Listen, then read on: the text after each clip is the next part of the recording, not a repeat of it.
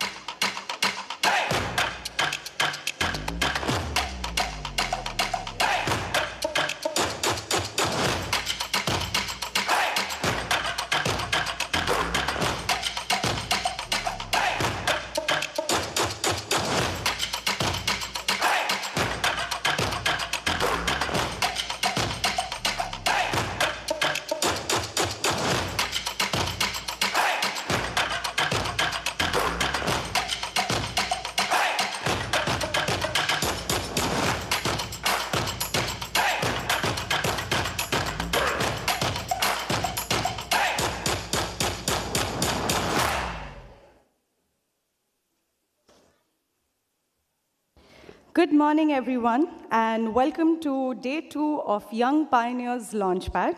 My name is Sharodya, and I welcome you all on this beautiful Sunday morning. Before we begin, a few quick housekeeping notes to ensure a smooth experience for everyone. You are in a hybrid zone. Over 150 participants are joining us, both here in person and virtually from across the country. A big welcome to all of you, wherever you're tuning in from. Please take a moment and keep your phones on silent mode during in-person and online sessions. As we know, we are 150 people plus here, so we would love to offer an uninterrupted experience for everyone. We are also live streaming today's event, so thank you everyone for joining us virtually. And for any assistance at any point, look for our teams near the registration area. Restrooms are located to your right when you exit the auditorium, and we have created a few signage to help you navigate your way around the venue. We have a hydration station right here near the console, and please make sure that you dispose your plastic bottles at the same station. In case of any assistance, please contact a help desk located near the registration area. If you are still thinking about yesterday's fantastic 38 pitches, you're not alone. The energy, the ideas, and the heart behind every presentation, it was nothing short of inspiring. Let's hear from some of the schools that have participated now.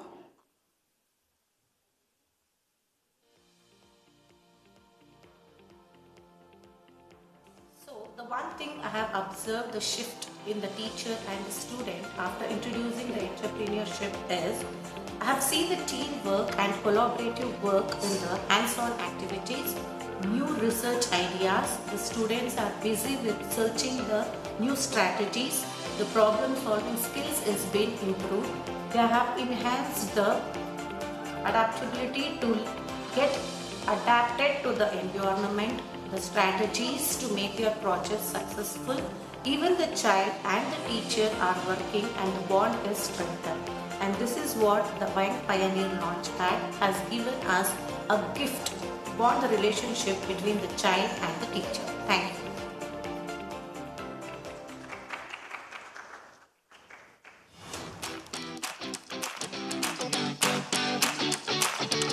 It was very exciting yet challenging to build my own business plan.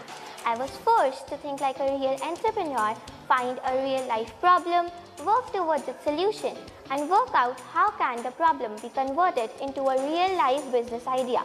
So I really enjoyed working out my own business plan.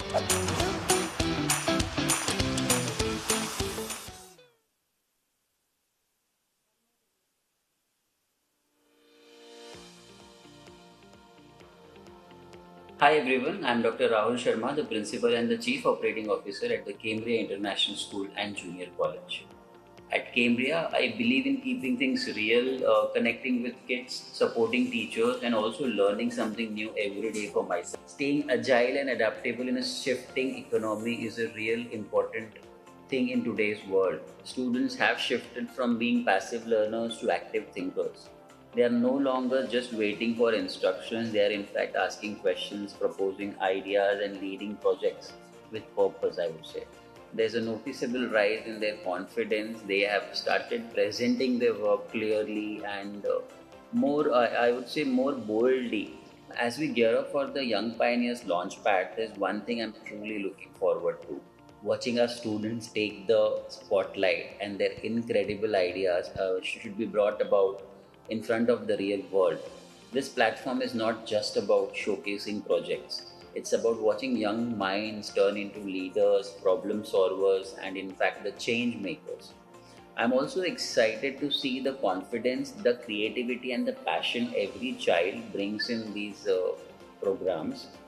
You worked hard, I would say, you've thought deeply, and now it's your turn, it's your moment. Let's make it powerful, let's make it memorable, and finally, let's make it yours. Good luck, Pioneers.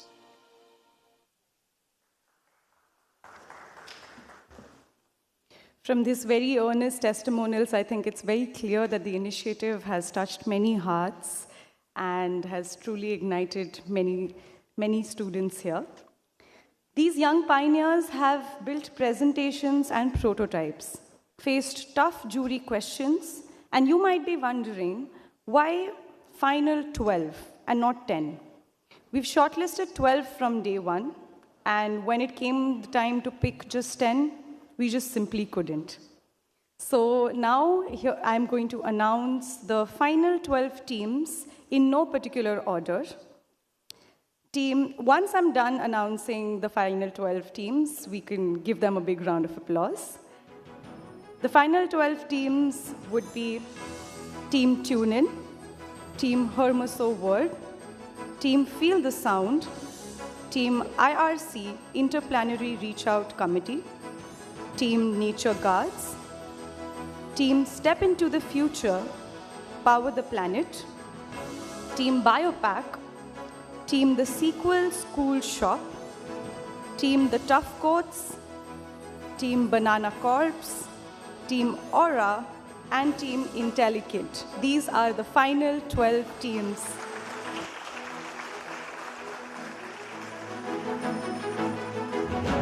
I would also request you all to give a big applause for the 38 teams that have participated.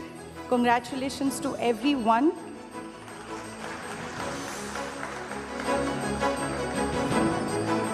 Today, at Day 2 of Young Pioneers Launchpad, we will see these final 12 teams present their pitches again.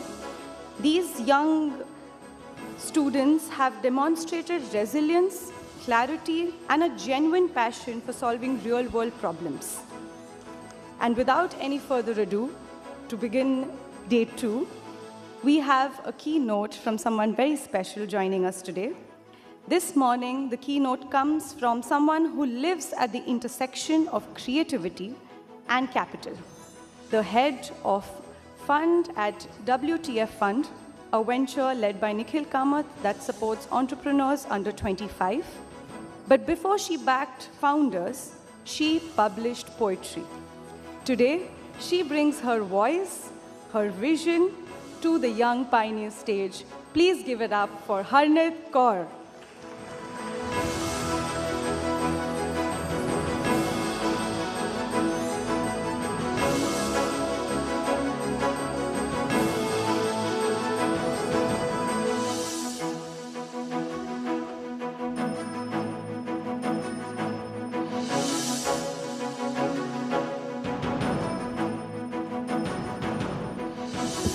Hi, folks. Good morning. Very dramatic music. Thank you for that. So I am Harnit. I work with young founders day in and day out. And today I want to talk to you about something that I've been grappling with for a while now, and which is who gets to build the future. Let me take you back to a room I sat in last year. It was about 4 p.m., and there was a student, let's call her Ria, and she stood in front of the whiteboard, clutching a marker like it might fight back. She looked about 17, nervous, a little awkward. But then she said, what if tiles could generate energy from footsteps? Because the thing is, where I live, we don't always have electricity, but we do have people walking everywhere. And just like that, the future felt real. Not in some glossy Silicon Valley sense, but real, rooted in a street, in a problem, in someone noticing something that didn't work and deciding that maybe they could fix it. And I thought to myself, this is it. This is the kind of mind that doesn't inherit the future, it builds it. So let me ask you what I asked myself that day. Who gets to build the future? When we talk about entrepreneurship, we often focus on outcomes. Funding, exits, unicorn status. But I want us to focus on intent. Because at its core, entrepreneurship is less about business and more about the audacity to believe that if you can fix something that's broken. And that belief doesn't need you to wait till you're 30 and have an MBA. It can start when you're 13 and wondering why your school doesn't recycle its notebooks. I head WTF Fund, India's first non-dilutive fund for entrepreneurs 25 and under. Over the last 2 years, we have seen over 5,000 pitches from people younger than most VC interns. And they have taught me something. Young people are not waiting for permission anymore. They're building. I think we often get it backwards. We teach students how to become entrepreneurs, but we forget to ask what makes someone want to solve a problem in the first place. You can teach term sheets and business models, but you can't teach urgency. You can't fake need. And so often, the best ideas don't start with a pitch deck. They start with an itch, a broken experience, a moment of frustration, a tiny what if. And sometimes that question becomes a company. But more often than not, it becomes a way of seeing the world, a way of saying, I won't wait for someone else to fix it. That's the core of an entrepreneurial mindset. It's not about building a startup. It's about not sitting still in the face of a problem. Over the last 2 years, like I said, we've seen 5,000 plus pitches. And here's what stands out. The kids aren't building companies. They're building rebuttals. Rebuttals to systems that don't include them, to rules that no longer work, and to adults who say, someone should do something about it, but then they don't. There's a 19-year-old who designed a Braille vibration wearable so her cousin, who's deaf and blind, could feel words on her arms. There's a 16-year-old who made eco-friendly sanitary pads because the girls in her village were still dropping out of school during their periods. There's a group that built a fire-retardant school uniform after losing a classmate in an electrical fire. These aren't hypothetical problems. These are lived. And they're being solved not with billion-dollar labs, but with cardboard prototypes, WhatsApp groups, and the kind of stubbornness that only shows up when you really, really care. That's what this generation is doing. They're not waiting for permission. They're not chasing trends. They're solving what's in front of them with what they have and in the time they've got. That's genius. Not the kind that just wins awards, but the kind that makes a dent. To teachers here and those watching, I say this with love. Your students don't need more startup incubators. They need more rooms in which it is okay to fail. Because here's the truth. Not every student will become a founder, but every student can learn to think like one. And what does that mean? It means they learn how to ask better questions, sit with uncertainty, make something out of nothing, and recover from rejection and try again. These aren't business skills. These are life skills, human skills. And if you're an educator here today, you're not just teaching subjects. You're teaching a way of looking at the world. You're teaching how to notice, how to care, how to try. And that's the most valuable education anyone can get. What students need most today, like if I simplified it absolutely, you strip away every fancy program, every fellowship, every curriculum tweak. What do young builders need the most? Belief, room, time. That's it. They need one adult who will not laugh at them. They need one mentor who says, hey, tell me more about that. One teacher who makes space for the weird, the wild, the half-finished, the slightly chaotic. Because the greatest threat to innovation is not failure. It's embarrassment. It's that moment where a student looks around the room and decides, maybe I'm not the kind of person who gets to have ideas. If we can remove that one moment, we can unpack magic. To educators, you are the co-founders in every student's story. You may never be on their pitch deck. You may never get to be thanked in a keynote. But if you ever, 1, let a student miss a class to finish a prototype. 2, sent them a link to a hackathon that they should apply to. 3, told them it's okay to change their mind. And 4, asked, so tell me, what are you building? You are their first co-founder. The one who didn't need proof of success. The one who was there when the idea was just a sentence scribbled in the margins of a notebook. You might not build the solution, but you get to build the person who will. And to students, build what scares you in a good way. Let me tell you what no one told me when I was your age.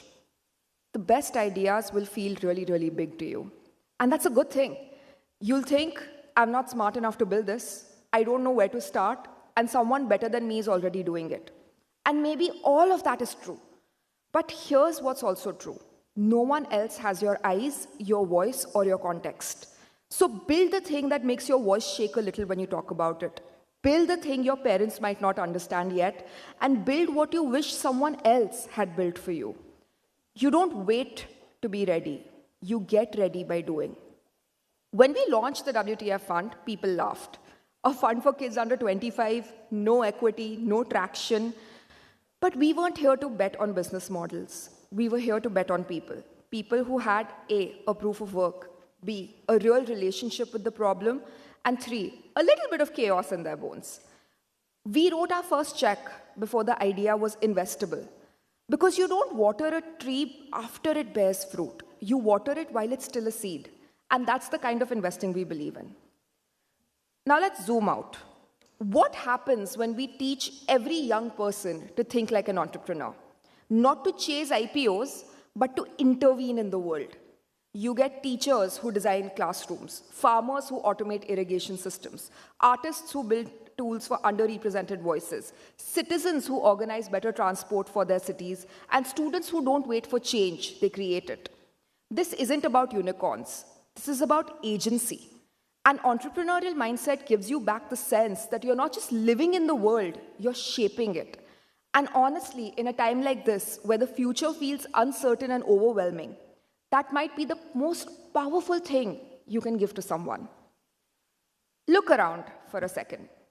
Somewhere in this room, the next great idea is probably already percolating. It might be small, incomplete, messy, but then so are most beginnings. And that's all the future really is, a bunch of unfinished ideas with really stubborn people behind them. So let's not ask who gets to build the future. Let's ask, what future are we building? Who are we building it with? And what it would mean to give every young person a real shot at shaping it. Because if we get that right, if we can build those bridges, we're not just teaching entrepreneurship. We are creating a generation that feels powerful in the face of problems. And that can change everything. Thank you.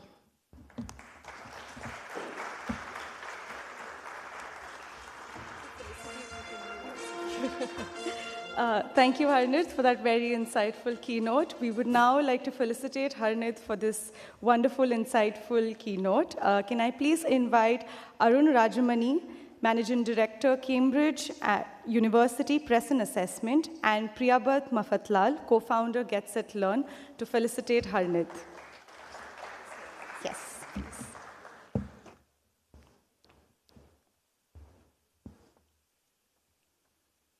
You can join us on center stage.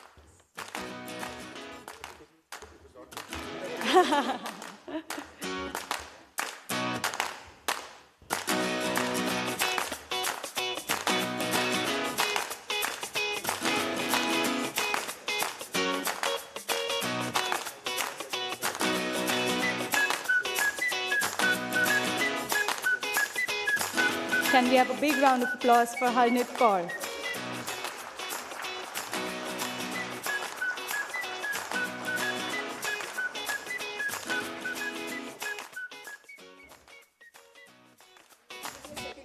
No. Thank you. I'm going to quickly take this moment as a personal fangirling moment for Harnit. I have been following her work on social media when I was very young and now not so young.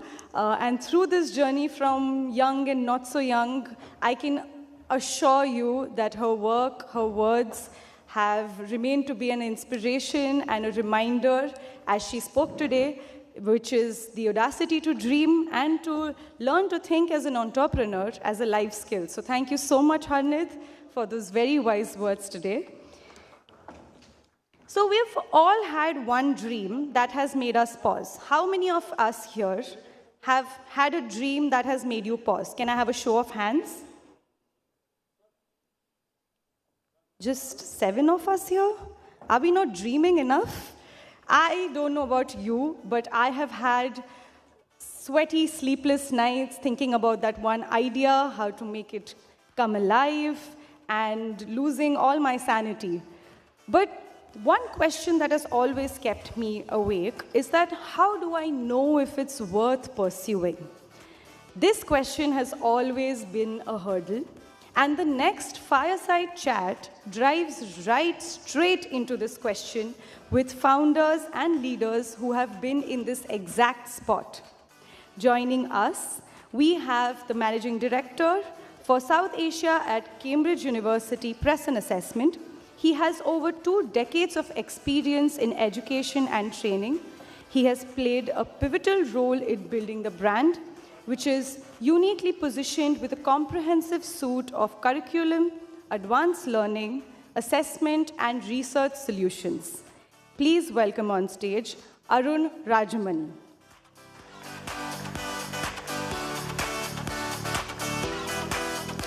Joining him is a visionary entrepreneur, celebrated for his leadership in B2C e-commerce, mobile education, and consumer internet sectors.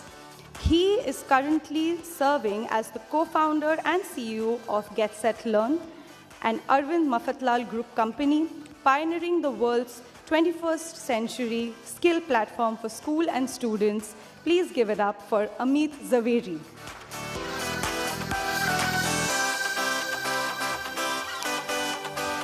Joining them is a sustainability strategist, entrepreneur, and a former leadership coach. She founded Beach, India's first plant-based premium accessories brand.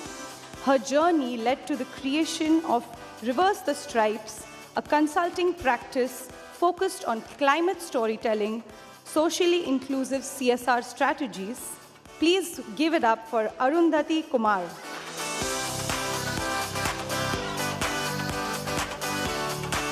Joining next is the founder and CEO of My Child app, and we included platforms focused on early childhood screening and disability inclusion.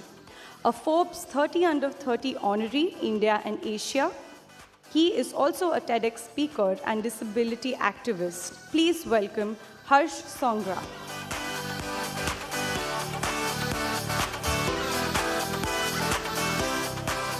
And our last panelist is the founder and CEO of Horse's Mouth. He's led Horse's Mouth from bootstrap to a successful acquire-hire by India's leading study abroad platform, Yokit. Please give it up for Ronak Gulati.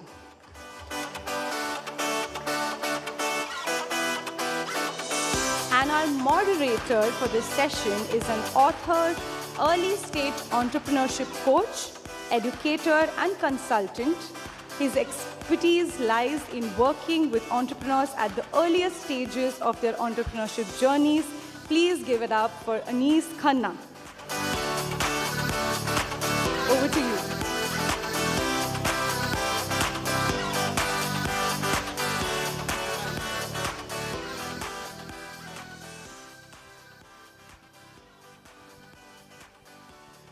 Thank you, everyone here and the wonderful people joining us on the online streaming mode. Thank you all the panelists for making the time for this wonderful fireside chat. As a moderator, my job is going to be to extract all the pearls of entrepreneurship, wins, successes, sweat, tears, and money that everybody would have made in their journeys. And today we have a very interesting topic, something which I'm very passionate about. How do we get young, bright, entrepreneurial thinking students or young people to say, if I have an idea, how do I know the idea is worth it? Whenever I have a young 16, 17, 18-year-old walk up to me saying, I have a great idea, I always actually retort saying, and they said, do you have 20 minutes? I said, I have all the time, but can you tell me what problem it solves? And this is one thing I always tell everyone. I said, fall in love with the problem and not the solution. And that's always the starting point for every mentoring conversation. So without much ado, let me kickstart this conversation. Amit, if I may start with you. There's one question which always triggers in my mind, which is, when the seed of the idea comes, I wanted to know a little bit from you of what was your thinking of building a 21st century skills company and the early days of that idea generation in your mind. If you could just take us through some of that period, please. Yeah. Thank you, Anish, and welcome everybody. So, it was a very measured decision that we took. If you look at India and, if you look at India and, you look at the global workforce requirement, in the next 20 years, almost 1 billion people or 1 billion people are going to enter that workforce. and 20% of that is going to come from India. So the idea was that what is it in terms of skills that this 200 million kids who are actually going to get into the workforce will require? And that is where we started. And then we looked at a whole lot of data. We said, what are the skills that will sustain the test of time? What is it that is going to be relevant in the next 20 years? And we started building it out with a whole lot of research across primary, secondary, all sorts of data. Built out a stack that we thought would be relevant. Of course, it's a dynamic stack. It can't be static in today's world. And we built out a stack of 4 interventions. We said, look at AI. It's something that is transforming the world, right? It is also going to be a big threat to the current status quo. So can we kind of build out from there? We looked at robotics, which is a manifestation of AI in, let's say, a physical format. We looked at entrepreneurship and building entrepreneurial mindset, which is kind of connecting it all. And we looked at career and life skills. And we said, this is a stack that kind of looks interesting. Let's kind of test it a little bit more. We started our interventions in robotics, built it out from there. And that is where we started. The second part that we kind of looked at when we were building this idea was the fact that we need to test it. We need to kind of, take it to market. We need to kind of build out a little bit of, some amount of sustainability into it by kind of testing the market with it. So we did that. We took the first product, we built it out over the last 3 years, and it's kind of done really, really well. The starting point was, of course, the market and the opportunity that it presented. Then it was about the areas of intervention through research and things like that. And then it came about testing it to see if it kind of, sustains. And last but not the least, there is a huge amount of opportunity that this idea presents. The skills that I'm talking about essentially are things that have not been taught in schools and classrooms today. And these skills are going to kind of change the world. So how do you kind of look at this opportunity? We looked at it in saying that, listen, if we want to kind of build this out, we need to look at a complete stack. You can't look at this idea and say, listen, we're just going to do one part of 3. And the 3 parts are, you look at enabling infrastructure. You want to teach AI in a classroom. Today, there are 300 million kids who actually have to learn AI, to kind of become relevant in the next 15 to 20 years. So we said we'll invest in enabling infrastructure. We need to invest in great curriculum. We need to invest in training ecosystems. And only then it will work. And so the size of the opportunity itself was also crazy big, and that's kind of where we stand. This is where it came from. Thank you, Amit. Thank you for taking us through these early days of thinking about Get, Set, Learn, and more than Get, Set, Learn, the whole skills opportunity. I want to talk to Harsh next, and in context. So Alex Hormozi, who's a best-selling author for 100 Million Leads and Offers, Alex usually says that he said a new business tends to come, and he has a framework called 3 Ps. He said it comes from the pain, the problem that you or someone around you faced. The other P is passion. If you just love it so much that it feels like play for you but looks like work for someone else. Or it comes from a past profession. The fact that you spend some time in a domain and then you figured that there's some gaps there.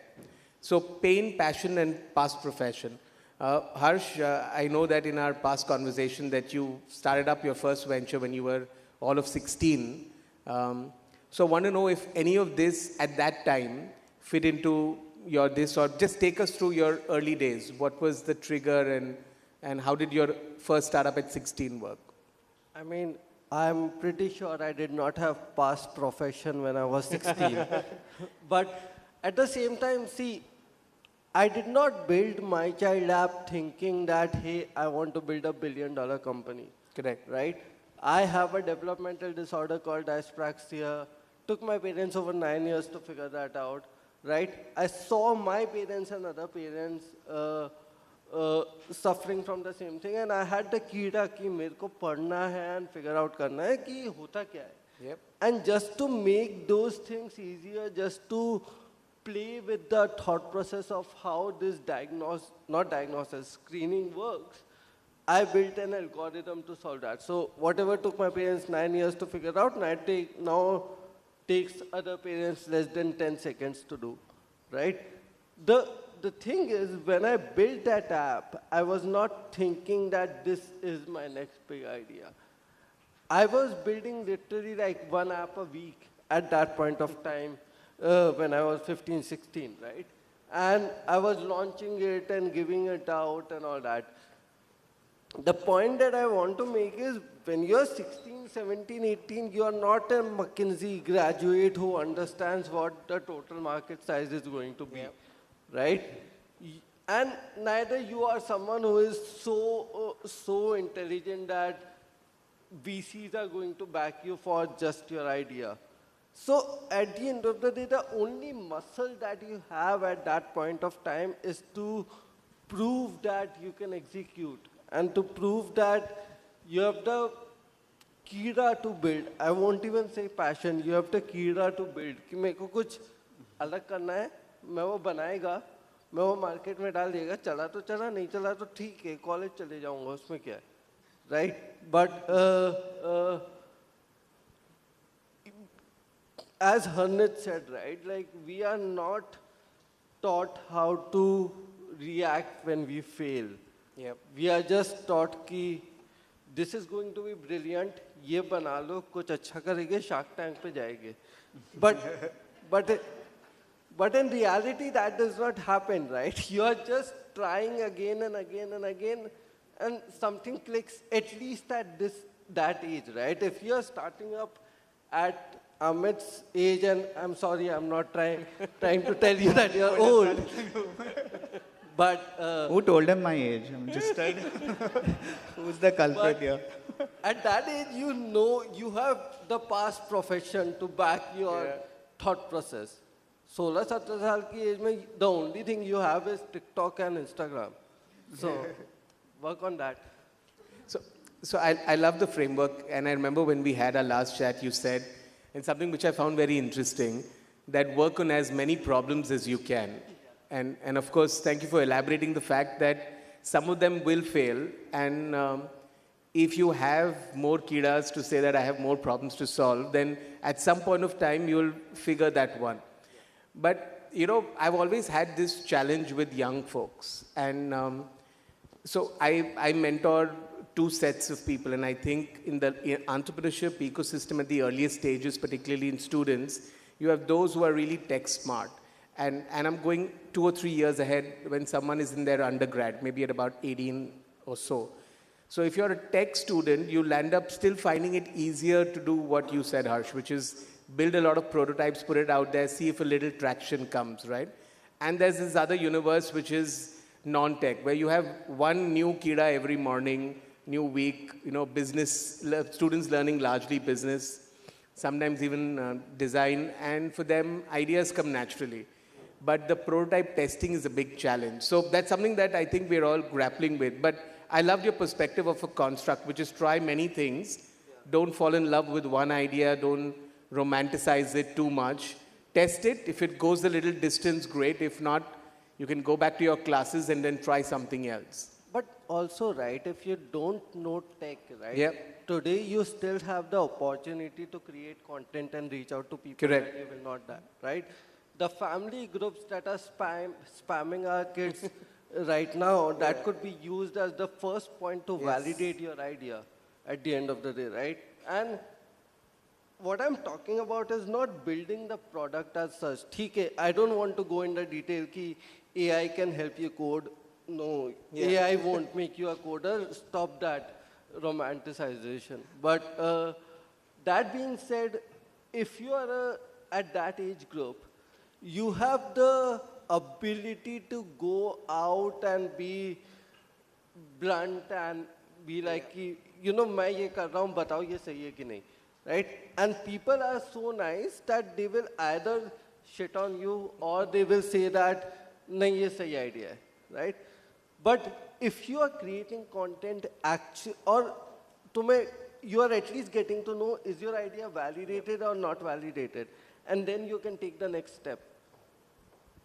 So interesting. I think that next step of the idea is always about whom do you talk to? I like that family group analogy. It's a great place to get, tens of people, if not hundreds, to tell you whether the idea is great. But Ronak, I want to come to you, and you started up also when you were in third year of BTech. And tell us, when you had that idea for Horse's Mouth, how did you go out there and validate it? Because I think that's a very pivotal time. You've got the idea, you think it's great. Now you want to talk to the first, few hundred ideally, but at least tens of people to talk about it. We would love to hear your early hustle of validation of your idea. Right. So Horse's Mouth was essentially a platform where people who wanted to study abroad, a lot of students from this school also probably want to study abroad. So we built out a platform where people who want to study abroad can book one-on-one calls with students and alumni who have already studied abroad. So we scaled it to about 12,000 minutes of one-on-one calling. We built out a community of about 1,500 mentors that were on our website. Initially, the way it works is that every idea is essentially a hypothesis, right? And hypothesis ऐसी चीज़ होती है that मुझे भी नहीं पता if it's right, VC को भी नहीं पता if it's right, angel को भी नहीं पता if it's right, your parents also don't know if it's right. Only people who know if it can work or no are the customers who are on ground, right? So your every founding team's main goal should be to test that hypothesis as fast as possible, as rigorously as possible, and as unemotionally as possible. And the best way possibly to do that is to, of course, talk to customers. So when we were building out Horse's Mouth early, like about 2022, I remember I used to do college for 5 days, and on the weekends I would act like a student who wants to study abroad, and I would go to these study abroad events, these study abroad fairs that were organized in the Connaught Place ka hotels in Delhi. And I would act like a student who wants to study abroad. So the agent was organizing the event. He was paying the money for it. He was spending the money on advertising to bring the people in. I was also one of those people. And I would cold pitch my idea to the people who were in those events and take their numbers and then call them later on to sell them what I was doing, right? So I would take the metro 1.5 hours into Connaught Place. मेरे पास hotel में खाने के लिए पैसे नहीं थे, so I would जहाँ पे drivers समोसा खाना जाते थे, I would have the samosa over there as lunch. Then I would enter the hotel as a guy who knows what he's doing, and then I would pitch my idea and take feedback from my customers from there. Similarly, we would also take the metro 1.5 hours to Janakpuri in Delhi. We would go outside the GRE test centers that were where students would come to take the GRE. We would take pamphlets, and in like 50 degrees heat, we would distribute those pamphlets outside the test center to the parents and the students who were there.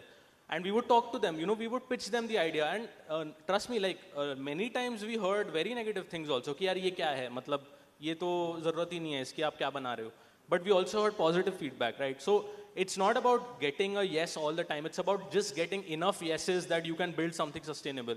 So that is basically how the early hustle went on, and getting that validation of the problem that exactly you're trying to solve. Like that's basically how we started out, and eventually that rolled into a product where we built out an end-to-end appointment booking platform, and that's sort of how we started. When you ate that samosa, you never thought you'd sit here and talk about it, right? Yeah. It's just so fantastic that some of the early hustle stories, right?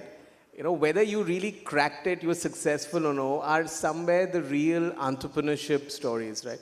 What did you do when you went out there, when you didn't have money to do digital marketing to get lead generation or other lead gen avenues, right? When you went out there, where are my customers huddling together? Where are they? Can I go there, gate crash, cold? So, the problem with sales and marketing is that I've always seen with young minds is largely when you say sales and marketing, people think it's influencer collab, right? And knocking doors, I think, is very unspoken of. And I think it's the greatest skill that an entrepreneur should learn. Can you go and knock as many doors? Of course, many will shut on you. But in those knocking of doors is where the real validation comes, right? But in all of this, there's one element, and Arundhati, I want to just pose that question to you. And it's often something which I'm not sure if a young person is equipped to do, which is if you have this great idea, and let's say you've spoken to and validated, not maybe as dramatically as Ronak described, but maybe through a Google form or a WhatsApp group, as Harsh said, or some way. But how do you know that this timing is correct? And I think we've heard that in hindsight a lot with failed and successful entrepreneurs, that the timing was just right. Give us your thoughts on that. I mean, there isn't a perfect thought on it, but we'd love to hear your opinion on how do we assess if this time has come for this idea. The wrong person to answer this, but let's take a stab at it. So firstly, I'm feeling like this big imposter because I started my business at 40. I had worked for 20 years. I did not have to eat samosas. I had a lot of money saved with which I could build my business. But yeah, so I used to run a plant-based fashion and lifestyle brand. Started it in 2019, first of its kind in India, first of its kind internationally. My dad's exporter, leather exporter. And I was researching. I wanted to do something in the climate sustainability space. So I said, all right, why not reform my dad's business? Seemed like the easiest thing to do. So I actually went and started Googling sustainable alternatives to leather. And a bunch of things came up, which I had never heard of. I read it, I researched it, thought it was a great idea. Went to my father, said, you know what? This is what we should be doing for the next 20 years. He's 80, ready to retire, but not yet. So I said, let's do this. And he said, listen, my business makes money. It's 50 years old. Leather is not going away while I'm alive. So good idea, but no. So I said, all right. And I said, I'll set it up on my own. And that's how I started Beej. My brand was called Beej. Was it a good idea? I still think it's a good idea. Because everybody's moving towards veganism, everybody's moving towards plant-based. It was so heartening for me to see 12 out of the 12 ideas, 10 were climate aligned on that board right there. So obviously the time is there. But 5 years ago, were people talking about plant-based? The answer is no, right? When I used to and I can give you so many examples, right? We were the first brand to import cactus leather from Mexico, okay? There are brands in India doing it now. And I remember the customs said, आप आके office में report करो, ये cactus है, plant है, leather है, ये है क्या? There was no HSN code for it because nobody had ever imported it into the country, right? Now, I think a lot of times as founders, we love the idea of saying we are India's first, world's first. I don't know what's the fascination with being first, honestly. It's a great space to be, but it also makes it that much harder because you're not just building a brand, you're building a category. You're building a need which people do not even know exist. And you're building it bootstrapped. You don't have money, right? Unless you have millions of dollars to build a category. So all of that, right? But then you think, no, it's an idea, let me do it, which is what I also did. And I built it for 5 years, And when you look at success metrics, it depends on what is the metric you're looking at. If I look at metrics like fame, media, press, awards, we had a lot of that. But at the end of the day, is the business making money? That is the true test of a business, right? Were we making money? Yes. Were we making enough money? Maybe not. Is it time for that business in India right now? I think no. But it took me 5 years to even admit that to myself because I was so much in love with my idea. I was like, oh my God, I have this idea that nobody in India has thought about. Like, why? Right? So I think you have to look around you. If there is nobody else doing that, let's not say, oh my God, I have a kick-ass idea. Let's also ask the question, why is nobody else thinking of that? Because trust me, everything that you're thinking of, somebody else is also thinking of it, right? So that was one. The other is, if it's not scaling beyond a point, right?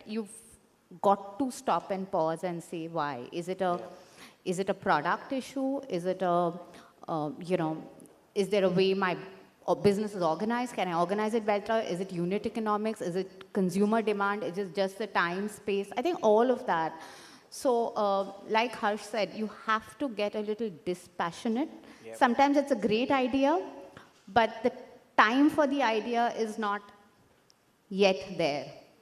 Yeah, I don't know if it answers because I did not pay much attention to the time. No, so I think you're asking romantics to be rational. And I think entrepreneurs are deeply romantic folks. And suddenly you tell them be a rational optimist, that's an oxymoron. But that's true. I completely agree with you. And I think that there is this whole really cool thing about being a category creator. But a category creator is a very difficult thing. And I love what you said. And I see that so often. There's this one idea and there'll be a bunch of people building it in different parts of the country. Because potentially that time may have come. So when one of my mentees always tells me, but there's someone who's doing it, I said, you should be very happy that you don't have to go at some point of time in the future and say that you're the only one and have people scratch their heads saying, why are you the only one? Maybe there's nothing here, right? So I think when there are more people building, the category grows. It's not just about sharing the slice of the pizza. Can the pizza grow in entirety with more people coming in and figuring out the space? So I think as young people, when you have an idea, don't be close to the fact that there could be other folks who could have the same idea, similar ideas, and more ideas in the space grows the space. So I think competition at that level is a good thing and not something. Yes, and please. If I could just add, is there infrastructure available to support your idea? So to give an example, when we were back in 2020, there was no research happening in India in the plant-based space. So everything you wanted to do, you had to import it from outside the country. The economics of it didn't make sense. Cut to 2024, there are a bunch of businesses doing plant-based in India. The IIT Bombay is doing something phenomenal. So you now have 5 alternatives available for you in the country.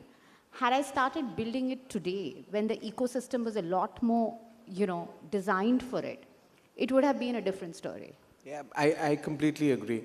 There are 2 elements to this thing that you said, which is now that you've got an idea, maybe you validated it, you found a few more people building in the space. I think 2 things are critical at that stage.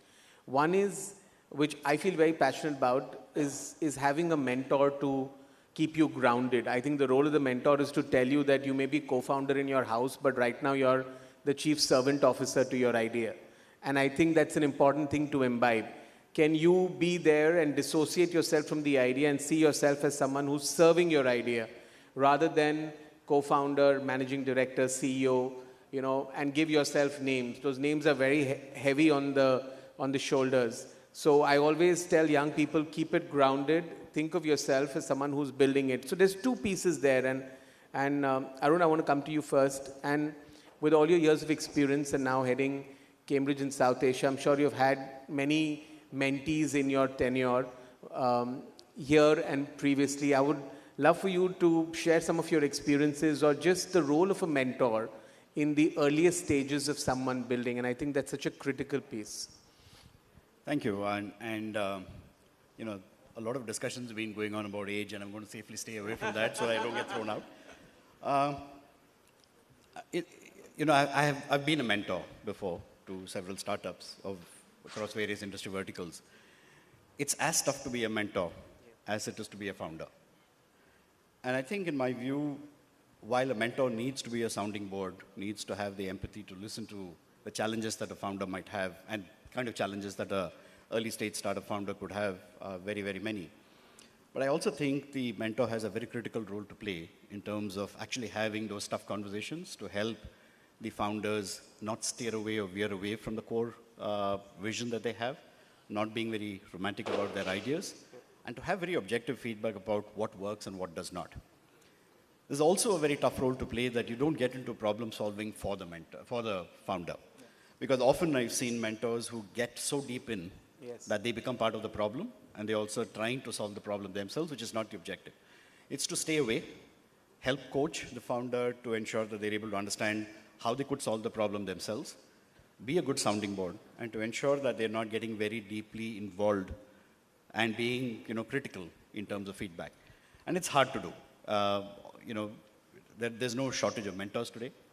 And I've, through my own experiences, realized that when founders don't expect to hear what they want to hear from a mentor, they tend to really go away. I mean, what Arundhati said, it took her 5 years to realize that it may not necessarily be the right time for this. Yep.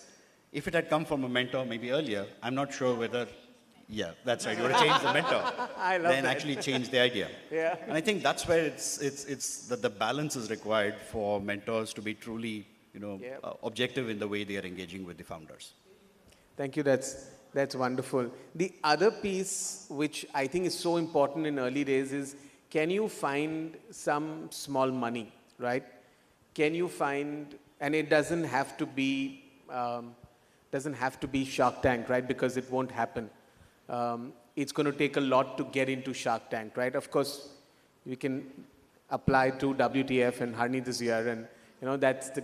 I think to have a private grant is a gift to the country, right? But most of us forget that the grant ecosystem exists. And I think it's just that Shark Tank is such cool content that content overwhelms the mind of a young entrepreneur, saying that if I'm on Shark Tank, then A, the marketing will go through the roof, and B, chota mota ek 50 lakhs wala check to koi na kahin aa jayega. But I think there is an ecosystem around in the country which is developing strongly. I don't think very prevalent to the mind of the young entrepreneur who's building. Right, Ronak, you're someone who has been incubated, had access to grant money in your early prototyping days. So I wanted you to just share with us how that helped, and maybe a minute of what is the process that you followed. Is it hustle? Is it more discipline? Or over to you. Okay.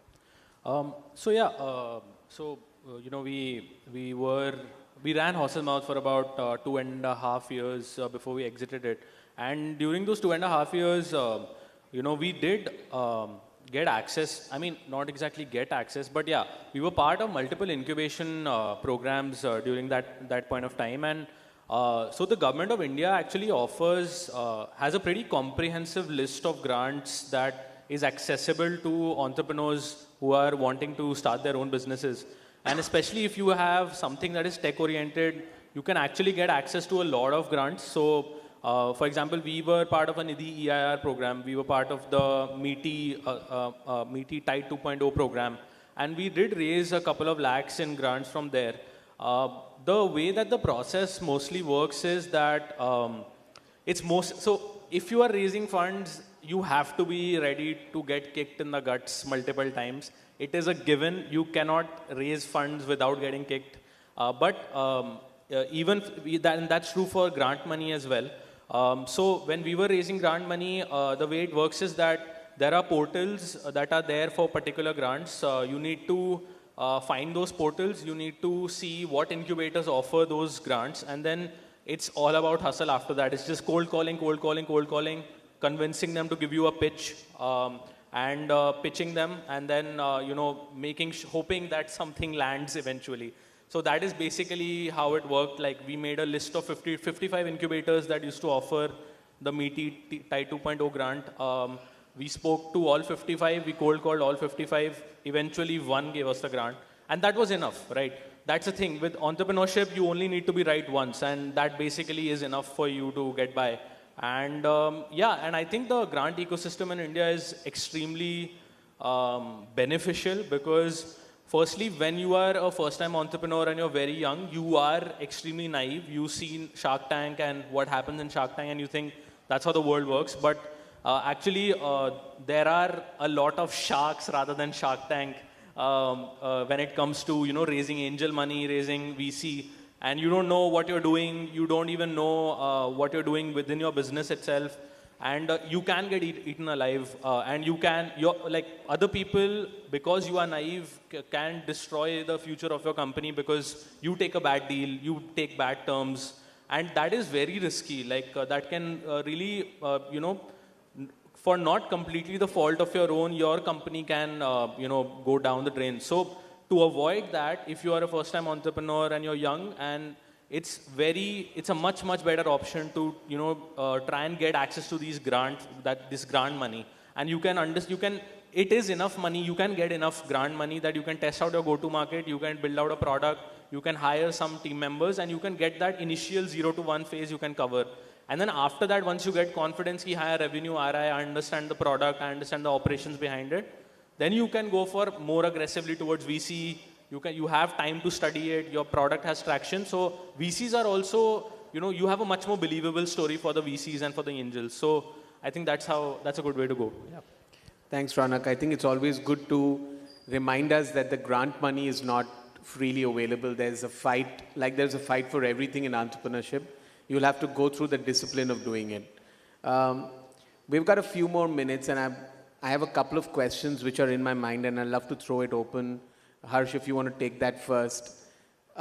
Two things. So decide to answer both or either.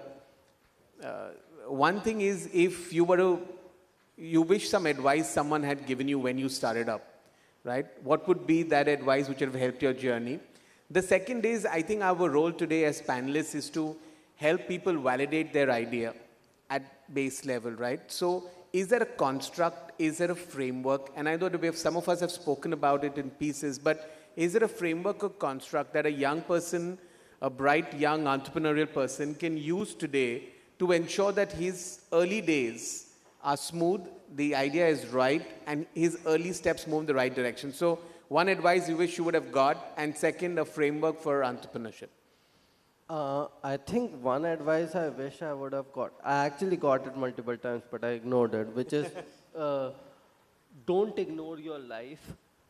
When you start a company, you get very romanticized with, oh, I've raised money, oh, I want to start on my own thing, and that's good.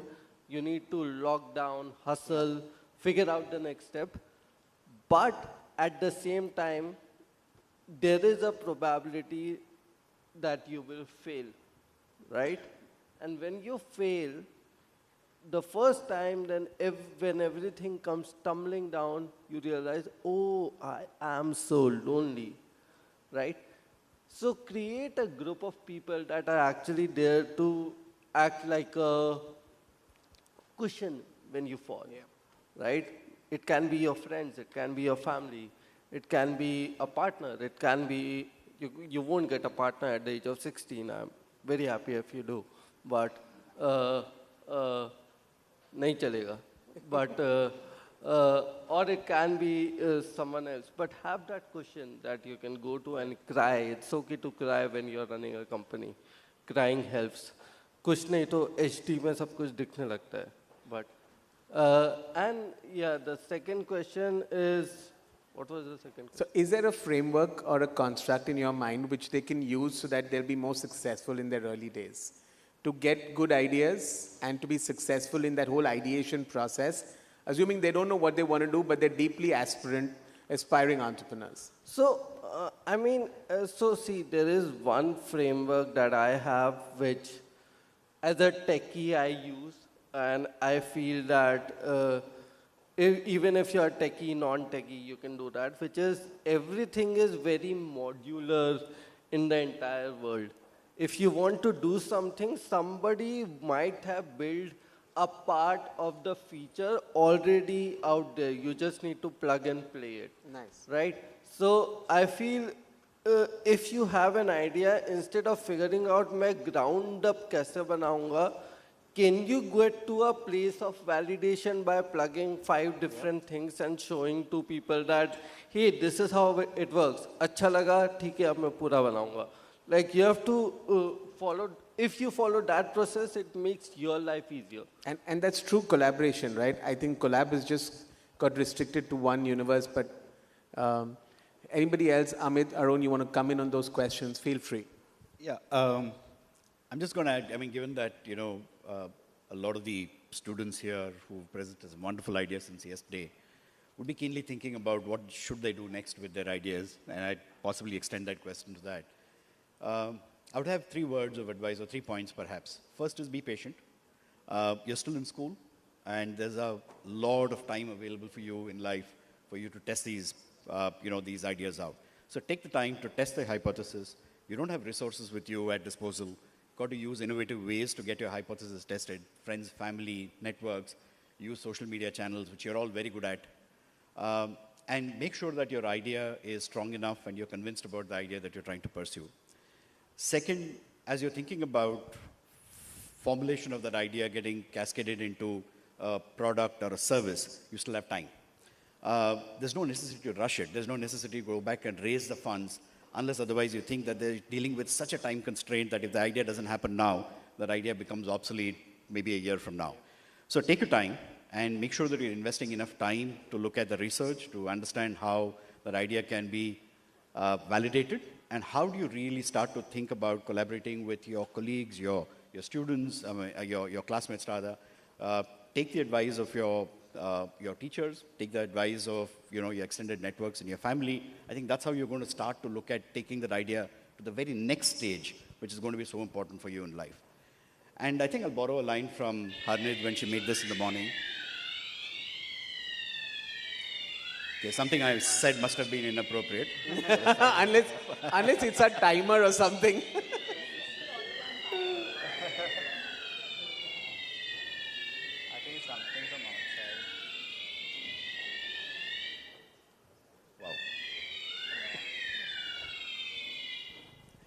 There's probably AI in my mic. I'll just say one last point, which is as you're thinking about this progression, and I wanted to borrow the point that Harnit made earlier during our keynote. Not all ideas are going to result in being a startup, but the skills you learn through this process are what are more important. Those are the life skills you learn that will make you successful for your future. You could go into a regular job in a corporate, but believe me, today, innovation is becoming one of the core skills that corporates are today looking for. So what you're investing in right now is never going to be waste. It's just going to help you be further along in your journey as a professional, even if you don't become a startup founder. Thank you, that's wonderful. Be patient, and the skills that you develop are real life skills. Amit, do you want to talk to us about your thoughts on this? Yeah, I think a couple of points. I think one is to learn to say no. I think that is critical because sometimes, you are faced with a lot of distraction, a lot of areas where, you're going to get multiple opportunities, but you need to stay true to the cause that you have. I think that is the key. And like a lot of the panelists mentioned, you should also learn to let go. I think these are the two things I would say. Learn to say no when there are too many options. And this I'm talking from experience.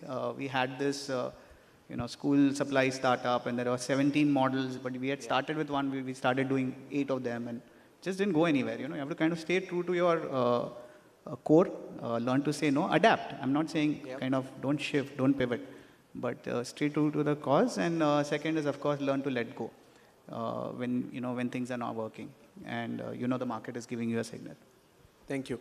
Arundhati, your thoughts, that'll be the last thoughts. If you have any on the construct framework that people can have when they think of ideas or in their early days, and or any advice that you wish someone would have given. So I have found it helpful to say that think of ideas more in terms of an idea space rather than a single idea. So for example, I wanted to work in the sustainability space, I still do. I started with a fashion brand, but what it did for me is it exposed me to a lot more about the space, which I did not know 6 years ago. Today, I understand sustainability a lot better. I understand how it affects climate, what kind of opportunities are there. And I didn't know any of that, right? I had a very boring HR job for the longest time. So, and now that I'm clear, I want to dabble in the same idea space. There are many more opportunities that I'm able to see. So sometimes it's rather than an idea, take a space that you want to work in, have multiple things that you explore there. What also happens then is pivoting becomes easier. You try something, it's not working, because you're not married to the idea. You are interested in the space, you can move much quicker. So that's something I found helpful. Advice. Please separate your idea from you. You are a founder. You are an entrepreneur because you look at the world as it can be and not how it is today. That has little or nothing to do with, is your startup making money? Is it shutting down? Has it raised money? Has it gone on Shark Tank? I went on Shark Tank. It did not change my world, let me tell you. Okay, so all of that. I think if you're not, please understand they're separate entities. You're an identity, you're an entrepreneur, you will always be one.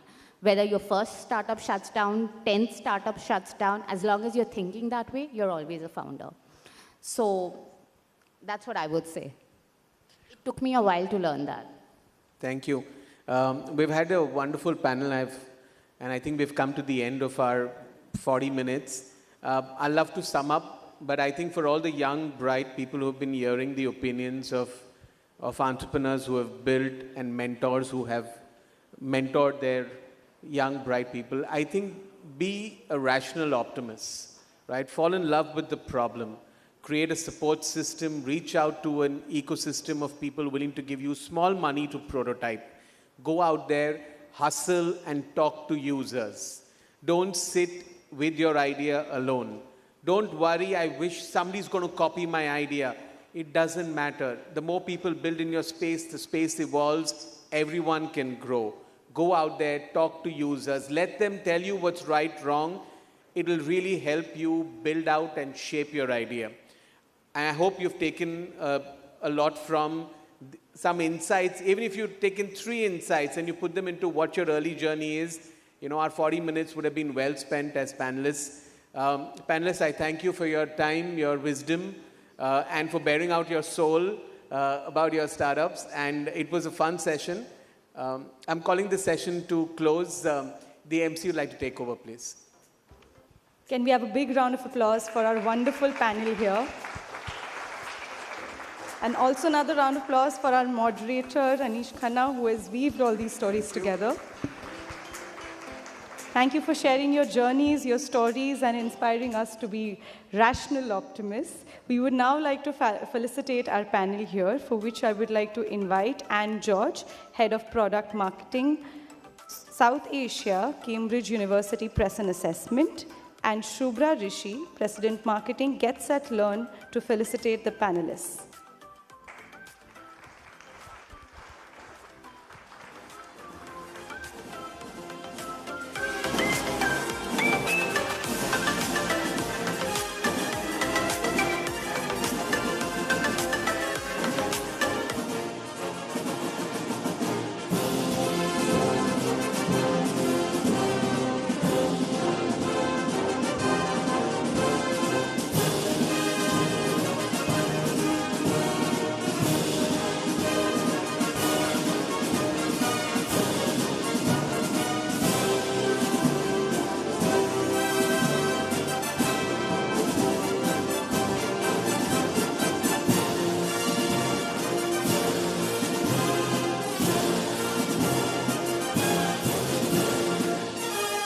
Thank you.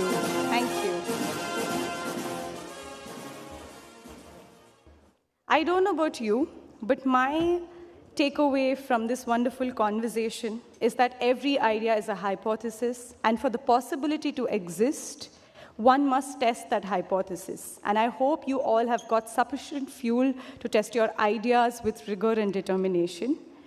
But before we move on to the next session, change makers, I have a proposition. I would like you to take a quick second, look to your right, left, the person sitting beside you, give them a slight nod or a smile. Go on. Be glad that they're here today, because today you're not attending an event, you are a part of a community with the same set of beliefs. And now that we are warmed up for the next session, it is my honor to introduce to our young Pioneers journey. If day one was the stage, today we turn the spotlight to the judges behind the scenes, the ones who read between the lines, challenged assumptions, and encouraged every team to go deeper. Let's meet our Young Pioneers grand jury who will be evaluating today's storytelling presentation. Joining us today, our first jury member is Dr. Archana Patankar. Dr. Archana Patankar is a climate change economist and consultant. Ma'am, you can join us on stage. Our second jury member is Arpit Asthana, Head CSR DBH Holdings. He currently leads the philanthropic division of Mr. Karan Thapar Group of Companies. Our third jury member is Professor Pradeep Pense, Chief Technology Officer, V School, and In-Charge Director. Our fourth jury member is Anand Shiralkar, a serial entrepreneur and ecosystem architect. And our fifth jury member is Devang Raja, founder at Venture Wolf. And our last jury member is Nishant Jain, sustainability leader and patent holder in 46 countries, no less. Please give it up for our grand jury.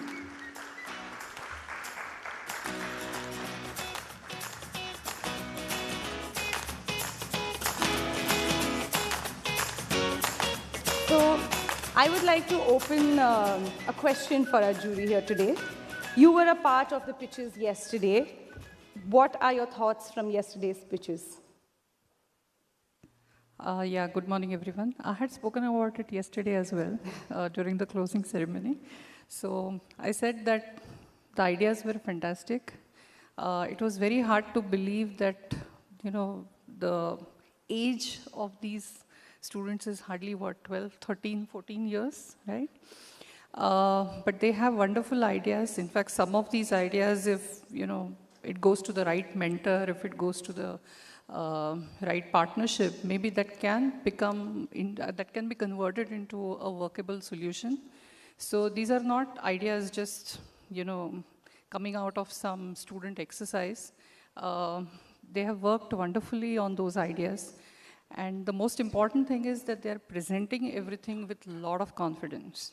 In fact, I was thinking about myself, maybe when I was 13, 14 years old, I don't think I would have been able to do that.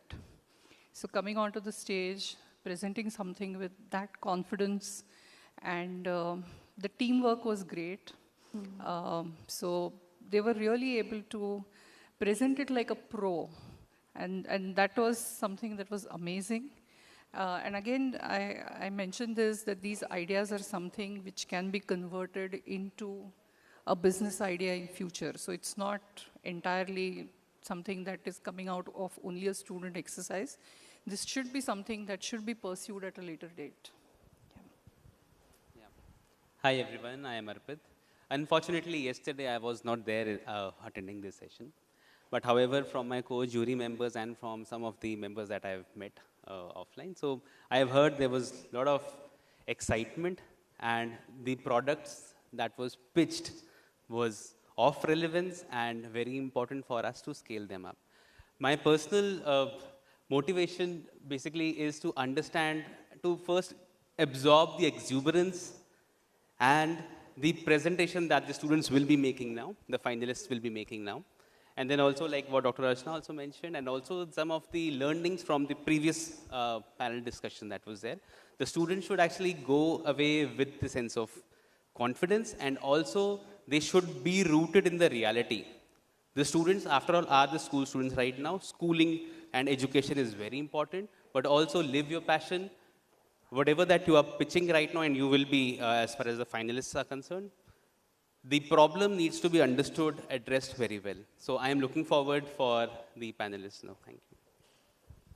Yeah, I was there yesterday, and just on a lighter note, if I were to say, happy to see so many of those ideas which I had the opportunity to evaluate. They are now in the finals, so I'm very happy because of that.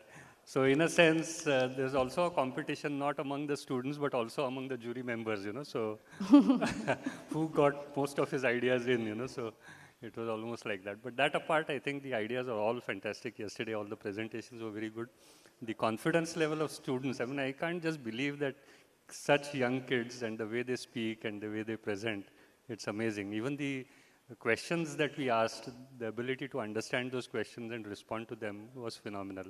But like it was mentioned earlier, I think as mentors, maybe we want to help them, at least in the subsequent years that we do this, to also do a reality check, like she mentioned. Because, for example, somebody talking about recycling. So let's say, for example, you use sugarcane to make cups or some such thing, the fiber from the sugarcane. That's one of the ideas.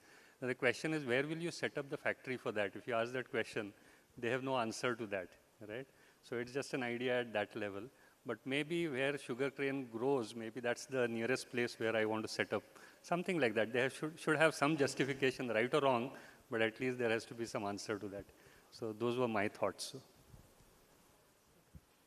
So I was also not there yesterday, so I don't have any comments based on yesterday. But it's really very interesting because I have been through that journey for past 12 years, and I have also pitched to my first idea. I pitched to over 135 investors, right? So I've gone through all the challenges. Now I have invested in the companies as well.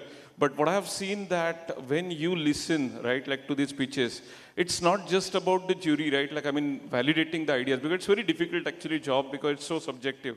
But you also, right, learn and try to see, right, what ways you can connect and help them. So really looking forward to seeing, right, if there are any good ideas where I can also, right, help and be part of it, looking forward to that. Yeah, thanks. Thank you.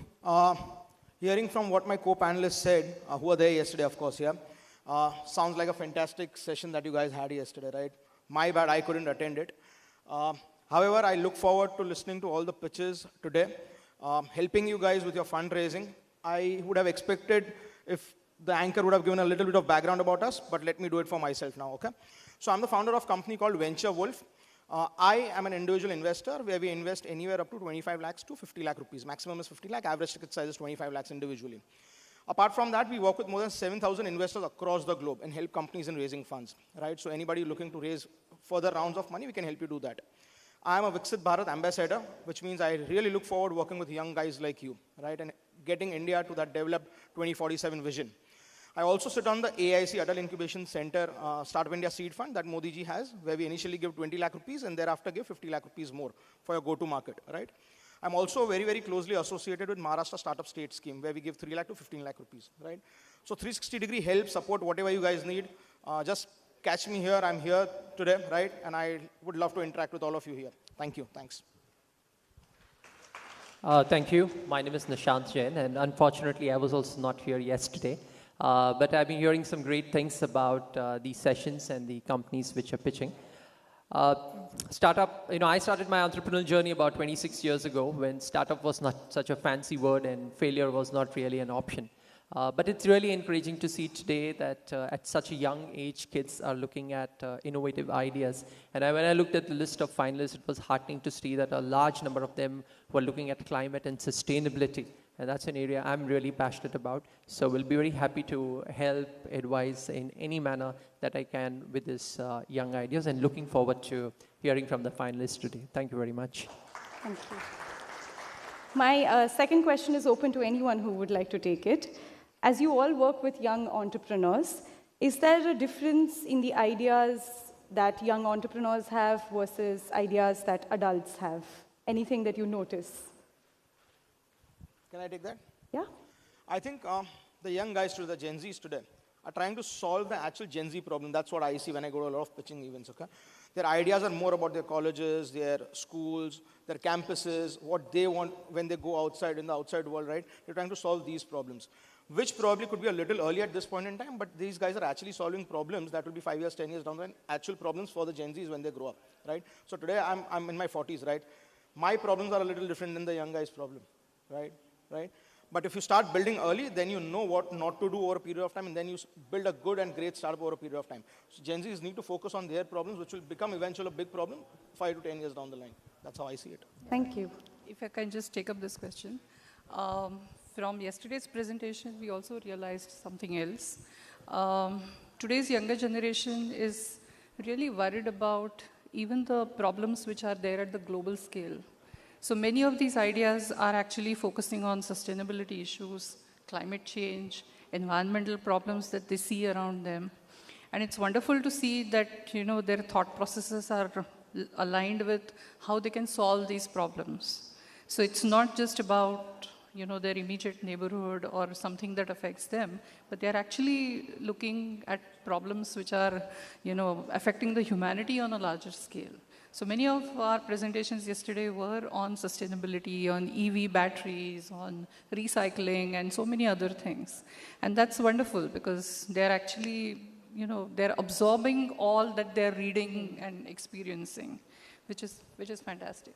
I think I also am part of the CIO community and CTO community. Many times the pitches that you hear there are very different when you talk about mature entrepreneurs. So they are solving problems of an industrial nature, and that's very different world. And B2B, by the way, is a big business. I mean, we don't realize, B2C sounds fascinating and sexy in a way, but B2B is extremely interesting to solve. And you need to know the domain a little bit more. Also, the network is a very focused community who are a set of buyers who are going to buy stuff from you. You being known to them, as well as they trust you for solving their problems. I think that's very important. So that's the difference that I see. Because I teach MBA students, they have a different variety. I'm looking at school children today. They're very different in terms of the way kind of problems. And now I'm looking at also B2B guys who are very different altogether. So.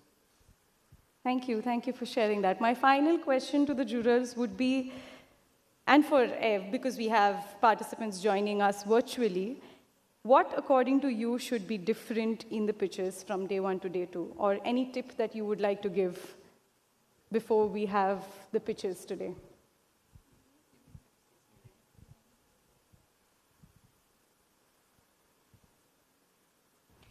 So we had given some suggestions yesterday.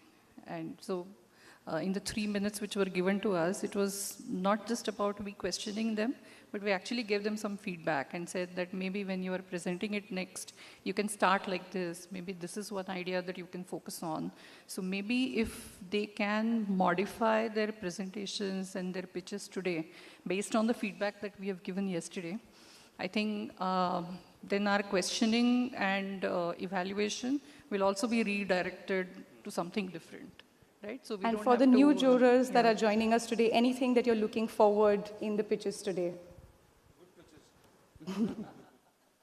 Yeah, I think some of us are going to see you again a second time, right? So in a way, we know already what you're going to say. So the challenge level increases in some sense, but I think also compared to yesterday where the focus was more on idea and your enthusiasm and teamwork and things like that, probably today what gets judged is the reality of that idea also, right? So when you talk about it, please do mention very specific assumptions that you make and the validity of those assumptions. That becomes extremely important for us to judge. The actual numbers don't matter at this stage, but that financial numbers really don't matter. But what matters is, have you thought through as to why a particular parameter needs to be there and whatever the number you assign to it, okay? Okay, thank you. Can we have a big round of applause for our grand jury here today? Thank you. We will now, oh, yes, we should not miss a moment to capture it.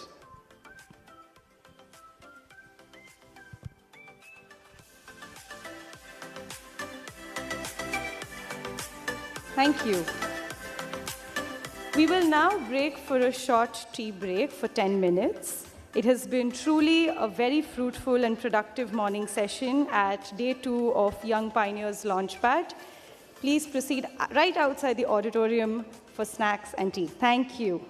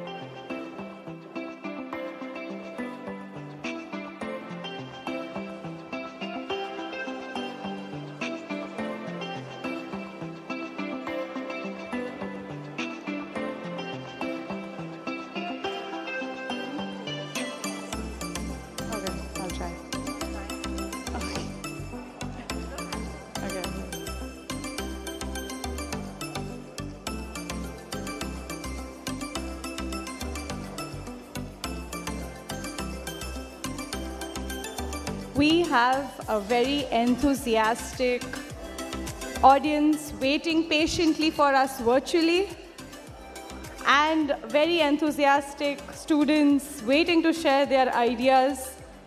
But unfortunately, we won't be able to start until you settle, so requesting you to grab the nearest seat. Thank you. Thank you for settling down.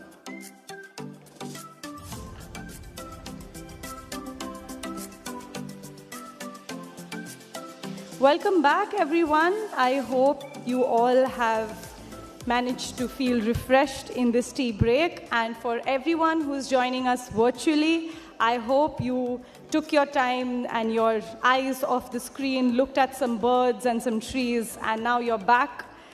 Thank you for joining us again. Before we move on to the next session, I would like to call someone from the team. I would like to invite on the stage Riddhi, Head of Products and Publishing English, India and South Asia, Cambridge University Press and Assessment, to share an overview from day one and what the energy was like here.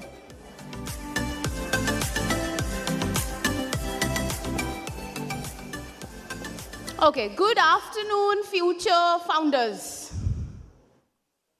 Good afternoon, future founders. Well, that sounds like a Monday morning mathematics class. Let's try again. Good afternoon, future founders. I will not start till we have a thunderous good afternoon. So one last try. Give it your all. Good afternoon, future founders. Okay, so what happened yesterday was something truly remarkable. We saw some of you exhibit incredible passion, razor-sharp ideas, and presentations that were not just detailed, but also brilliant.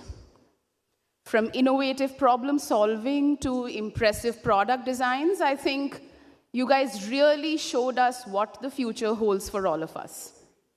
But today is where the magic really happens. Because it's not just about the product anymore, is it? Today is about telling your story, telling the story of your product, building your brand, and making us believe in that idea. Today, our teams will be taking us on a journey through their storytelling and marketing, and will make us all believe why that idea really matters. So teams, this is your moment. Give it your all. This is where you inspire, connect, and really make us feel why and where does that passion come from. And we can't wait to see your creativity in this grand showcase. So without any delay, may I request all of you to encourage and invite our finalists from day one with a thunderous round of applause as we enter into the grand final showcase. All the best, everyone. Let the pitches go as high as possible. Thank you, Riddhi, for setting the tone for us. And now, without any further ado, from all that we've heard from the jury yesterday, that the future is bright, promising, and enthusiastic, I would like to call upon our first team from Laurel Global High School, Team Tune In, which enhances communication and accessibility for people with disability.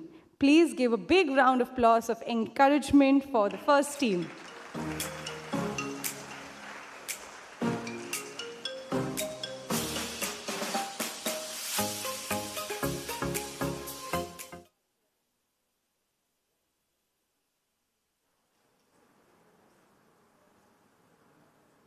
Yes, ma'am.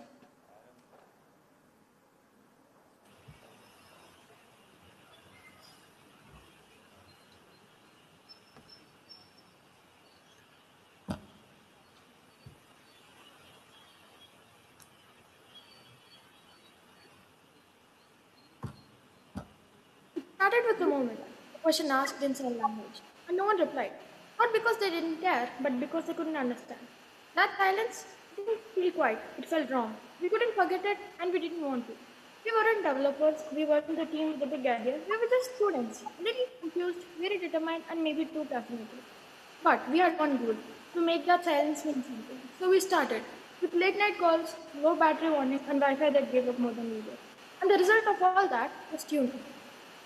An app that is designed to break communication barriers between the deaf and hearing communities. And the communication is as simple as uploading a video or sharing your webcam. Our AI instantly analyzes the signs and translates them into text or speech in real time. But not just in English, but also in South Indian languages, because inclusion doesn't stop at language. It should be as easy as talking, seamless as smile, and as natural as communication was always meant to be. We are not just talking about the future, we are planning to make it come true, and we are starting now. But we didn't stop with the tech. We thought about how people would actually find it. So we created posters and flyers, each with a clear message and a QR code that takes people straight to the app. They don't just explain the app, they invite people in. Because awareness is the first step to access. And why someone scans that code, get instant access. We wanted TuneIn to be easy to use and easy to afford, so we made it simple. Rupees 99 a month with lower prices if someone chooses a longer plan, and 1 week free trial because people should be able to try it without worrying about cost. Even with just 10,000 users, we are expecting over rupees 95 lakhs in our first year. That money helps us keep prices lower, improve the app, and make sure we can reach more people, especially through schools and NGOs. But this isn't it about profit, it's about making sure people who need it the most can actually use it. Right now, we finished our first version. In the next 3 months, we'll test it with real users. In 6 months, we'll be working with deaf schools and NGOs. In a year, we'll start expanding across India. And in 2 years, we hope TuneIn will be in schools, homes, and communities all over the country.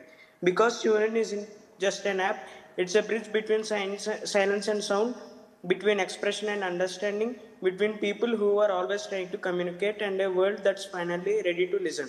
We didn't build this because we had to. We built this because it mattered. Thank you.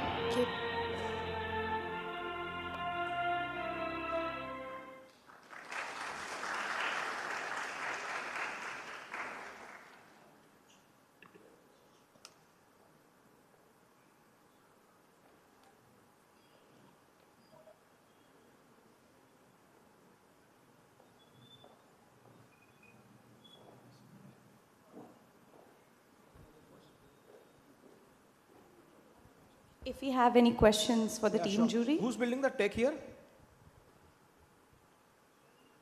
Sir, as of now, we build the tech by ourselves, but then once we get the funding, we plan to hire professionals to do it.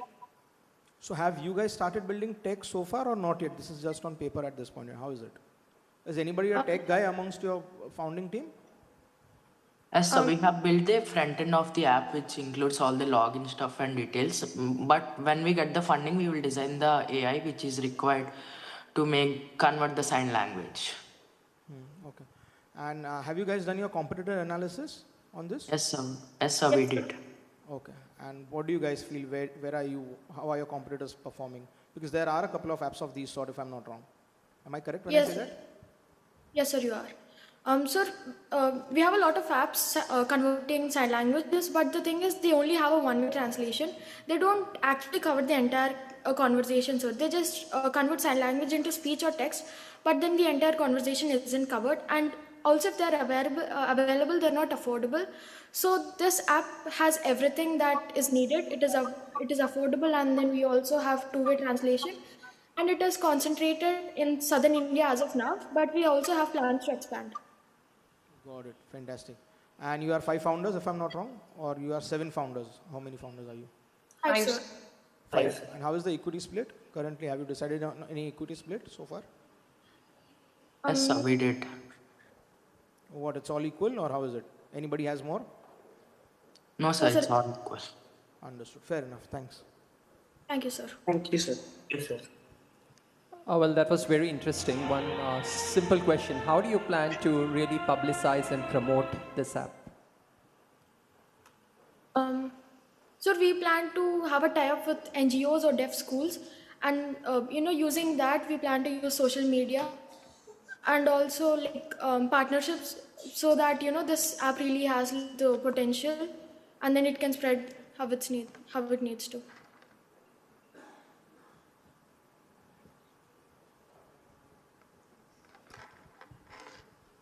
So great idea. I have a question. I mean, after starting, right, like what is the one very important thing that you have learned while working with all the co-founders? And had there been any disagreement among your, the co-founders, and how you dealt with it? Would love to hear that. Yes, sir, we had a few disagreements like every team does. It was mainly about like the technology and then how we would, make it to translate on the front end.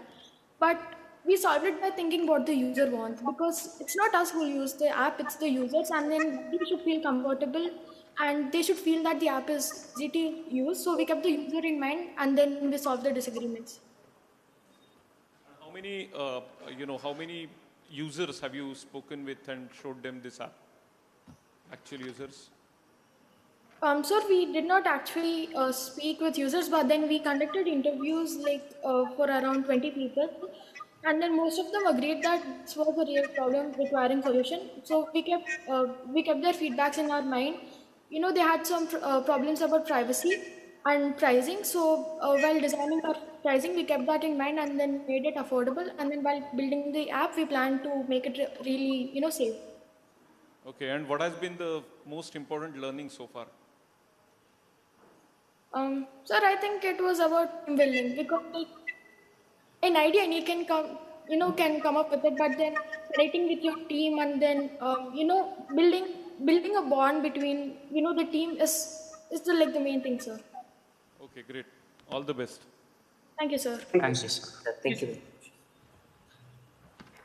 One question, because I happened to see this yesterday also, but since you mentioned that you are yet to build the app, do you have any thoughts on the kind of technology solution that needs to exist? I mean, saying AI is one thing, AI is a very generic term, but do you have any understanding about what will go into making that app technically,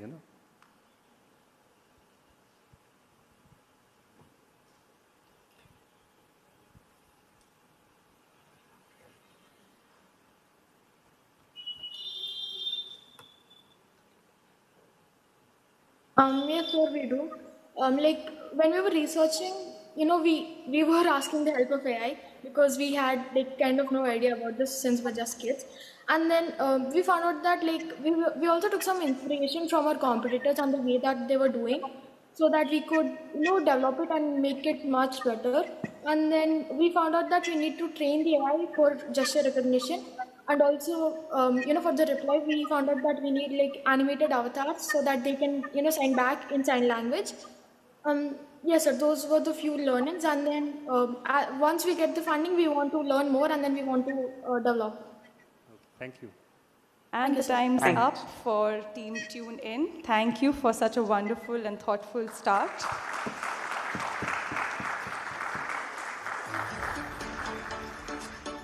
Coming up next is Team Feel the Sound. Sorry, my bad. Coming up next is Team Hermoso World, whose product provides stress management tools for youth aged 12 to 25. Please give a big warm welcome to Team Hermoso World.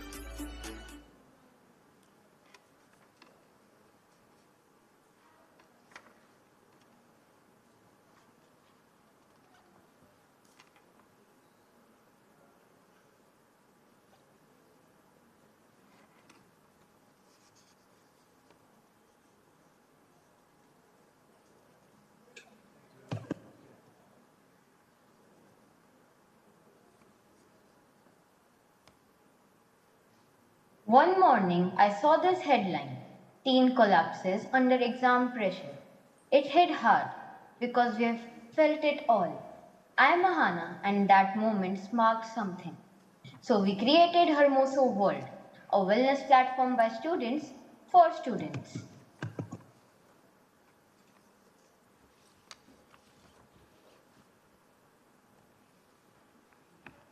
We post short animated videos on Padlet as well as on YouTube. They are not lectures but gentle mirrors. Topics like letting go, resilience, happiness, overcomer, and overthinking help students pause and reflect. Hi, I'm Jivish. We built 3 tools that actually help: workshops, interactive hands-on sessions like time tamer, exam calm down, and reset your mind. One-on-one coaching. You pick a youth coach, book a time, and talk. It's private and it's real. Courses, flexible self-paced modules with videos, journaling, and calming tools. No pressure, just progress. Why, yes. Hi, I'm Kriti. We are not just another wellness site. Here's why we are different. Focused only on ages 12 to 25, action tools, not just awareness. All content is student led. No subscription, pay as you go. Fully online, anytime access. Pricing. It's affordable, rupees 800 per workshop. Flexible coaching rates, school discount, corporates, calm down corner. This is unheard. Students share real feedback. I finally felt heard. I watch the breathing video every exam morning. Article. Our blog is raw and relatable, written by teens about overthinking, burned out, or even my stress playlist. No textbook, just real. Survey page. Hi, I am Meera. Here's what student told us. 100% say stress management should be taught in school. 90% think it's essential.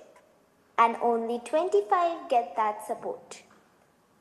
We showed this with simple graphs and takeaways. Contact page. Want in? Just fill a form, text us on WhatsApp or email us. We reply fast, like friends. To wrap up, Hermosa World isn't just a site. It's a soft space where students feel calmer, stronger, and not just alone.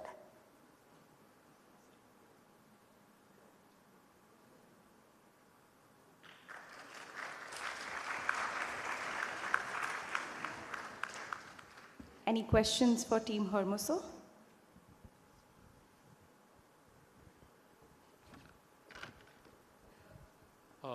Yes, you have picked a really good problem. Can you tell me the business strategy, or like how are you planning to make the revenue? The revenue will be coming from 4 main resources, which is the group workshops, which we will be charging 800 rupees, and then premium one-on-one coaching, which would be at slightly higher rate, and as well as we'll post videos and recordings of our classes on YouTube, which will generate revenue. And do you have any projections for 1 year, 3 year? Yeah, we do have a financial plan for the first year. We will be hiring coaches and mentors, which would be taking around 6 lakhs for the first year. Okay. And so 6 year is the revenue for the first year. And next year, do you have like 3 years plan or just 1 year plan? We have a 2-year plan. Okay. The prices would of course increase as we will hire more coaches. So it would go to 7,20,000 rupees from 6 lakhs for the second year. Okay. And what type of marketing strategy are you planning to use? Marketing? We are planning to use digital marketing. Okay. We will reach our audience, student and young adults, where they already are on Instagram and other online platforms. And have you already reached out to any users? Have you tested it? Yeah, we actually tried surveys, and also we told our classmates to try mindfulness activities and solve Rubik's Cube or do mandala arts, and they said that it helps them quite much for their exams. Got it. Thank you. Very interesting topic that you've picked up. I have one question. When you are providing support in your coaching and workshops, is this peer-to-peer support or it is going to be provided by experts? Because initially you mentioned for the students, from the students. So who's going to provide the coaching and the workshops? We would be hiring coaches and mentors, which would provide the training. But any of our customer who has been us for like 3 months or more, if he or she is interested, he or she can become a mentor as well. But doesn't that require some certification to be a counselor, psychologist, to ensure that the youngsters are getting the right advice from youngsters? They would be getting trainings from the experts, like the mentors, and then if they are interested, they could just train the students like us, the 10 to 13 years teenagers. And that's time's up for Hermoso World. Thank you so much. Just had one quick question. Okay, sure. Yeah. So the content that you have currently posted on the website, where have you taken it from? Have you created it yourself, or I mean, just want to ensure that there are no copyright issues, that you've taken it from some other website? We have made all of it on our own, but just the articles have been taken from Google and Quora. Thank you, Team Hermoso World. Up next is Team Feel the Sound, whose product is wearable AI device that converts speech into braille vibrations for deaf blind users. Please give a warm welcome to Team Feel the Sound.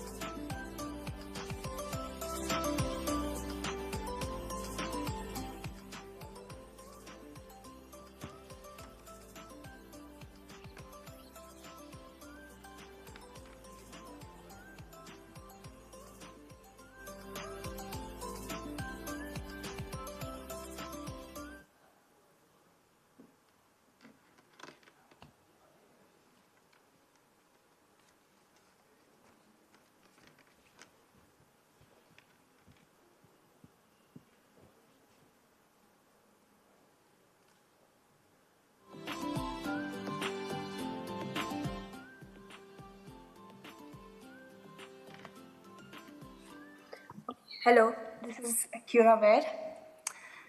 A deaf person depends on their eyes and a blind person depends on their ears.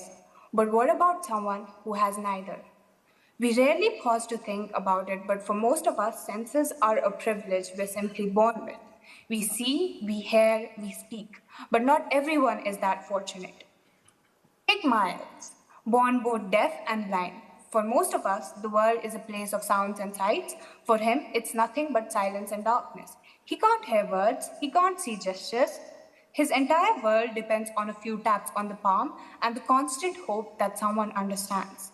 And yet, as a society, we build faster phones, smarter apps, driverless cars, and proudly call it advancement. But have we ever stopped to ask, what are we advancing for? And who gets left behind? If technology was meant to connect us, why does it still leave millions like Miles disconnected? Has technology really taken humanity forward, or have we simply failed it? And that is why we exist. Because communication isn't a privilege, it's a right. We are CuraWare, a wearable device that is designed for deaf-blind, one that converts speech into real-time braille vibrations through haptic signals. 6 vibration motors recreate the dots of braille directly on the skin, allowing the wearer to feel what's being said instantly. No bulky machines, no translators, just independence. Because we believe the world should be built for everyone and the future for communication should leave no one behind. And that was the vision with our logo making. Cura, coming from Latin origin, means care. We chose this to be the name of our company because it shows our care, our service to the blind deaf community. Also because it's easy to pronounce in various languages. The color of our company name is navy blue because it shows trustworthiness, reliability, professionalism, and authority. The background color is yellow, mainly to make the Cura pop, and also because it shows optimism, cheerfulness, energy, and it also signals friendliness. The waves behind the Cura show sound and vibration, mainly what our product is about. And our slogan is Feel the Sound. We chose this to be our slogan because it's short, attention-grabbing, and it clearly puts forward our message. Also, we made a visual prototype. However, we were not able to integrate it into the presentation. If you would like to see that, please let us know. This is our team, Rishta Malik, Mariam Ali Ami, Safa and Mariam, due to certain unfortunate circumstances, couldn't join us. Thank you.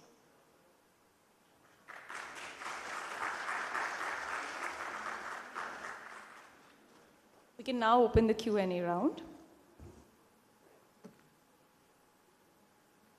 Hello. Yeah.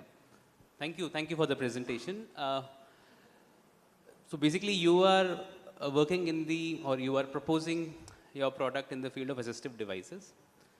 Have you done any competitor analysis or any peers that who are already into this? That is one. Yes. And second is there any prototype are you guys developing right now, or is it already available? Thank you.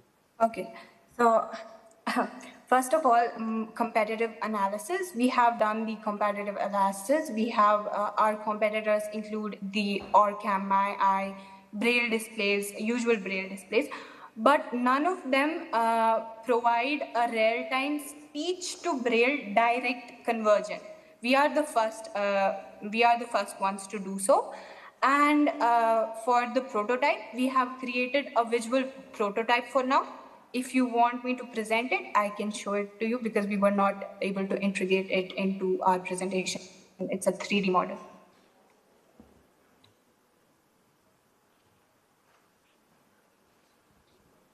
What would be the price of the product? Okay, so the price was already discussed. It is 90,000, which is still very affordable compared to other, because we are trying to promote inclusivity. Other devices are about 3-4 lakhs. Our device is 67% more affordable than the devices which are available in the market. Can you show us the prototype? I mean, we can spare a few minutes for that, right? We do have some time. So it's a visual prototype. Let me share my screen again. And I just had a quick question. Have you spoken to any medical professional who deals with? Yes. So first of all, we have conducted local surveys. And second of all, are in surveys with institutions like the Helen Keller Institution, Census India. They are still ongoing. And we have actually spoken to actual deaf-blind individuals for the feedback. And this is our visual prototype. So this is basically a band with a microphone and 6 vibrating motors that will mimic the 6 Braille layout. I hope you can see it. This is the prototype, and this is how it's going to work. This microphone will be a very highly powered microphone, which will send haptic signals to these vibrating motors, which will vibrate accordingly and convert speech into Braille directly. Thank you, Team Feel the Sound, for your presentation. Can we have a big round of applause for Team Feel the Sound? Thank you. Up next is Team IRC, Interplanetary Reach Out Committee, whose product builds modular, self-sustaining habitats for Moon, Mars, and beyond. Please welcome IRC.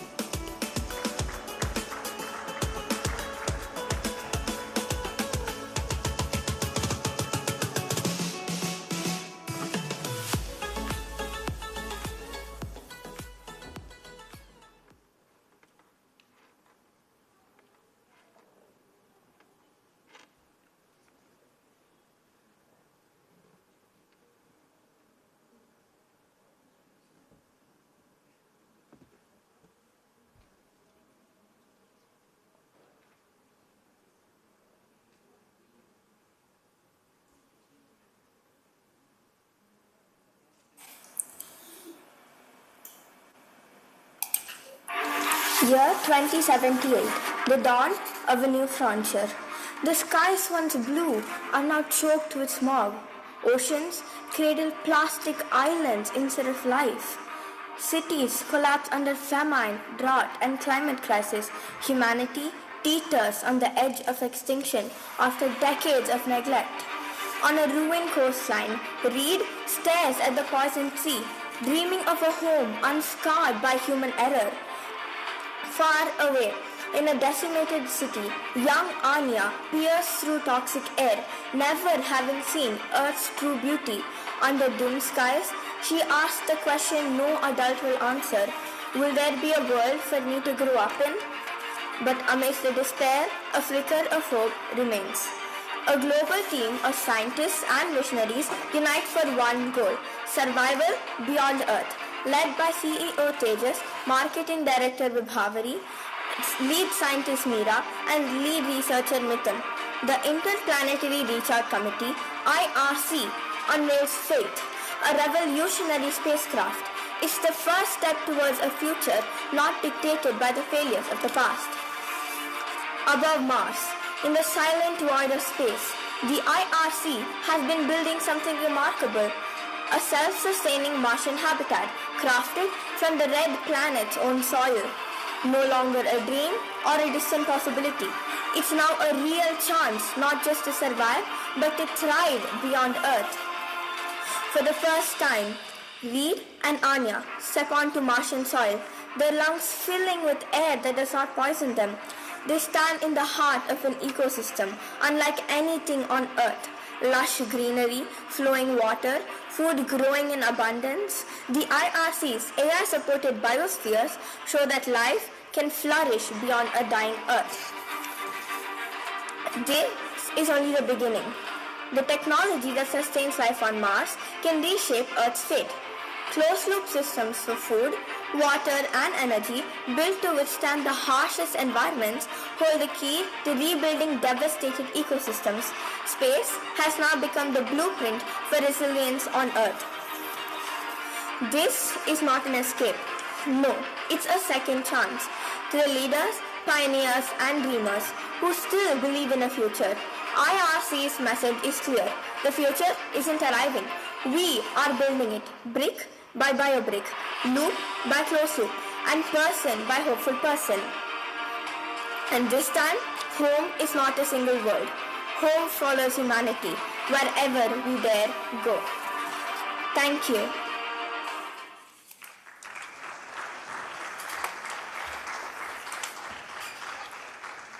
We're now open to Q&A. So I think first of all, thank you for giving us hope, because there's life for us in future. Second, I just wanted to check, how did you do some sort of a validity check on this, that this idea and the kind of structures that you have conceptualized, and what will be inside those structures that people can live in a very eco-friendly way. So what sort of ideation did you do around that? Can I? Yeah, please. Yeah. So, for example, 100 years ago, space shuttle launch and all were considered impossible. And so were these closed-loop life support systems that we have. or like the ones in International Space Station. And recently, Shubhanshu Shukla, an Indian astronaut, was sent to the ISS to test the crop growth in space and another such experiment.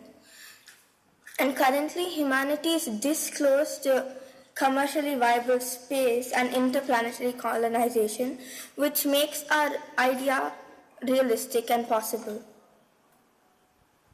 Thank you. Thank you.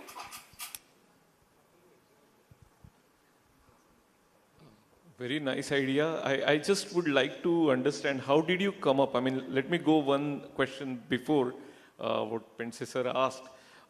Like, how did you come up with this idea? And why did May you? I? Yeah. Yeah. Yes. So as everyone knows, Earth's resources are finite and overpopulation is just making it worse. There are many climate changes and even terrestrial changes such as sudden earthquakes, volcanic activity. So you can't expect anything from Earth anymore. So building the future is the only option now. And we came up with the most viable and practical idea. Interesting. And Interesting. that's All the time. best. Can I ask one question? Let's say you get, how much money do you need to start off? Let's say I give you that money. What is the first step that you'll do after that? How will you execute things on ground? What is the May first I? thing that you'll, yeah, sure. So our initial funds, we actually require $80 million. So out of $80 million, 15% of that will go to marketing expansion, like advertisements promoting our company. So 25% will go to testing and validation of like which idea will work out best and which is most cost efficient. And 60% will go to prototype development, which is the main thing. So this is where our money goes to. And we have other sources where we also get our money from, like government funds, partnerships, university funds, venture capital investments, and grants. Okay, thank you. And that's time's up for Team IRC. Let's have a big round of applause for them.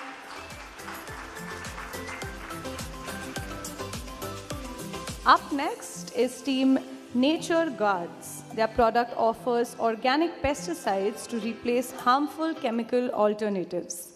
Please welcome Team Nature Guards.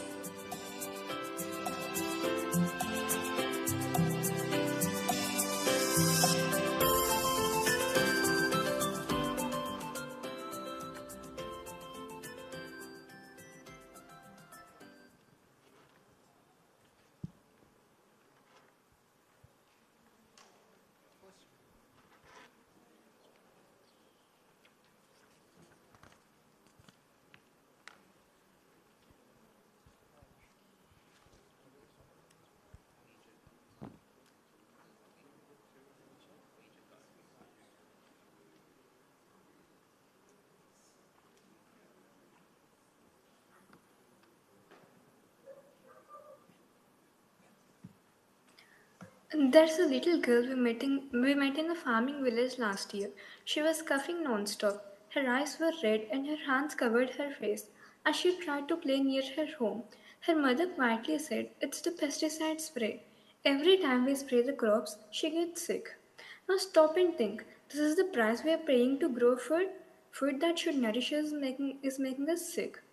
A fine good afternoon to one and all. Ladies and gentlemen, in India alone, thousands of farmers fall ill every year.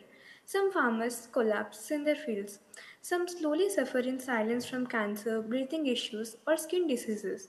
Many farmers can't afford treatment, and yet they spray again the next day. Why? Because they have no other option. Because they told that the chemicals are the only way.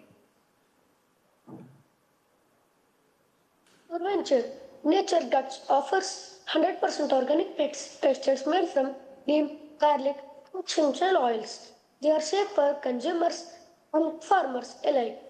Unlike many organic brands that are only partly natural, ours are fully chemical free, biodegradable, and affordable. Think about it. Organic pesticides often utilize available locally sourced ingredients, reducing reliance on expensive and volatile global markets. In contrast to conventional marketing strategies, we employ micro-influencers. Specifically, we engage with young, unemployed villagers and provide them with motivation to join the farming club we have established. This approach effectively contributes to the internal expansion of the club. The club serves as an educational platform impacting knowledge and sustainable farming techniques, including the use of organic pesticides and highlighting their economic advantages. The pesticides we are using has the word poison written on them. What are we doing? Are we feeding poison to the soil and plants? And selling this is a hard pill to swallow. Our venture, Nature Guard, is more than just numbers. It's about pride. Pride is knowing you're producing healthy food free from harmful chemicals. Let's invest in this vital industry. Let's embrace the power of organic pesticides. Our team feels that entrepreneurship is a responsibility which solves the problems of society but not just making money. Thank you.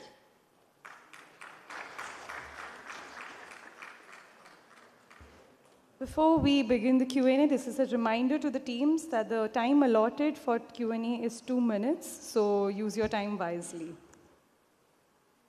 And the jury, any questions?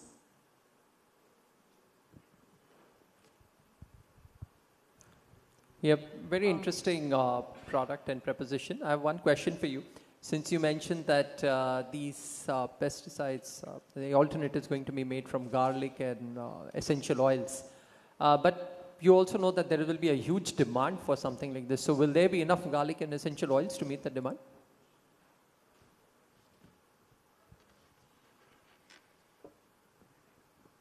Yes, sir, it's a local thing, means everywhere it is found. It's a natural ingredient. Garlic, it's found all over rural areas, and we'll buy all the raw materials from the farmers. It's like we employ the unemploying youth who are like micro influencers, so they will influence the farmers to come. We'll form a farmers club. So the micro influencers, they will influence the farmers in their village to come to the farming club. So they will bring all the raw materials to our club, and we'll buy those raw materials and we'll make the organic pesticides. We'll there in the farmers club, we'll explain all about the organic pesticides and all about it. So then when we make the organic pesticides, then we will sell them for a much cheaper price. So it'll be a good alternative for the farmers, and everyone can eat food. Okay, I have one question. If I understand this correctly, there is a solution that you will prepare with garlic and essential oils, right? And then there is a certain proportion in which this will have to be done. And there has to be a lot of research behind what proportions work for which crops, for which soil types and so on. So there is a lot of research which Indian Agricultural Research Council does in that. There are some products which are already there in the market. So have you done your research on this? What sort of alternatives are available? Has this been tested anywhere?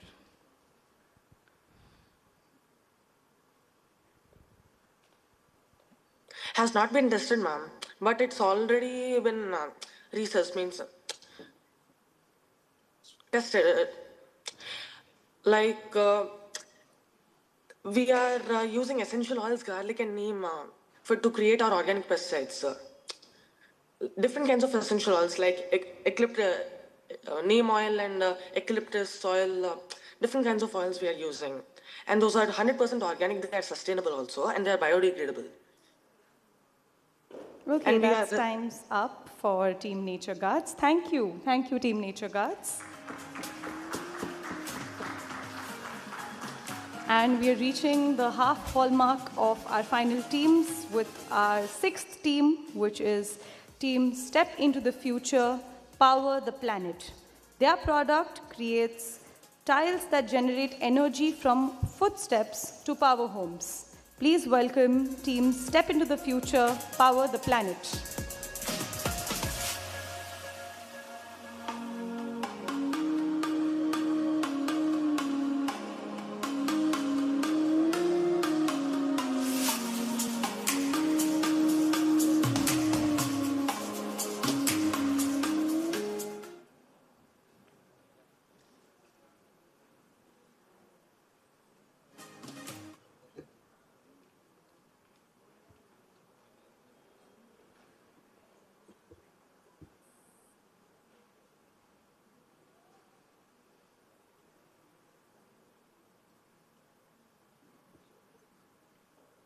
Okay, so good morning everyone. I'm Sarvik, and along my team, we're really excited to present an innovative and a sustainable idea, green charge tiles. So these are innovative floor tiles that generate electricity while you walk. It's a simple yet powerful concept, turning footsteps into clean energy, especially in busy places like railway stations, metro stations, and anywhere with high foot traffic. Now we will give you an example with a school losing its power while their exam preparation. Good morning, everyone. I'm Shubha, and I'm going to explain about the situation that happened in a school. So, it was a hot afternoon during exams. Students were in a classroom studying quietly. There was a power cut. The fan stopped, the lights went off. And within minutes, the whole room felt hot and uncomfortable. Some students couldn't even see their books properly. This happens in many schools across the country, especially in summer months or during bad weathers. Not just schools, but also public spaces often face a power shortages. And what's the reason? Our electricity mostly comes from non-renewable resources like coal, which are limited and cause pollution. Plus, as the population grows, the demand for electricity keeps increasing. So the big question is, how can we produce clean energy in a simple and affordable way? That's where our product comes in.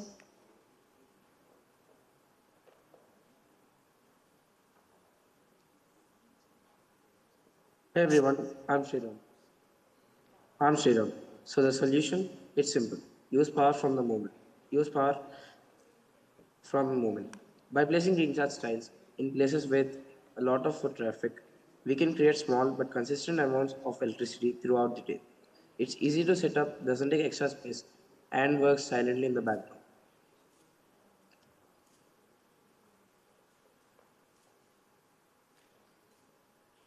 Now, how do green charge tiles work? So, when pressure is applied on the tile, like when someone steps on them, it triggers a reaction in special crystals. When they collide, they create electricity. So, every time you walk, the crystals collide and they create electricity to just light, to light any street lamp or any lights or fans. So, it's a clean, renewable, and completely user powered energy.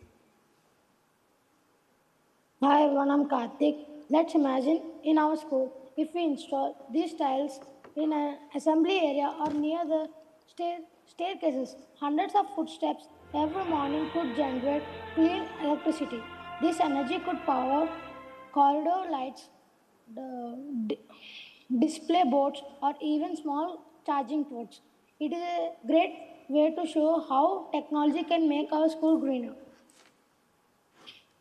Let us talk about what makes green charge tiles so beneficial. First, they generate clean energy without harming the environment. Second, they make us use of energy that would otherwise be lost footsteps. Third, there is a low maintenance and work silent once installed. And finally, they raise awareness and get involved in sustainability in a funny and interactive way. So, in conclusion, green church styles are more than just smart flooring. They show us how we can use everyday actions like waking up to help solve big problems like pollution or power cuts. This isn't just about saving energy, it's about transforming how we think about it by just walking on tiles. So you that brings us to the end of our presentation. Thank you for your attention. We'd love to hear your thoughts. We are open now for Q&A. Have you, by any chance, done any calculation in terms of every tile, how much of electricity it potentially generates? Yes, sir. Yeah. So each step can produce about 2 to 7 watts of electricity. And how do you store this? Because suppose there's a large road or there's been so many people walking and therefore so many tiles are getting clicked every time. So you have a lot of energy to save. So are you aware of any mechanisms to store or? So we can store them in batteries or like a grid, like the power generated can be fed into the grid, creating an additional revenue system. Thank you. Two quick questions. One, how would they cost compare versus other flooring options? And second, typically flooring don't need a lot of maintenance or wear and tear. So how will the maintenance aspect be looked in? Because this will surely need some maintenance. Okay, so like we have another company called PageGen, which is like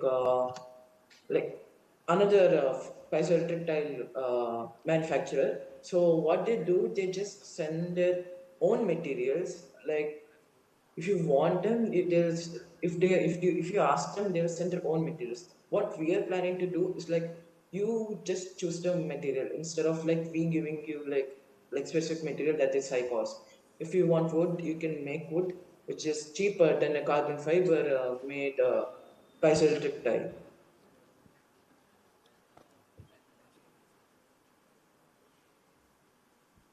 Okay, thank you, thank you.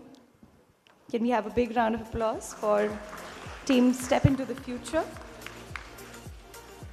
And as we have reached the halfway hall mark for the teams, we will just take a few minutes for our juries to ponder over the first 6 presentations.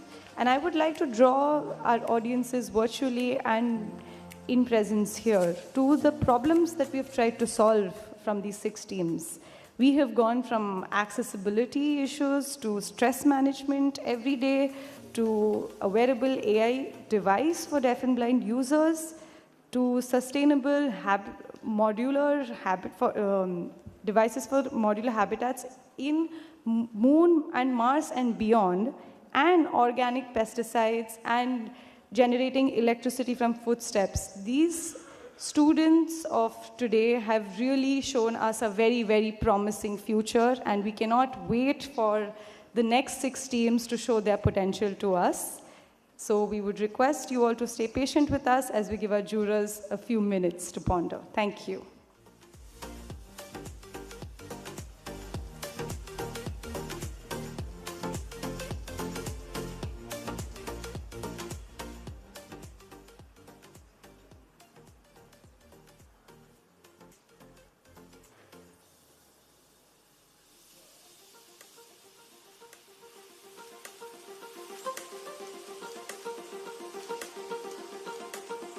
All right, coming up next is Team Biopack. Their product uses recycled materials to reduce waste and carbon emissions, saving the world from plastic. Please give a very big warm welcome to Team Biopack.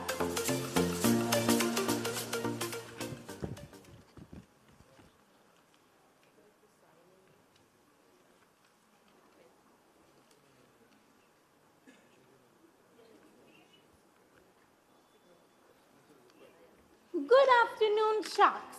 It all began with a box that was 10 times too big for what it carried inside. A USB drive. Around it, bubble wrap, plastic tape, and a guilty conscience. We didn't throw it away, we kept it, but not as packaging, as a reminder. That's when the 4 of us started asking and thinking, why does packaging feel like pollution? And what if it didn't?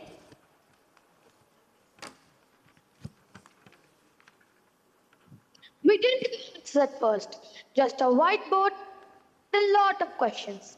So we sketched, prototyped, failed, and tried again. What if we molded crop waste into a tray? Could mushroom roots become foam? Could bamboo fiber hold liquids? Right now, those ideas are taking shape, literally, in our lab and living rooms. Each prototype we are building is a small rebellion against the waste we use to accept. These are our prototypes. This paper was made to use register paper. We crushed it and spread it. That's how it was made. These are our jute and twine bags. This is a prototype demo video. Oh.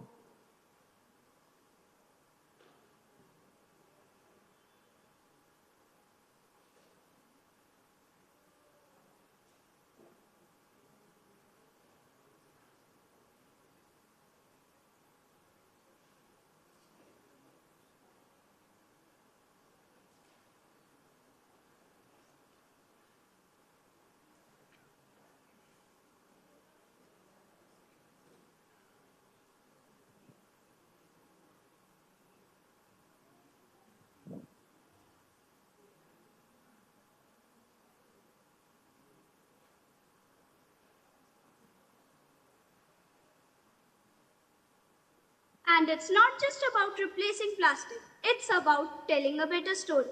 We want people to open a package and feel something: relief, pride, curiosity.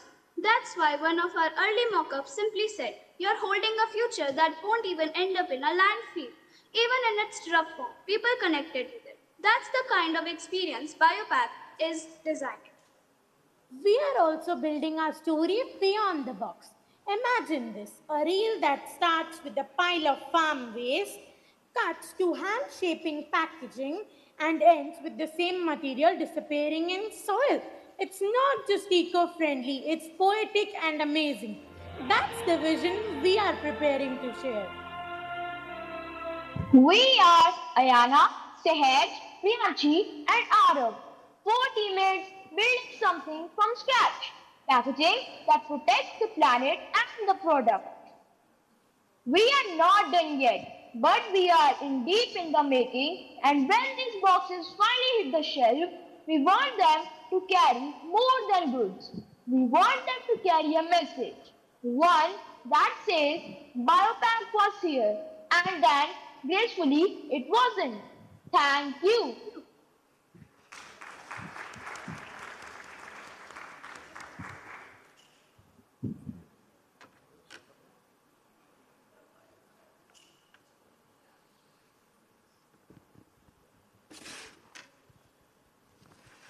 So there are several kinds of material which can probably be used, right? So which are those which you prefer to use in this case? We prefer to use hemp, mycelium, and bamboo.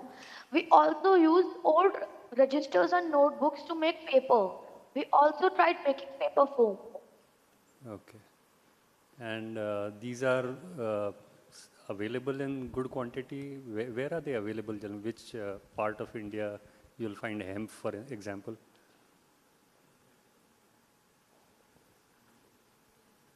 They're available, like hemp twine is, for example, the jute threads, and we can easily find them with farmers. We also use the end parts of the plants after, like for example, after the farmers harvest their crops, some part is left which the farmers often burn, but we'll often buy them from the farmers and then we'll use them to make. And will you make the fabric alone, or you will actually make the finished product like a cup or whatever it is? We'll make the finished product. Okay, thank you. Have you made any samples till date? Yes, sir. We made a honeycomb paper. We made jute bag customized with our Biopack logo and name and some prints. And we made a paper with old registers. Oh, wow, fantastic. And you guys sold it off, or it's still there with you guys as samples? Still with us. Okay, great. All the best. Do we have any more questions? All right, thank you. Can we have a big round of applause for Team Biopack? Our next team is going to have a hybrid presentation. So we're going to have one team member present here in person, whereas the rest of the team is going to join them virtually. So please give it up for our next team, the Sequel School Shop, whose product sells reused school supplies affordably to make education more accessible. Please give it up for Team Sequel School Shop.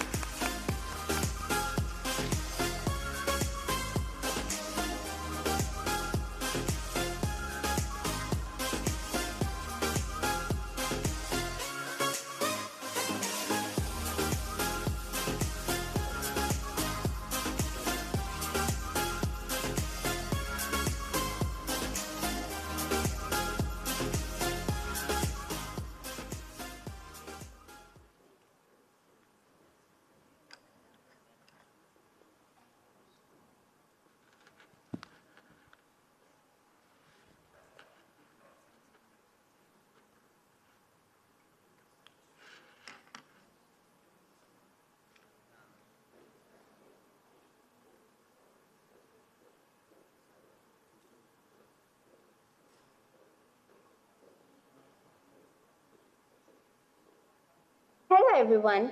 Ever wondered what happened uniforms and stationery after a school year ends? Most of it gets tossed. Still useful, just wasted. That's where we come in. Introducing the Sequel School Shop, a platform that gives pre-loved materials a second life and students a fairer start. Because every book deserves a sequel, and so does every learner. Pihu was my first. She read each of my pages without getting bored. Reading was like her job, an escape from reality. Her eyes always lit up while reading. One day she said, I am reading you all. Someone else also deserves to read this miraculous story. I was kept in a donation box. Then some shop's owner found me and thought of making me as same as I was in the shop for the first time. Then somebody chose me and it felt like home again. Making another dreams come true, I saw a reader from one perspective to another, from one leader to another, passed down but never passed over. Pass it on. What's old for you could be gold for someone else. We are not just selling books, but many more things like pouches, old stationery, and many more because old material, new opportunities. Now let us walk you through our website. On the home page, you will be greeted with our mission, affordable, sustainable education for everyone. Scroll down and you'll see 3 steps: donate, shop, repeat. In the shop section, you can browse for carefully picked books, uniform, and stationery, all ready to roll. The donate tab makes it easy to donate any item. Just add the details and images, and it's ready. We're not just selling products, we're helping everyone.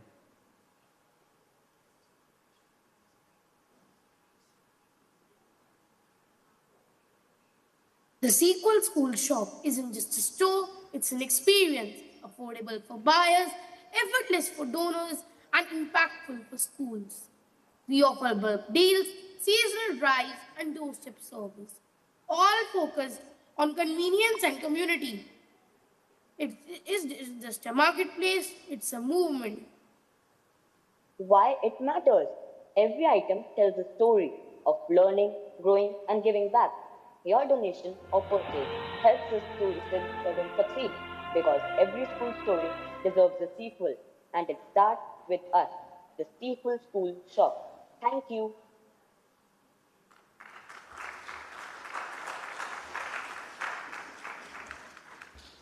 Sorry for the miscommunication. It was the next team that was going to be present with us in hybrid. But now we are open for Q&A.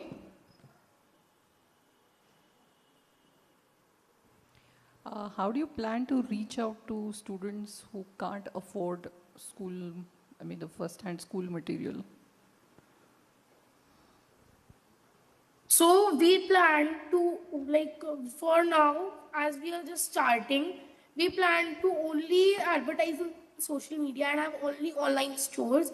But further, as we accelerate, we plan to make physical stores and add advertisements in physically, not going mainly online. So which can help us to reach the students, learners who cannot afford expensive school supplies more effectively.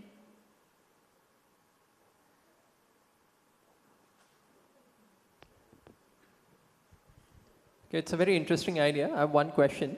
How do you handle the logistics? Because there is going to be fair bit of logistics in getting these, sourcing this, even if it's donated, and then getting them to people. So logistics will be a very big cost and challenge. How do you supposed to address that challenge? Those are easily managed because we're partnering with schools and NGOs. So for example, we partner with school and they give us their books and uniforms that the seniors donated to them. So it's easy for us to manage that. And we will also be just cleaning and inspecting them and offering them upon our website so anyone can easily purchase them. It's only a matter of clicking 2 buttons and it's already at your doorstep. What's the last menu option you showed? Repeat, what does that mean? Sir, everyone can order anything at our website, which we'll be listing. So the products can easily be ordered and we will be delivering them to their doorsteps. And that So basically what we are doing, we are basically focusing mainly D2C and also like D2B. Okay, thank you. Thank you, team. Sequel School Shop. Thank you. Thank you. Thank you. Just going to give the jurors a little bit of moment to reflect.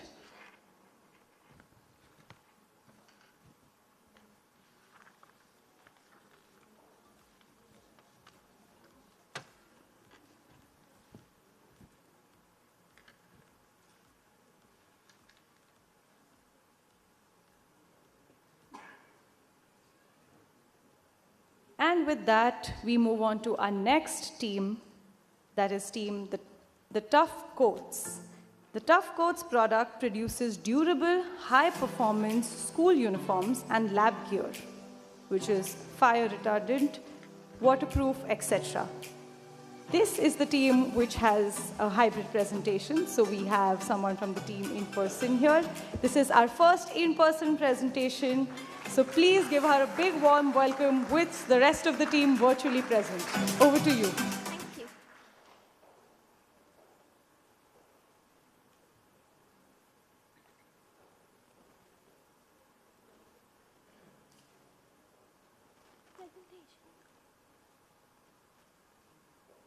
Hello everyone. Let's talk about life today.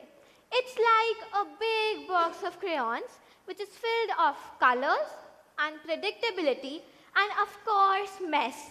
I am sure each one of you here must have ended up spilling some favorite juice of yours on a very nice shirt, or getting ink stains on your notes, or feeling the stink getting worse after the lunch break. Now, my teacher could also recognize who smells the worst after the PT period, and the deodorants said no to work. Some people say that life is 10% about what happens to you and 90% about how you react to it. That's what I thought when I was playing cricket. Imagine you are doing the same. You're just going to hit the six when your mate suddenly splashes mud on your feet. What would you do? I think most of us would end up running to the washroom and clean, just like I did. Then I thought, why can't our uniforms work faster than us? Why can't they think better? And that's how we got the idea of the Tough Coats. Presenting the Tough Coats, a company which makes water repellent, fire retardant, pill-proof, crease-proof, and even smell-proof schoolwear. We are providing our students with a complete package of happiness, content, comfort, and breathability. We make our uniforms by coating them with German patented chemicals that are completely skin-friendly, eco-friendly, and avoid irritation and rashes. So, Tough Coats will be tough on stains and gentle with your skin. We want to make Tough Coats make every student's life really comfortable, because the uniforms we wear are our glamour, are the grace we carry, and also our identity. We with Tough Coats want to make every student completely comfortable and confident while wearing their uniforms. As I told you guys yesterday that unfortunately आप लोग अपने ज़माने में इन सब problems को solve नहीं कर पाए, and we have done them now. How, with the revolution in schoolwear, our Tough Coats, and I promise to show you some more prototypes of our product, I want to go forward and show you the Tough Coats. Everybody, come on. Tough Coats got the magic, keeps you dry all day. Splashing through the puddles, water runs away. No more soggy mornings, no stains to confess. Tough Coats got your back, you're dressed for success. Tough coat, schoolwear that's supreme. Freshness and protection like a winning team. From the bus stop to the bell, it's your daily sheet. confidence revealed. Rain or shine, it's flawless, keeps the mess at bay. No sting can outlast it, it keeps the funk away. Striding through the hallway, you're the fashion ace. With tough coat on your shoulders, you're owning the space. Tough coat, school wear that's supreme. Freshness and protection like a winning team. Because that's not waterproof, ma'am. It's your daily shield. Tough coat's got the power, confidence revealed. Anyone who wants to pour water on me? Keeps the mess at bay. No sting can outlast it. It keeps the funk away. Sir, do you want to pour some water? Do you want to pour some water on me? With tough coat on your shoulders, you're owning Ma'am, the would you like to pour space. some water? Say goodbye to worries, let the rain pour down. Tough coat's got the style that'll never let you drown. Go for every moment, keeping you carefree. And that was Team Tough Coats. Now we are open for Q&A. No, I saw it. It's good. So I have a couple of questions. You finish it off and then Let's give a big round of applause.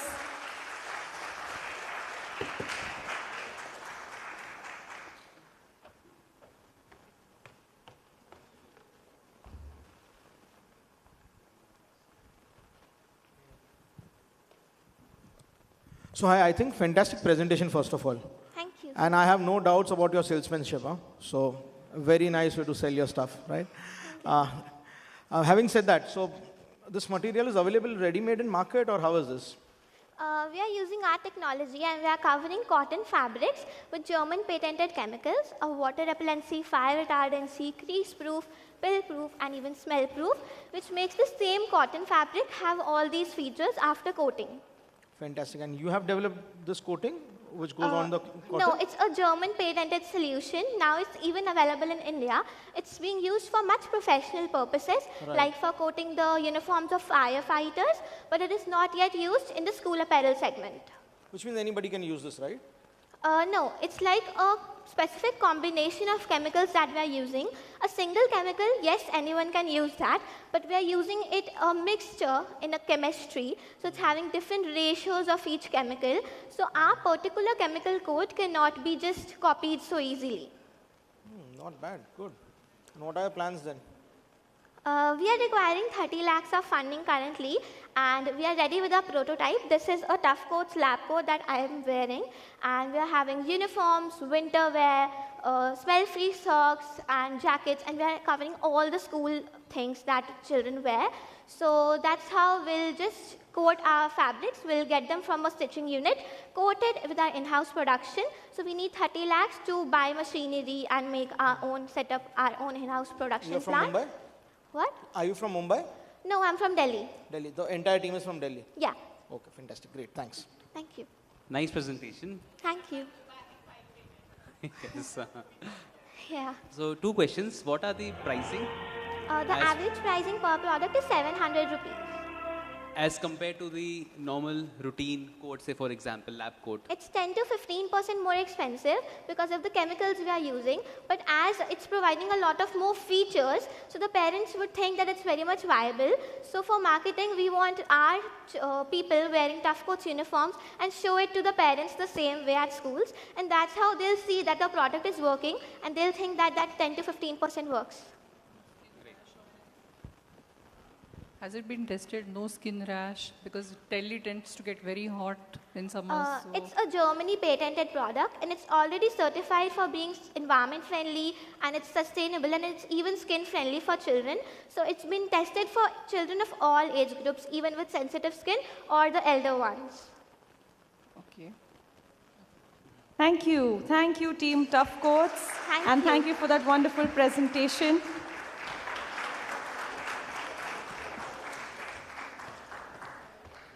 Up next, we have Team Banana Corps, whose product turns banana bark waste into sustainable skincare products. Please welcome Team Banana Corps.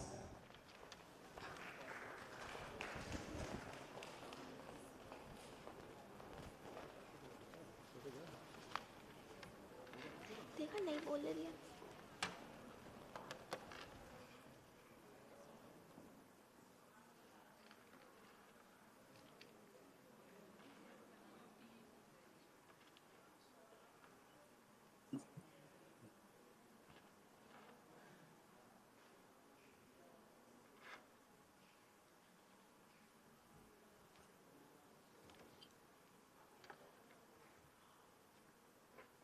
Good afternoon, everyone. I am Parthuta. I'm Mahan Sada. I am Devta Dhate. And I'm Neil Gavia. We are sharing a story of how we came here. We had just completed the Young Pioneer Entrepreneur Master classes, and our final challenge had come. Find a real world problem and solve it. While researching, we came across smart dispensers that collected plastic bottles and rewarded people with money. That idea really stuck with us. We thought, what if we took the same concept but used it for something more organic? With that thought in our mind, we left for the day. Then one day, Devika, one of our teammates, was out shopping with her dad. She was famished. They stopped for fruit salad and then she saw it. Banana peels everywhere, wasted and unused. That's when the idea hit, and thus Banana Cop was born. We thought of designing a smart dispenser that collected banana peels. People drop them in, scan a QR code, and earn points. We call it the hashtag Banana Drop Challenge, a viral social movement. Moreover, we even thought of creating drone technology to collect banana peels alongside the dispensers. But this was just the beginning. During our research, we discovered that banana peels are rich in antioxidants and nutrients, perfect for skincare. So we took a step forward, developing eco-friendly and natural skincare products from the waste banana peels. From a fruit stall to a smart dispenser to sustainable skincare and packaging, Banana Cop was born from waste to wellness. To this day, we still make amends and include solutions in our plans. One of our most recent challenges included dealing with local markets to mitigate drone tech, which significantly reduced our cost prices. And now, with a refined product and a scalable model, Banana Cop is going to take into a larger market. Now, let's see a reel showcasing our product.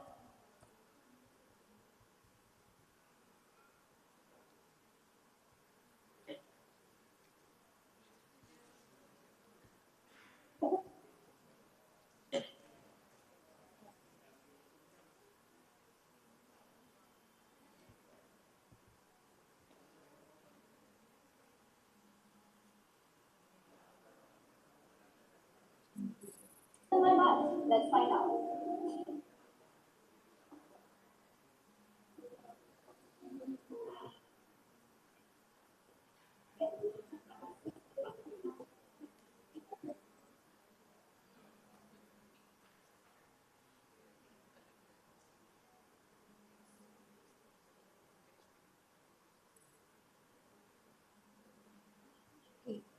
What's in my bag? Let's find out.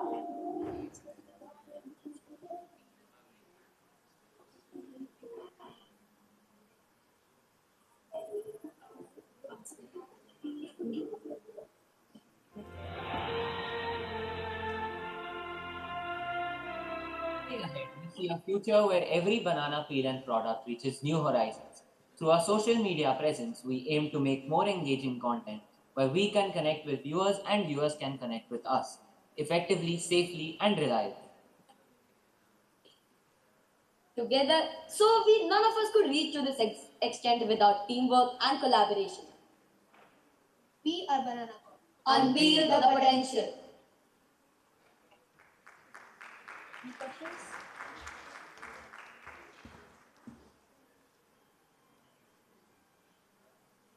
We're now open for Q&A round. So we couldn't quite see it, but I think that bottle is a liquid inside, or how is it? Or is it a cream? It's a cream.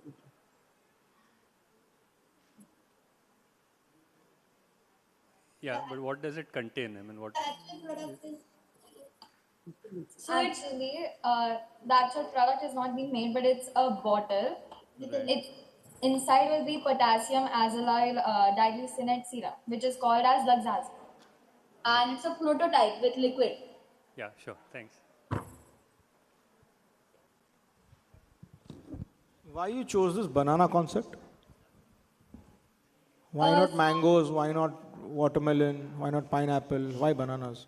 So one of the main reasons for choosing banana was its availability and it's cheap. And it also contains the qualities such as vitamin A, vitamin B, C, magnesium, and potassium, etc.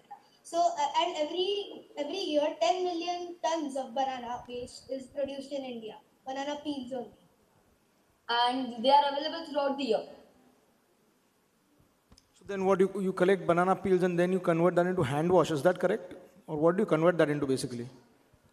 We convert it into face serum, which will treat acne treatment and hydrate our skin, and it's suitable for all age types and all skin types, including sensitive. Understood, fair enough, thanks. Thank you. And thank you. Do we have any more questions? Okay. So that was Team Banana Corps. Can we please have a big round of applause for them?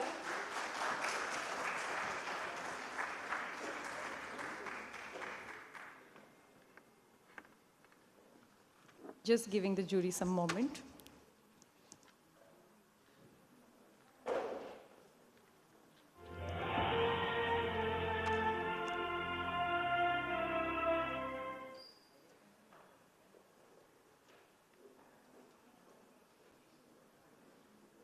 Our next team is going to present in person with us. So please give a big, big round welcome for Team Aura. Their product is an AI wardrobe assistant that curates outfits based on your lifestyle and undertones. Please welcome Team Aura.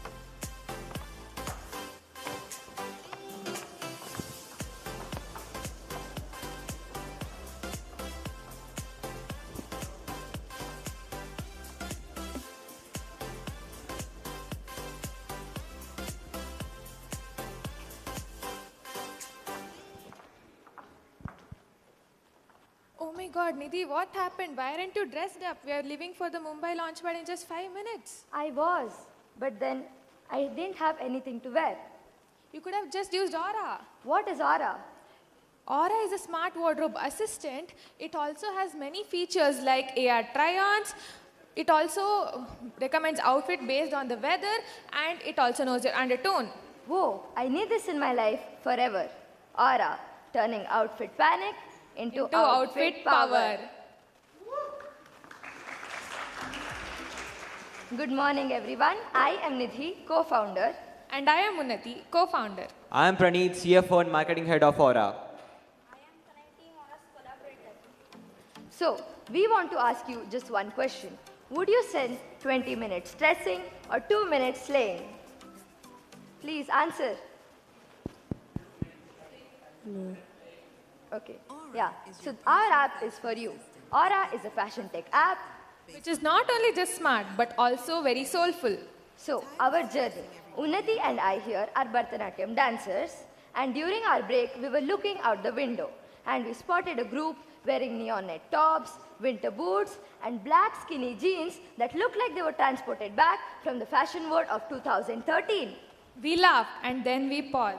Because it wasn't just a style crisis, it was actually a movement. A movement that sparked Aura, a fashion app born to solve fashion confusion. With technology, creativity, and most important of all, sustainability. Video?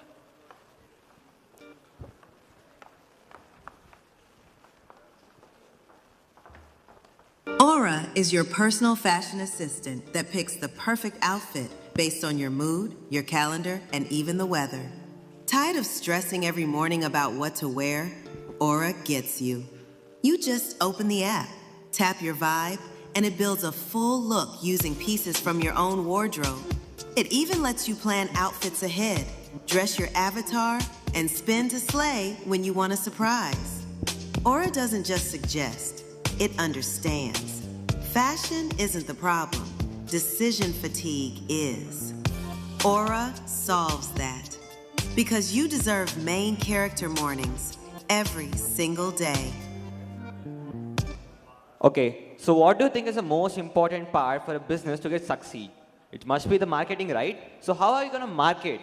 We're going to market in different ways. Like, we're going to collaborate with different brands and even fashion influencers and models who are so much trending in Instagram, and we're going to make videos on them. And we're also going to make a fashion bars in the colleges and school. And we're also going to give the first 1,000 customers a free subscription plan for 1 month, and also first 10,000 customers a 1-day free subscription plan. And we're also going to market to different banners near the schools and the colleges. As you know, the students are more crazy about how they look, and they want to look very, very, very good in front of the friends, teachers, and in the school too. We are Team Aura, and yes, we are students. Our vision is professional, our tech is scalable, and our mission? Borderline insane. In the better way, fashion doesn't need fixing. It needs rethinking. Let's rethink it together. This is Team Aura, signing out. Questions?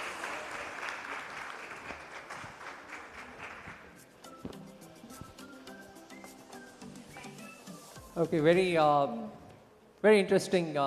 Thank you very much for that. Rather than a question, I have a small suggestion for you. While you are solving one problem for many people on what to wear, probably you can also look at, since you're using AI, how you could recycle and reuse your old wardrobe to create newer versions so that even sustainability with clothes can come in. Any other questions? Is it also sensitive to the occasion that one? Yes, Yeah, actually there will be an inbuilt calendar. The user can use either AuraBot or the inbuilt calendar to write the events, and our AuraBot will help you design outfits. It will give you 2 to 3 suggestions. You can rate it, give feedback, and you can even try it on. Moreover, it connects with the calendar, events, and weather. So you know you're wearing something that's perfect to your weather and your occasion. Will it also prevent repeat wearing? So I came yesterday and today. By chance, if I wore the same shirt. Huh.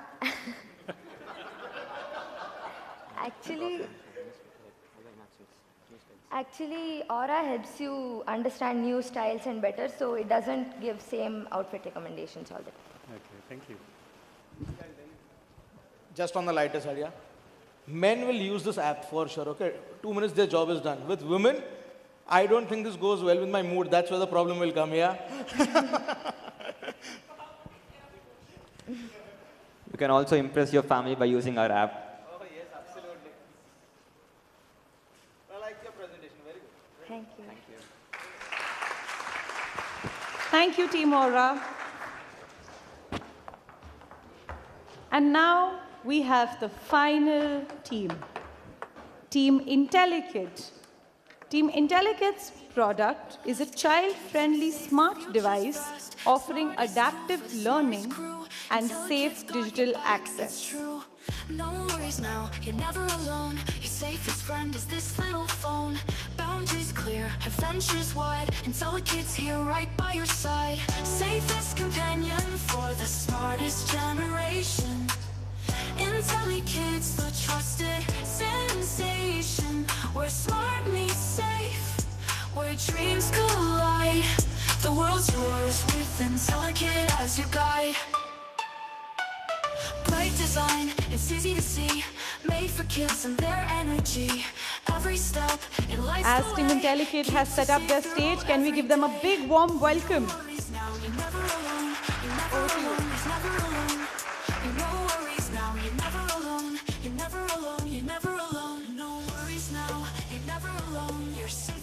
Is this little cell phone. Your safest friend is this little phone. It's telling kids got. Good afternoon. We are IntelliKid, and we are building the smartest companion for the smartest generation. This is our problem today. There's this girl over here. She's scrolling on her phone mindlessly and wasting her time not being productive. So we have built a complete ecosystem for your child with both hardware and software features that is perfect. Presenting to you IntelliKid. Hi, I'm IntelliKid. I don't chase likes. I unlock learning. Quizzes, games, real-world skill apps, earned with points. I also have control over screen time. Wait, are you saying that I can unlock apps simply by acing my quizzes? Exactly. We also mentioned about how our hardware is child-centric, and we have apps that focus on education, mental well-being, and every aspect of life. Now moving on to IntelliKid's marketing strategy. We're going to have referral programs. We're going to have influencer kids, not celebrities. Parent testimonials. Gamified launch events. And we're going to hold webinars. We're going to hold webinars at PTMs in schools. I can get smarter, unlock engaging content, and my parents get a peace of mind. Finally, the phone that everybody loves. We're not chasing screen time. We're creating smart time. This isn't a movement. It's the IntelliKid revolution. For the children, by the children, to raise the smartest generation. We request the console now to please play the reel number 1.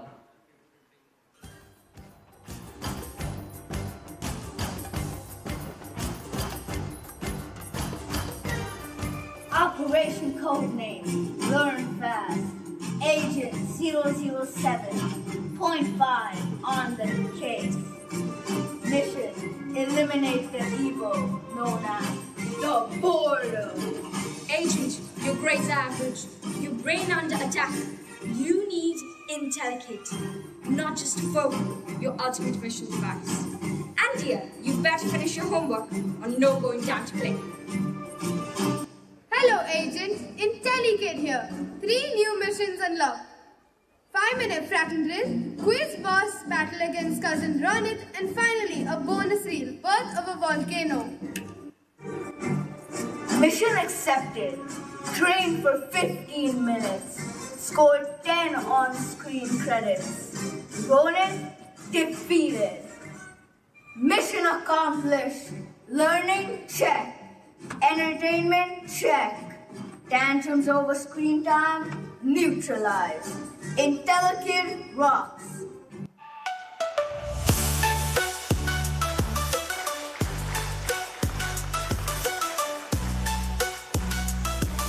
The world's yours with IntelliKid as your guide. With the jury's permission, can we also play reel 2 if you would like to see that?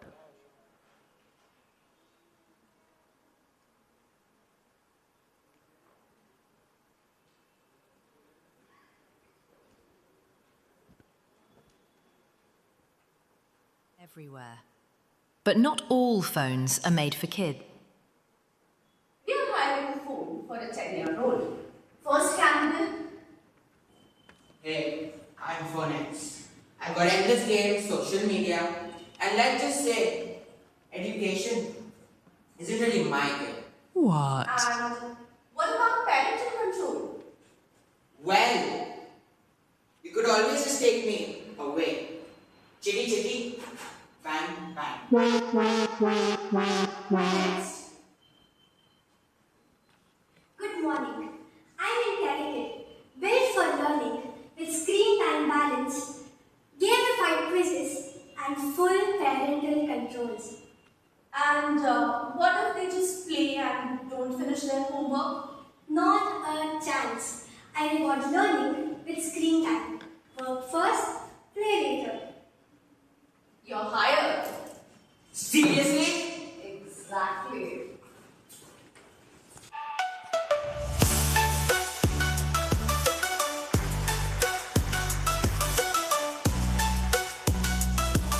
The world's yours with IntelliKid as your guide. Thank you.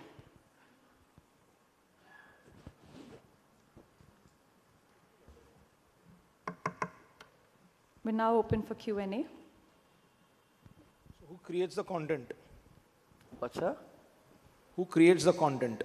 For the students, by the students, right? You said, who creates the content for the students? So we have a very interesting strategy for our content. We could either go for a model where we prepare all our content ourselves. But then, so there is another aspect to it where we instead get moderators involved. And we have referral programs where children can get their own content. For example, older children maybe can make content, educational content for younger children. And whichever the best ones are can be moderated, chosen by our IntelliKid team and put onto the phone. We'll also be taking content from boards. So also, because we're taking content from children, they will be very happy. They'll talk to it about their phone, they'll talk about the phone to their friends. So it will build loyalty and royalty in both ways. So this is more of a tab kind of a thing that you plan to create, right? For your student community? So the model is there on your, so we're going to get, we want it to be made in India completely. We're going to be sourcing blank phones from companies such as Carbon, Lava, etc. Then, sir, we're going to be putting IntelliKid software on it, along with Gorilla Glass, blue UV ray coating, etc., and then shipping it off.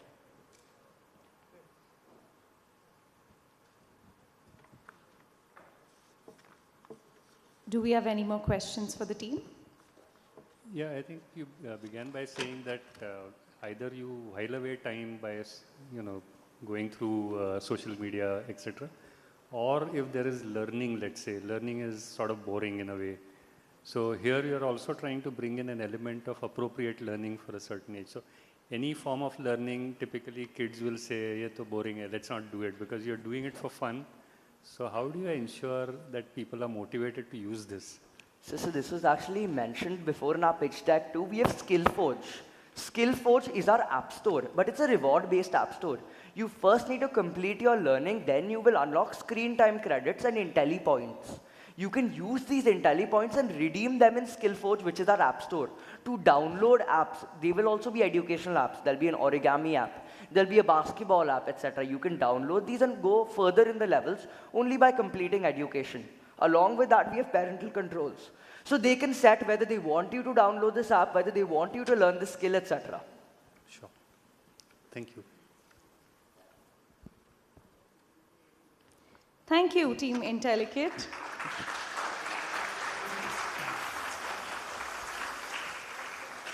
Those were our final 12 teams.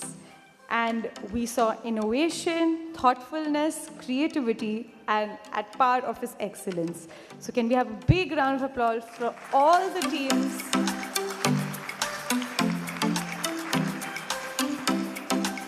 I would also like to take a moment to draw attention to the fact that if there are kids who have been here, who've got a chance to express their creativity, there's also been this lovely audience that is you, that has held space for them. So can you give a big round of applause for yourselves and for the encouragement that you provided the kids? With this, as the jurors hand over their decisions, we have our next session, which is the year that has been entrepreneurship. From Skill India to Shark Tank. This year saw entrepreneurship go from buzzword to boardroom.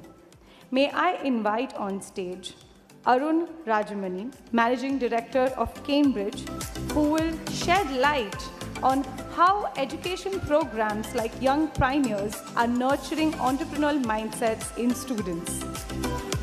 Can we have a big round of applause for Arun Rajamanan?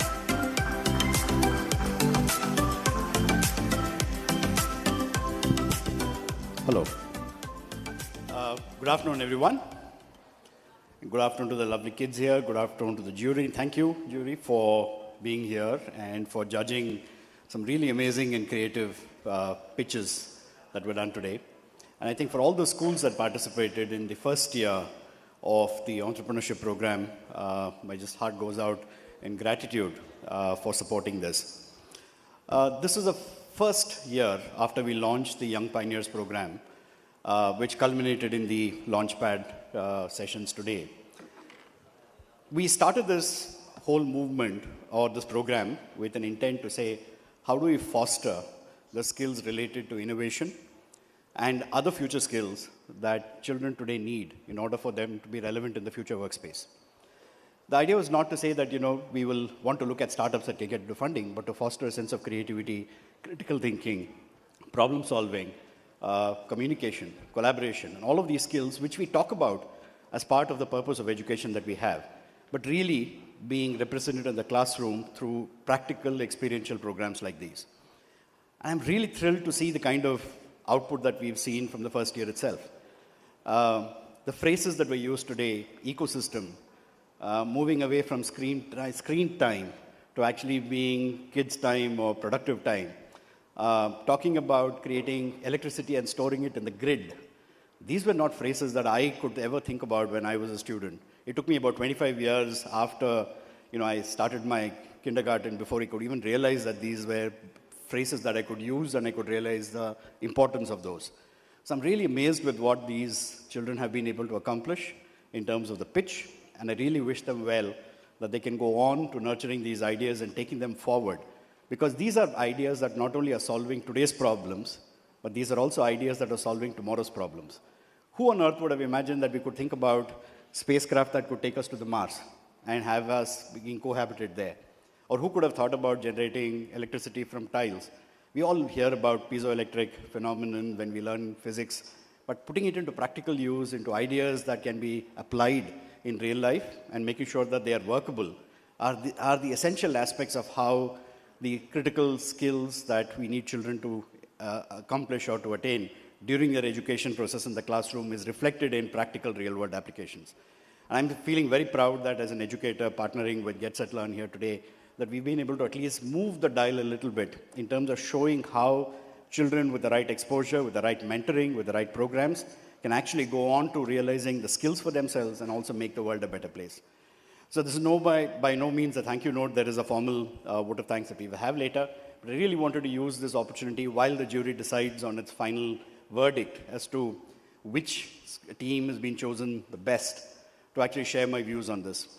And as I said before, irrespective of the outcome, for all of you who've been through this program, the journey is as important as the outcome itself. The journey that you've been able to get to displaying your creativity, to learn from that process, will be as important for you in the long term as how the idea itself has been. So I wish everybody the very best. I wish all of you success and a fantastic career as you go along. And I'm proud that on behalf of Cambridge and Get Set Learn that we've been able to make a small difference to that thinking process and learning process that we've had. So thank you very much for that.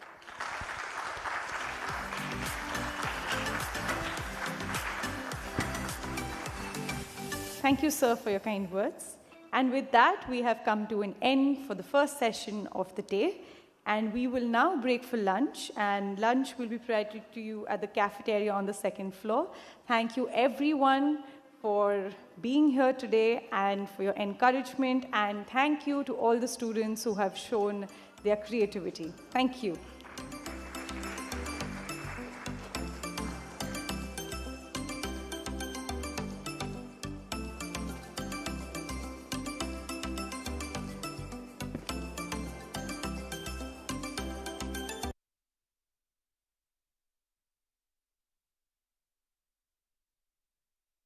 It's about watching young minds turn into leaders, problem solvers, and in fact, the change makers. I'm also excited to see the confidence, the creativity, and the passion every child brings in these programs. You've worked hard, I would say, you've thought deeply, and now it's your turn, it's your moment. Let's make it powerful, let's make it memorable, and finally, let's make it yours. Good luck, Pioneers.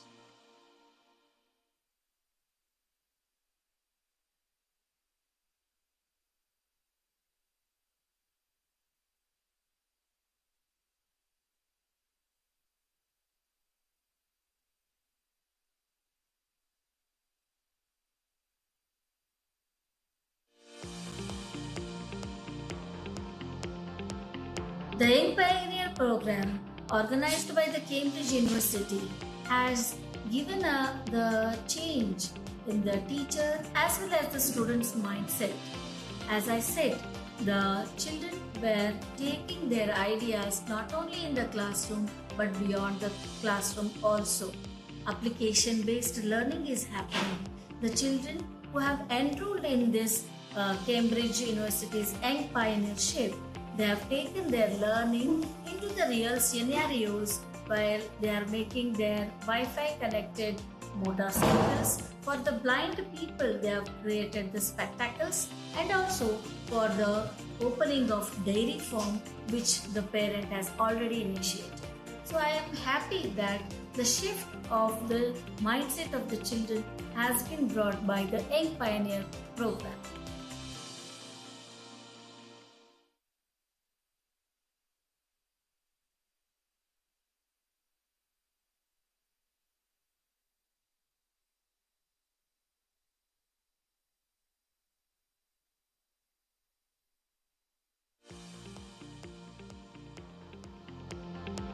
Hello, I'm Sneha from grade 9 from Team 1 Bharati Public School, which is situated in Yelahanka, Bengaluru. And my topic is Smart Lotto. Thank you.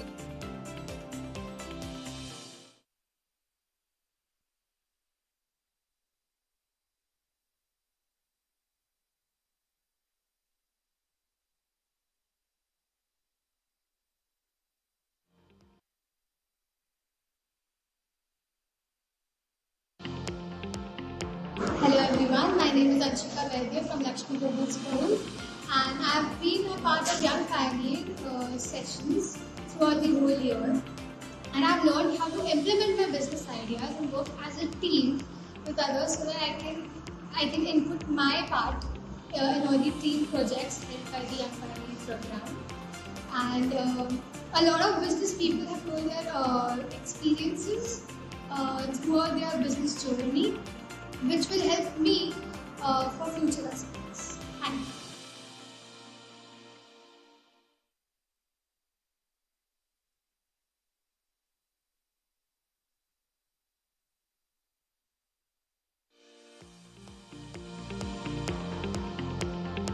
I am Dhara Chandarana and I am a mentor for the Young Pioneer program here at Lakshmi Global School.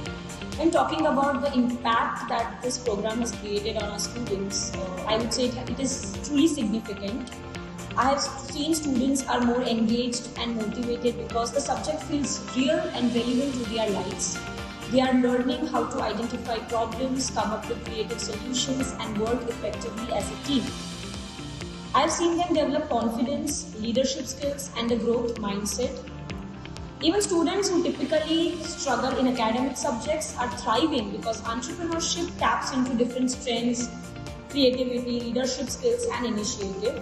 It's also helping them build skills that will serve them well, no matter what career they choose. So I would like to thank Cambridge for starting with this program, this initiative, and I'm sure this will help our students go a long way. So once again, I want to thank all of you, the team, who have been a part and who have made this successful. Thank you very much.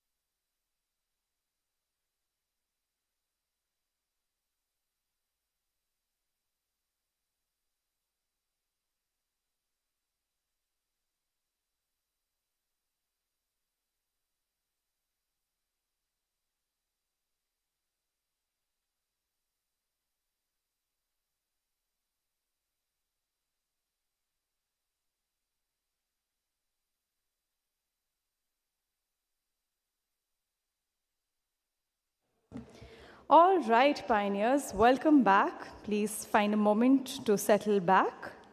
And now that lunch is done, but the hunger to build and to create, that should stay on the table. So let's take a deep breath. Let's let this food coma stay aside and dive back into the world of possibilities. Because what is coming next might just help you take your mission forward.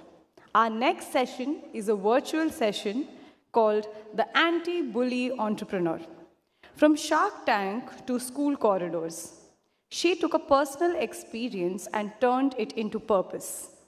Today, she joins us virtually to talk about how Kavach is giving voice to students who feel unheard and why entrepreneurship can start as young as 13. Please put your hands together for our guest, Anushka Jolly, founder of Kavach.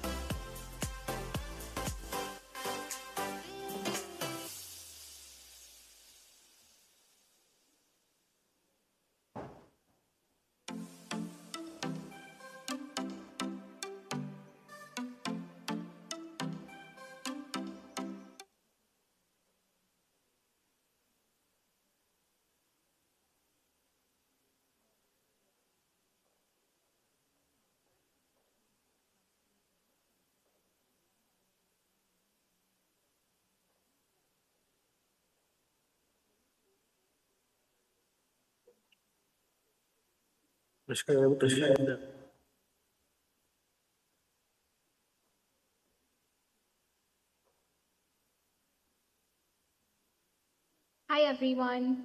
Hi. My name's Anushka Jolly. I'm 16 years old, and today I'm going to speak to you about my work, how I started, and what entrepreneurship really means to me. When I was 8 years old, I was severely bullied by two friends in my class who I considered closest to me. From making fun of my curly hair to my brown skin, they ruined my life for a year and didn't let me live. It was really, really difficult listening to all that verbal bullying and going through that social exclusion for a year. But when I finally told my parents and stood up for myself and came out of it, I realized that I don't want anybody else going through what I did. I was lucky because I had parents who were willing to hear me out and help me through what I was going through. But I realized that not everybody has such a strong support system. We know in India the stigma, the mental health stigma, with people saying that bullying is not a big deal and it's a part of growing up. We know that that's not true, but some parents are not able to recognize that. And I wanted to be that support system for victims of bullying who didn't have a place to go. When I was 9, I with my parents every day from 9 to 10 p.m. And I used to see these incredible entrepreneurs uh, pitch their ideas and be able to reach out to so many different people with a small plan and get so much support. And I realized that this is exactly what I want to do. I want to be an entrepreneur because I want to reach out to millions of children around the globe and help them through my idea. And so, because I was very fond of writing, I started with an anti bullying blog that I called Anti Bullying Squad. And I started asking students around me to share experiences of their bullying or if they've ever seen it and talk to us about what they went through. And I started also taking anti bullying sessions in schools because a lot of counselors began reading these blogs and realized that they need someone of a student's age to relate to the students and talk to them about anti bullying. And so I did that, and I started taking sessions in schools, collaborating with NGOs like Bramble Network in Nigeria and Roots to Roots and Bhumi NGO. And over the course of 3 to 4 years, I was able to reach out to 2 million students in 20,000 schools through my sessions, as well as my online program, Bullying Deep Dive. This is the short version of it. But really, what we don't talk about are the stories and are the incidents that I had to listen to and absorb within me that drove my purpose. With entrepreneurs, the thing is, what drives us is not the profit. It's not the sheet at the end of the month. It's the story. It's the people that we help. It's the people that we impact. It's the people that we speak to. And it's the same with me. I remember about 3 years ago, I was in an online anti bullying session. And this is way past my work when I had already started doing it. And I had a pretty large reach. I was taking a session and I asked the students to stay back who wanted to talk.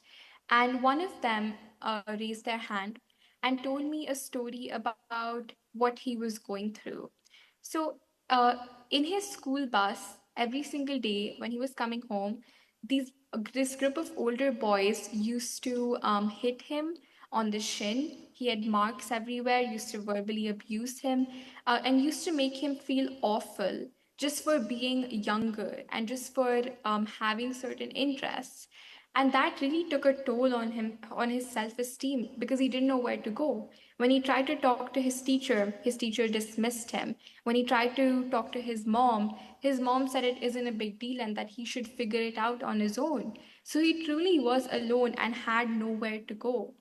But when he found the courage to speak to me, I realized that there's a reason for all of this to happen. And there's a reason that as entrepreneurs, we focus on the people that we want to help.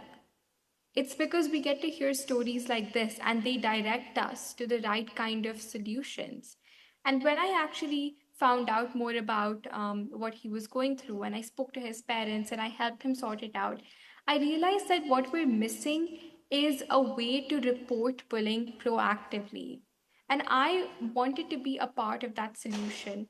So in 2021, after all the work I did, I created the Coverage app, which was an anti bullying reporting app through which a student could report bullying anonymously and a school could see it and take action. And soon after, when I started taking it to schools and I started talking to more students, I realized that we also are missing a layer of sensitization and awareness. Because ultimately, bullying is just one small issue. There are countless others, whether it's substance abuse or loneliness or body image issues or academic stress. All of these tiny issues that we overlook and trivialize actually accumulate and bubble up into larger mental health issues like depression and anxiety.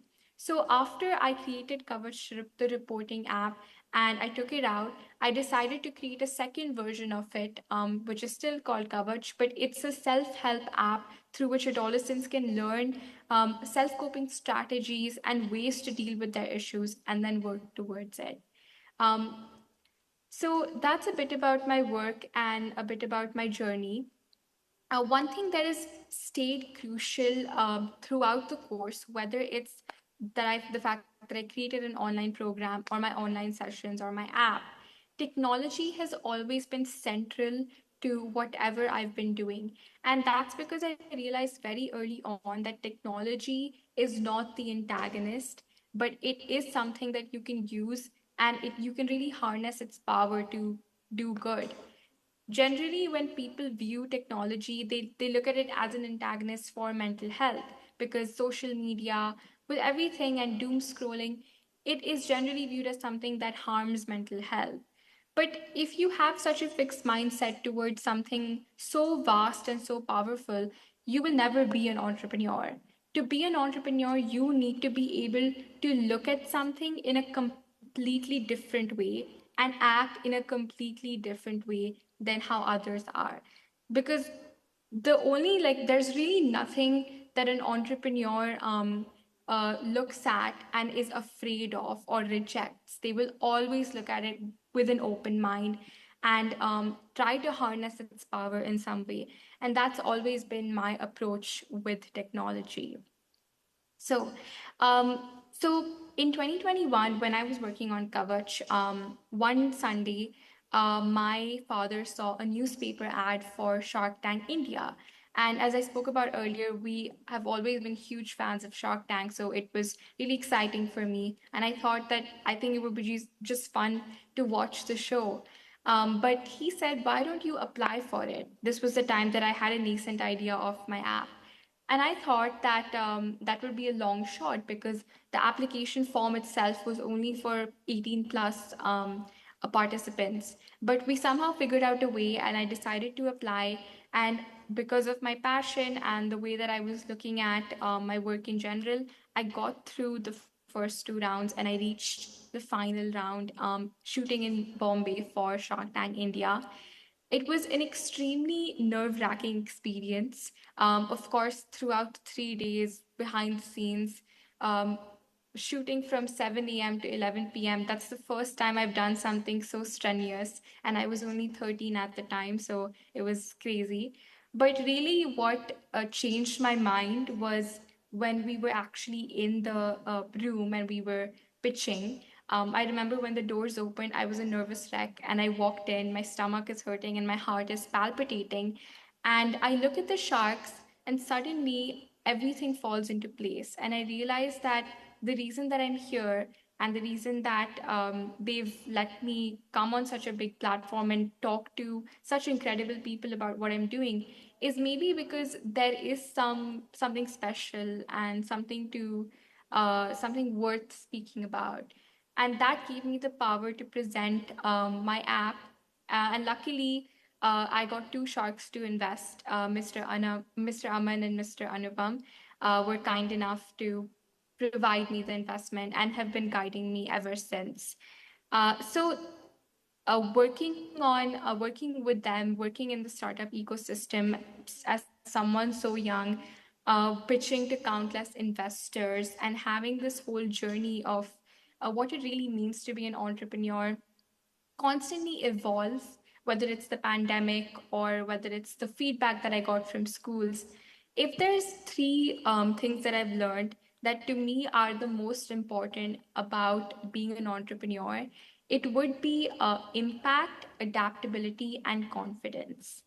Impact, because whatever you're doing needs to have a legitimate impact in somebody else's life. It can be something very, very small, but it needs to change something that's been established in their daily routine or in their mind. You need to be able to disrupt the ecosystem. Secondly, adaptability. Working during the pandemic was it was I was working in the early stages and I just been getting started, so I didn't even have a proper idea of where I was going with this. But despite that, I still was able to adjust and adapt my ways and maybe go from an offline session to an online session. And then technology kind of shaped my path as we went on. But you need to be able to uh, take a deep breath and really not get thrown off by changing circumstances, because whether it's something like a pandemic or AI or technology, it will always be something to worry about. But it's really not if you don't let it be. So you need to make sure that your product is impactful, and you need to make sure you're flexible. And lastly, you need to make sure that you're extremely, extremely confident. Because I think that for an investor, it's they're investing in you, right? And even if your product is not quite there yet, like when I went to Shark Tank and I was pitching, it's not like I had a complete idea of what this was going to turn into. I did end up making a second version only like less than a year later. So, what really I think drove the investors to invest in me was the way that I was speaking and the confidence with which I believed in what I was doing.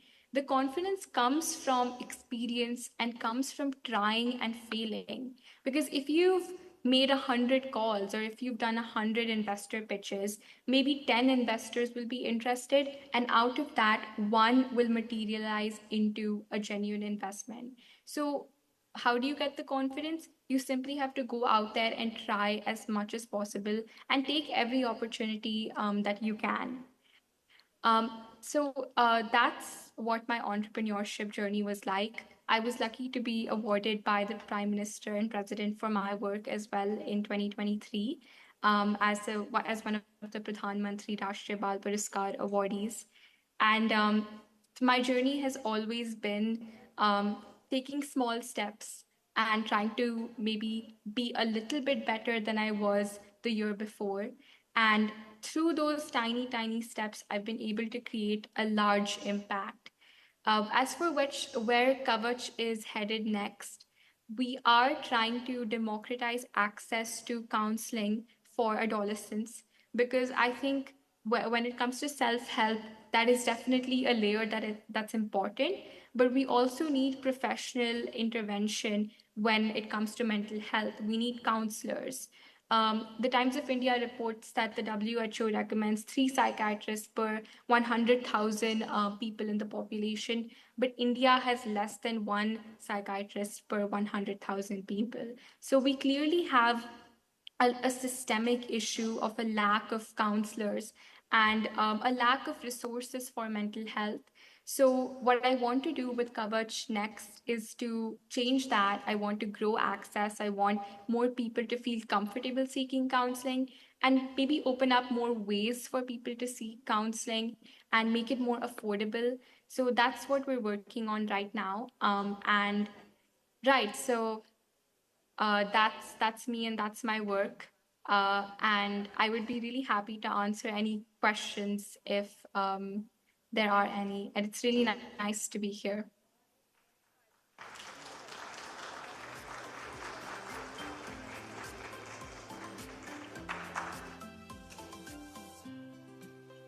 Thank you, Anushka, for sharing your journey with us and for showing that you can really turn your vulnerability into strength.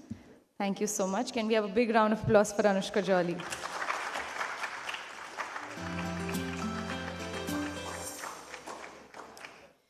Up next, we have some thoughts, some experiences from various schools. So we're just going to take a moment and look at what this journey has been from some schools.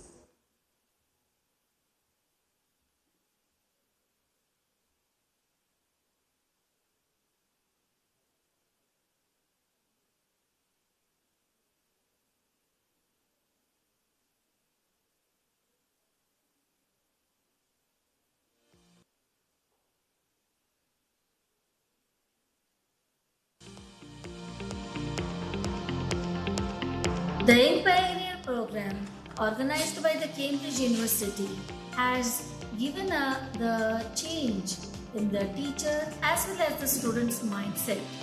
As I said, the children were taking their ideas not only in the classroom but beyond the classroom also. Application-based learning is happening. The children who have enrolled in this Cambridge University's Young Pioneership, they have taken their learning into the real scenarios where they are making their Wi-Fi connected motorcycles. For the blind people, they have created the spectacles, and also for the opening of dairy farm, which the parent has already initiated. So I am happy that the shift of the mindset of the children has been brought by the Young Pioneer program.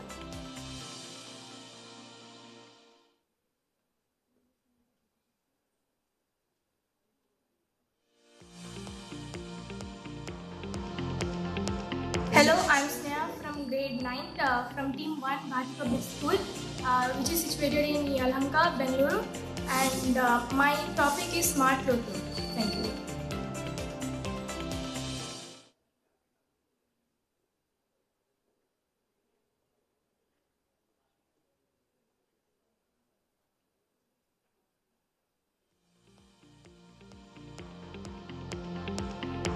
Hello everyone, my name is Anshika Vaidya from Lakshmi Global School, and I have been a part of Young Pioneer sessions throughout the whole year, and I have learned how to implement my business ideas and work as a team with others so that I can input my part in all the team projects led by the Young Pioneer program.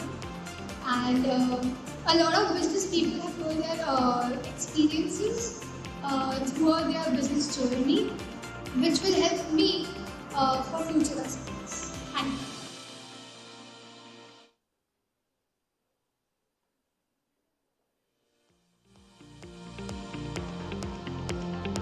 I am Dhara Chandrana and I am a mentor for the Young Pioneer program here at Lakshmi Global School.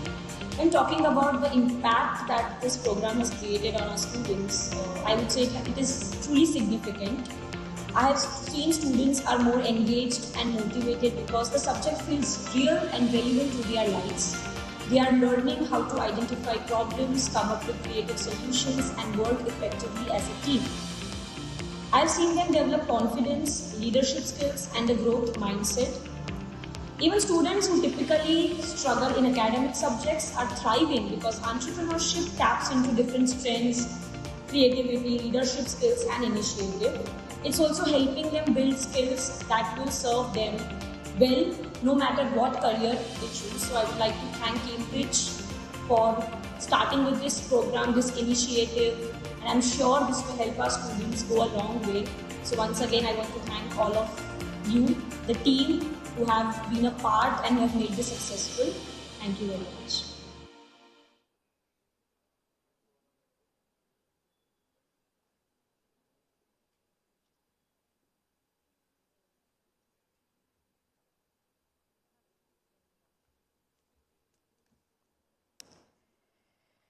Now it's time to move towards a very special moment of gratitude.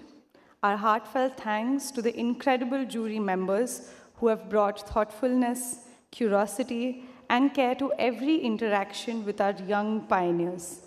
Your questions have challenged them, your encouragement has lifted them, and your presence has given them this platform, its depth. We are truly grateful for your time, your insights, and your unwavering support in shaping this journey. To felicitate our fantastic lineup of jury, I would like to now invite Dr. Sumit Mojumdar. Dr. Sumit Mojumdar, DVP, Get Set Learn, and Rashmi Malinigam, Product Manager, Cambridge. Can we have a big round of applause for felicitors?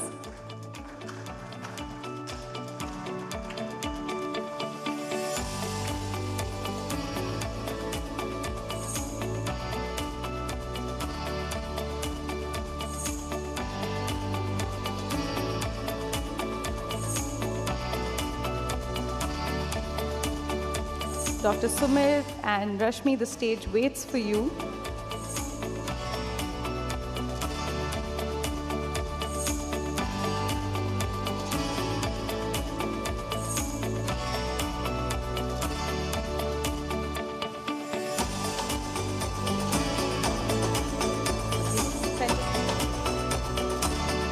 Please give it up for our first jury, Dr. Archana Patankar.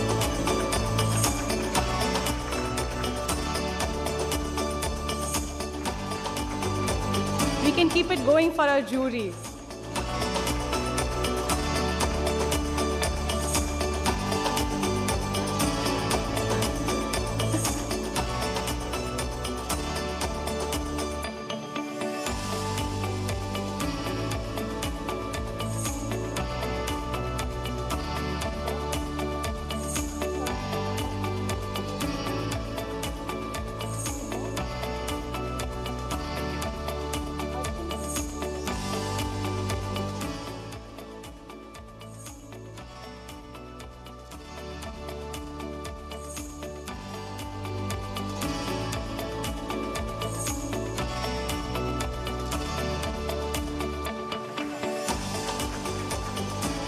Thank you, ma'am. Our second jury, Mr. Arpit Asthana.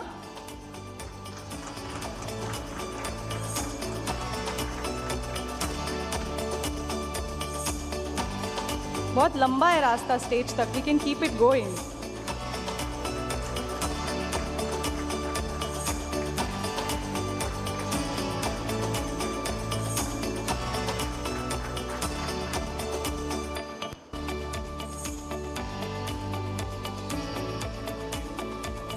Mr. Nishant Jain.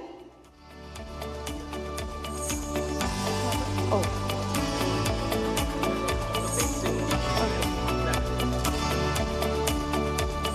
And with us, Dr.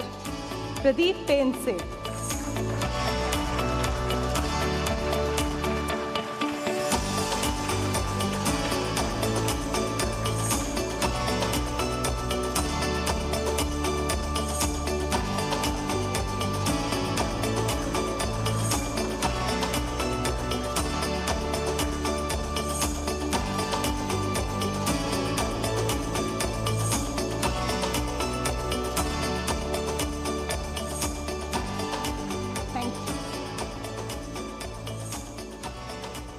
Thank you.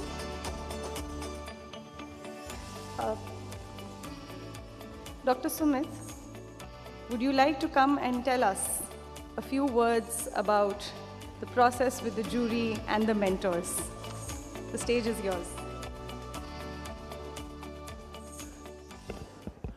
Hello, everyone. Thank you for giving me this opportunity. It's been a roller coaster ride. It's been a couple of months where we had this program. When we started off with this program, in the very first phases, we had quite a few challenges, but we scraped through. There were the moderators, there were the teachers, there were the school staff who helped us, who understood what exactly the program entails. Then we had the support of students who were very enthusiastic. They participated in all the components of the program. We started off with the quizzes. There were children who were enthusiastic about how to go about the quizzes, what to do. We want to excel in the quiz. They excelled it. They had tremendous performances throughout the quizzes. The master classes were fabulous, with students from all schools attending during their weekends. There were some students who were actually during their holidays and they're traveling. They attended the master classes, but they were so enthusiastic. They were so curious to talk to the master class people who were nowhere less than entrepreneurs and who had taken out time from their busy schedule. There were entrepreneurs who are based out of US, UK, and even across the Europe. But still they took out time to listen to the students. And the students didn't disappoint at all.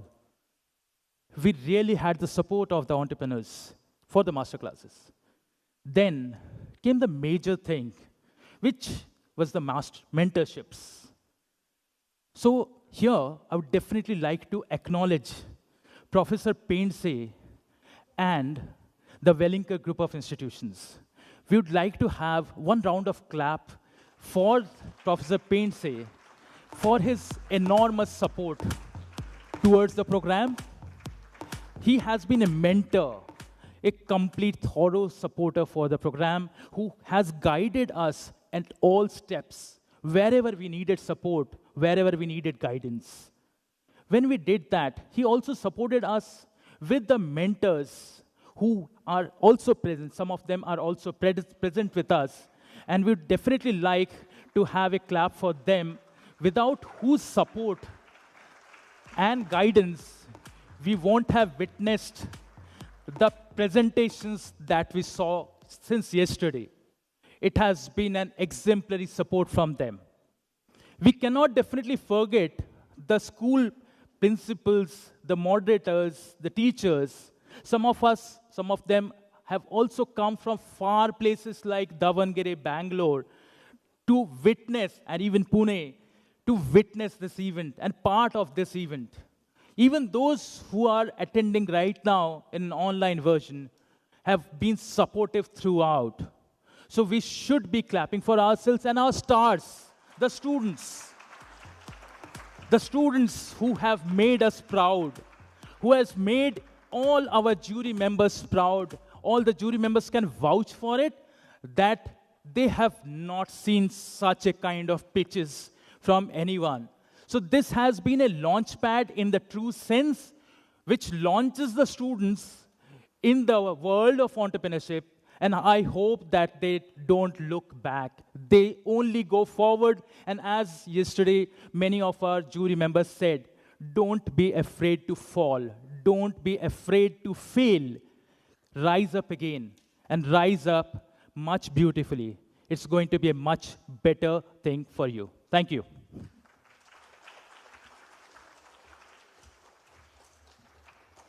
Thank you, Dr. Sumit, for such a passionate words. Some moments deserve a pause, and to every team that has applied, pitched, adapted, and showed up, this moment will soon be yours. And to celebrate the results, not just to celebrate the results, but resilience. It is also a celebration of a new mindset, and who knows, this might be a new beginning for many. But before we go into the awards, let me express sincere gratitude to the We School Group institutions, Professor Pense. Their support has been unwavering throughout this journey. He has been more than a mentor to us throughout the program, and we are truly, truly indebted to his support.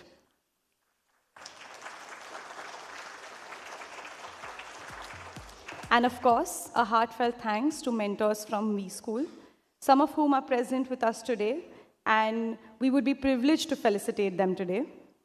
And they were not just guides during the mentorship phase of the Young Pioneers Entrepreneurship program.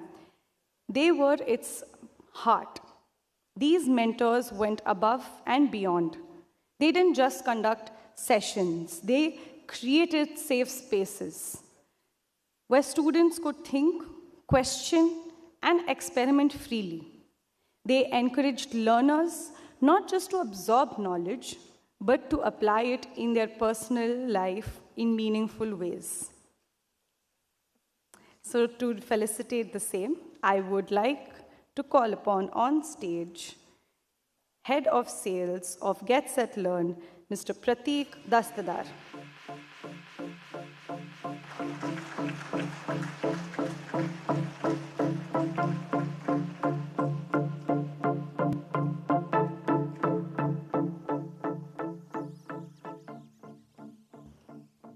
Our first mentor would be Govind Mandore, General Secretary, Wellinger Institute of Management, MMS. I can hear your thoughts.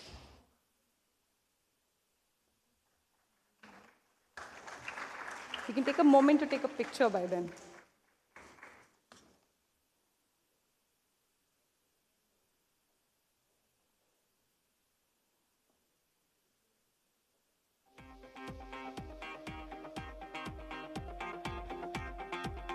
We have, thank you.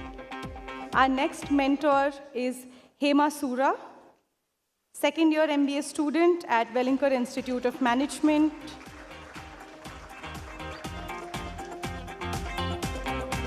We can keep the applause going for our third mentor, Ankit Pratap Maul, second year MBA student at Wellinger Institute of Management.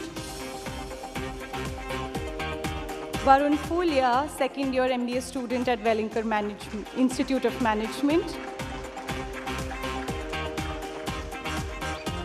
Shivam Paliwal, second year MBA student at Wellinger Institute of Management.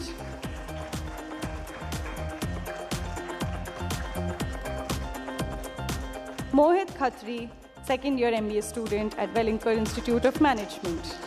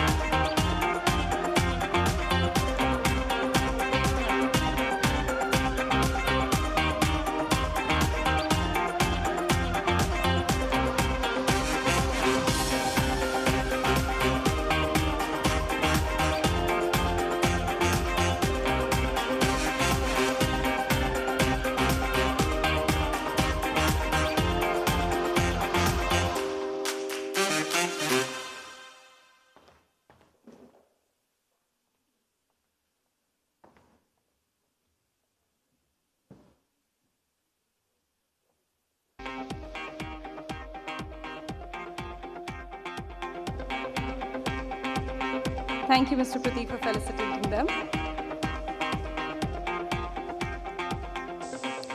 Let's also take a moment to appreciate the amazing teachers, coordinators, and educators who have worked tirelessly behind the scenes of the Young Pioneers Entrepreneurship Program.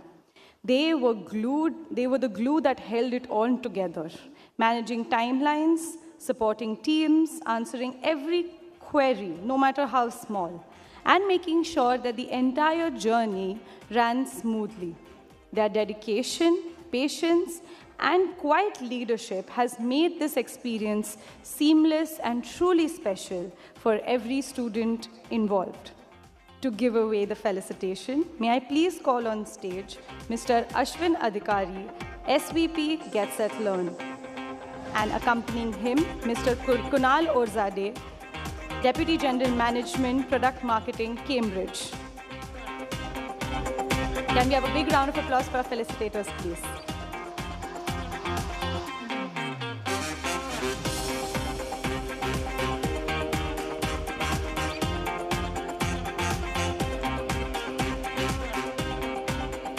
Mr. Wilson P.S., Student and Teacher Coordinator at PSSMER, Devangere, Karnataka. Ms. Saundarya, Student and Teacher Coordinator at Dr. SSNP School, Devangere, Karnataka. Ms. Rupa H., Bharti Public School, Bangalore.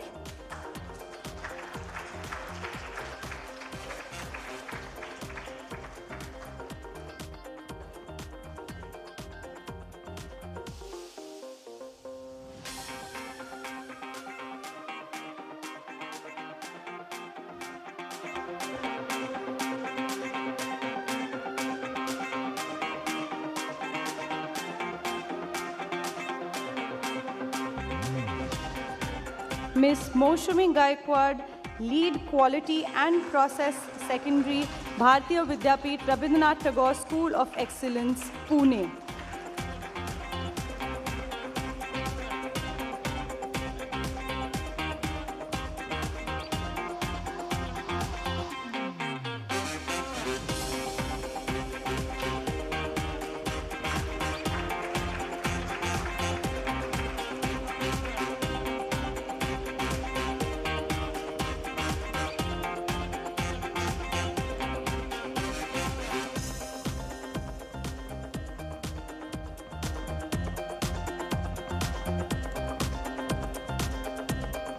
Thank you. Thank you, Mr. Ashwin, and thank you, Mr. Kunal. The contribution of teachers and student coordinators can often be invisible.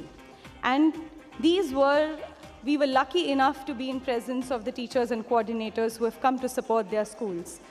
But I must also take a moment and acknowledge those who are not present in person here, but probably are joining us virtually. So please bear with me as I acknowledge every student coordinator and teacher mentor who's been a part of this journey. You can applause at the end of the name call if you like. Mr. Ketan Gawali, the Cambridge International School and Junior College, Mumbai. Shri Vidya Kumaran, APL Global School, Chennai. Chandrika, APL Global School, Chennai. Dr. Shabina Shafi, Foundation World School, Srinagar. Mrs. Jyotsna Kumar, DAV Public School, Delhi. Kritika Lalawat, DAV Public School, Delhi. Priyanshu Gupta, DAV Public School, Delhi. Surti Sweetie, Lakshmi Global School, Surat. Dhara Chandharana, Lakshmi Global School, Surat. Ms. Pushpa Karkaria, Bharatiya Vidyapeeth Rabindranath Tagore School of Excellence, Pune. Ms. Dhara Shah, Bharatiya Vidyapeeth Rabindranath Tagore School of Excellence, Pune. Ms. Kajal Singh, Bharatiya Vidyapeeth Rabindranath Tagore School of Excellence. Ms. Geeta Narang, Wisdom High School, Nashik. Ms. Sonali Keshri, Wisdom High International, Nasik. Ms. Archana Dharmadikari, Wisdom High International, Nashik. Ms. Janvi Rawal, Wisdom High International, Nashik. Swarali Dalvi, Nahar International School, Mumbai. Ms. Praveen Khattar, Nahar International School, Mumbai. Avinash N. Adani World School, Chennai. Suman Mishra, Adani World School, Chennai, and lastly, Akhila, Shloka International School. Can we have a big, very long round of applause for all the names taken and all of their contribution.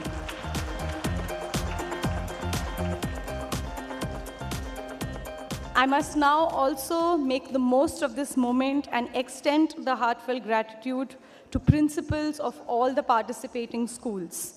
Principals, their support, their encouragement, and their belief in their students has made this journey possible for their students to shine with innovation.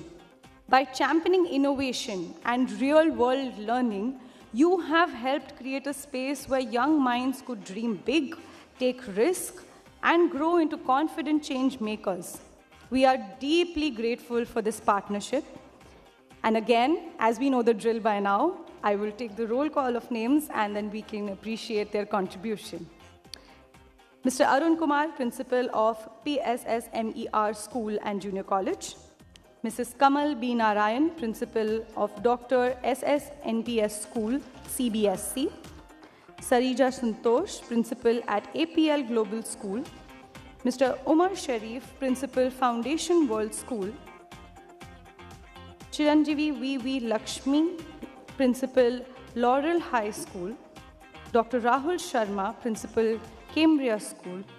Mrs. Rashmi Raj Biswal, Principal, DAV Public School.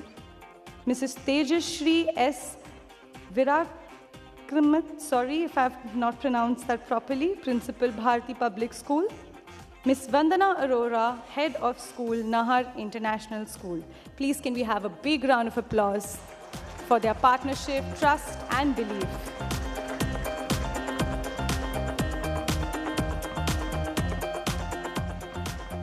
How many of us are dying in the anticipation of the winners? Just 5 people? I thought I want to put both my hands up, if I'm honest. Who, from all the presentations today, if you had to say the team that you're vouching for, what team would that be? If you're screaming your own team name, then like, bad sportsmanship.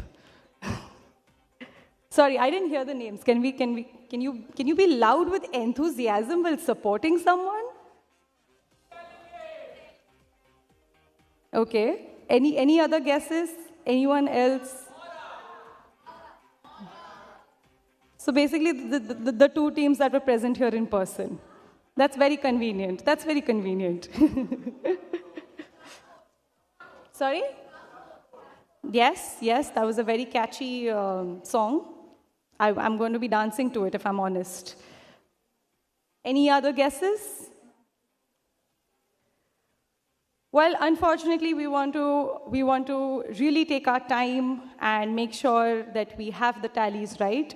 So what we're going to do is we're going to hold on a little bit more. I'm so sorry, I'm seeing all the anticipation. But please bear with us as we tally and we come back to you with the results.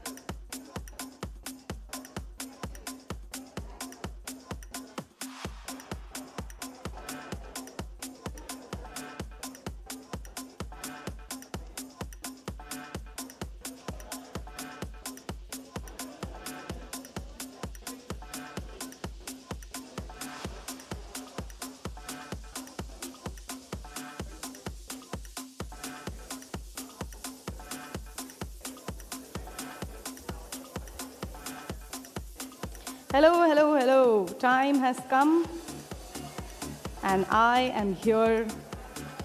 I have some power in my hands. Are we ready? Are we ready? Are we ready for the most awaited moment?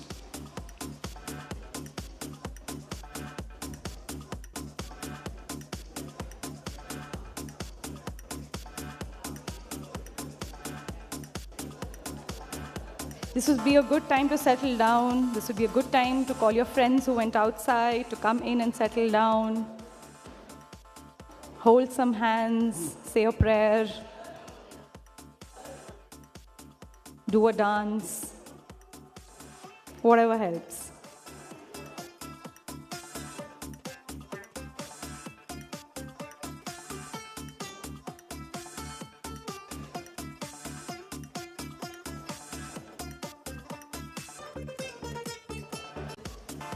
Is here.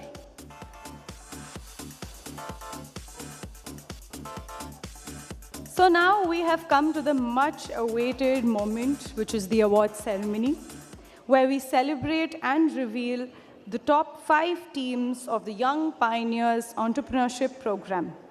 What fantastic performances we have witnessed, full of passion, purpose, and promise. Please give yourselves a big round of applause. These change makers have impressed us not just with their ideas, but with their ability to listen, to adapt, and lead with heart. Over the past 2 days, they have pitched boldly, answered tough questions posed to them, and shown us what is possible when curiosity meets courage.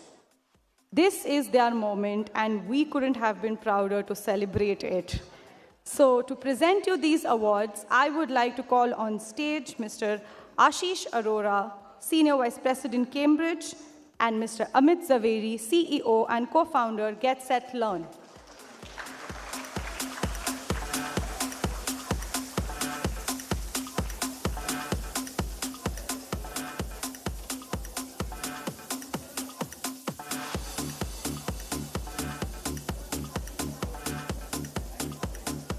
Are we ready for the second runner-up?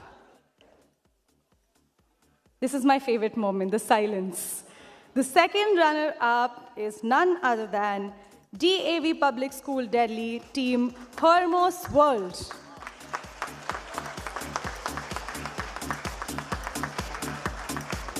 I know Team Hermos World is watching us virtually. They're not here. We have someone to receive, yes, please. Award जीते हैं वो.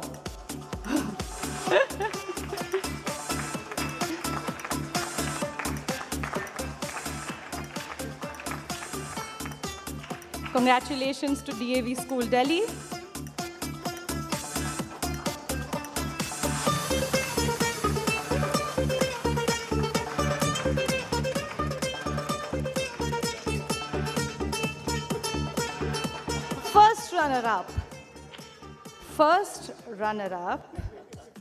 First runner-up is Bharatiya Vidyapeeth Rabindranath Tagore School, Pune, team IntelliKid.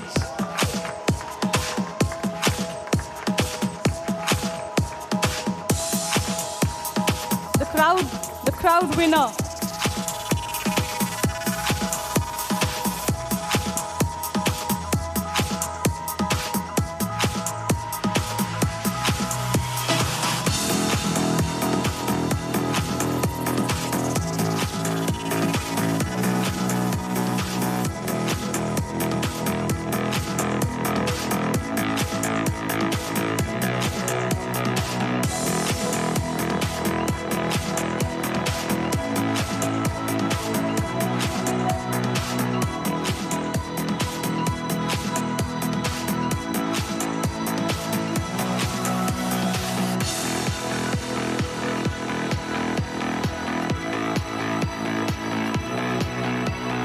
Congratulations, team. Just look at those proud teachers in the audience, not missing a moment to capture it.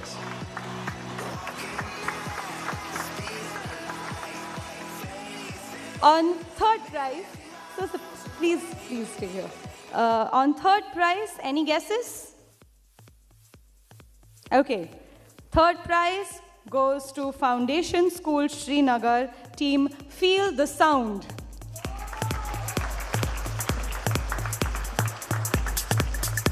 They are joining us virtually, so we can send them our love. If we have any teacher representative here,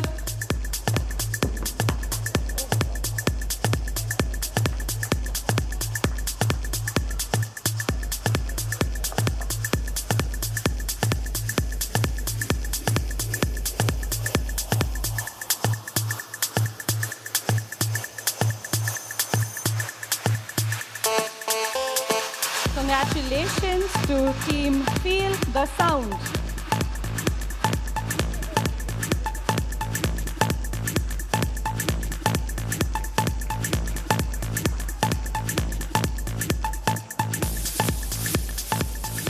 And now we're getting closer and closer, inching. Second prize winner goes to team Tough Coats, DAV Public School, Delhi.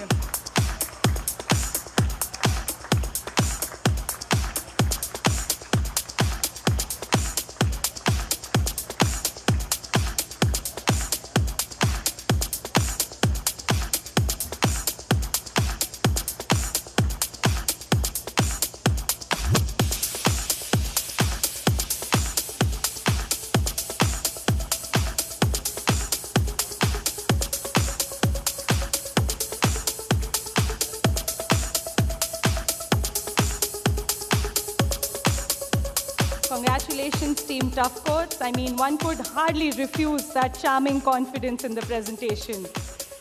And now, the most awaited first prize goes to Team Aura.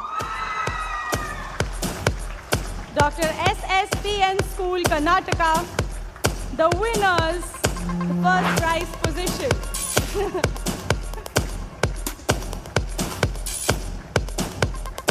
Careful, careful.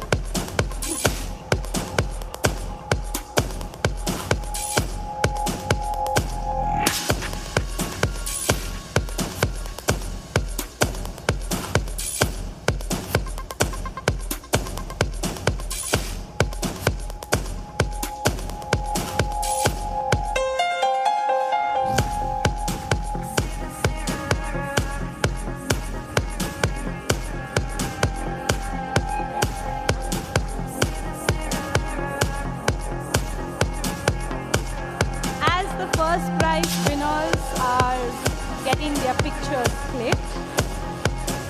I would request the runners-up, the first, second, third prize winners, everyone to come on stage because we must capture this moment of true innovation.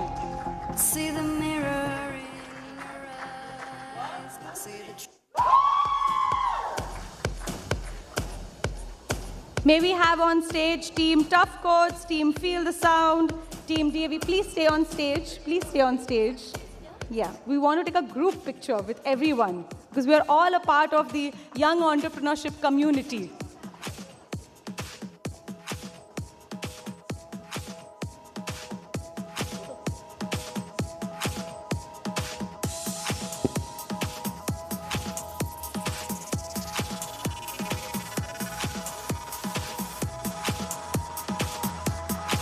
Mr. Ashish and Mr. Amit, you can join them.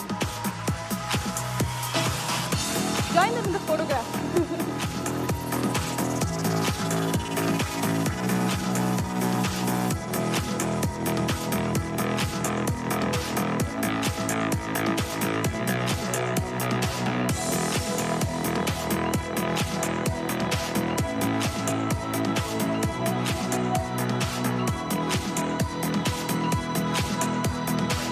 Give it up for these young pioneers.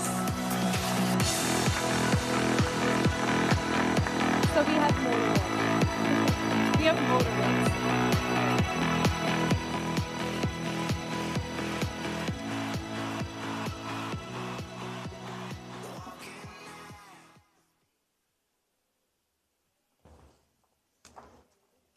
Thank you, everyone. Congratulations for your effort and dedication. We are also excited to present special awards.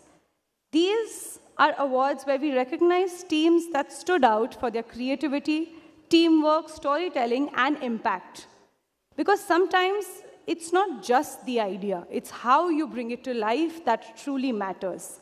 And to felicitate these winners in special category awards, I invite our felicitators again on stage. Our first special award is the Future Thinker Award, which goes to Laurel High School, Andhra Pradesh team, Step into the Future. Do we have a representative from Laurel High School? Well, then we wish them congratulations virtually. Our second special award is the Power Pitch Award, which goes to Team IRC, which is School APL Global School, Chennai.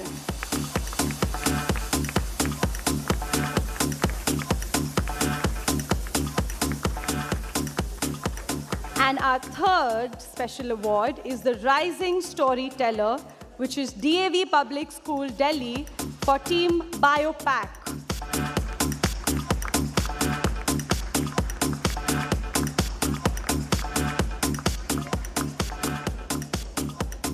Our fourth special award is the Future Brand Star Award, which goes to, again, DAV Public School, Team Sequel School Shop.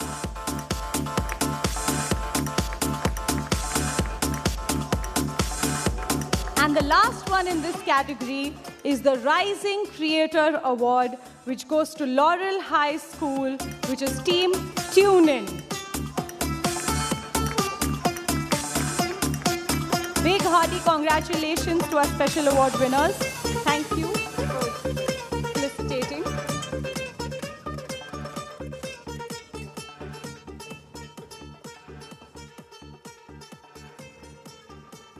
And now, as the course of nature is, all good things must come to an end. All journeys have their own halt.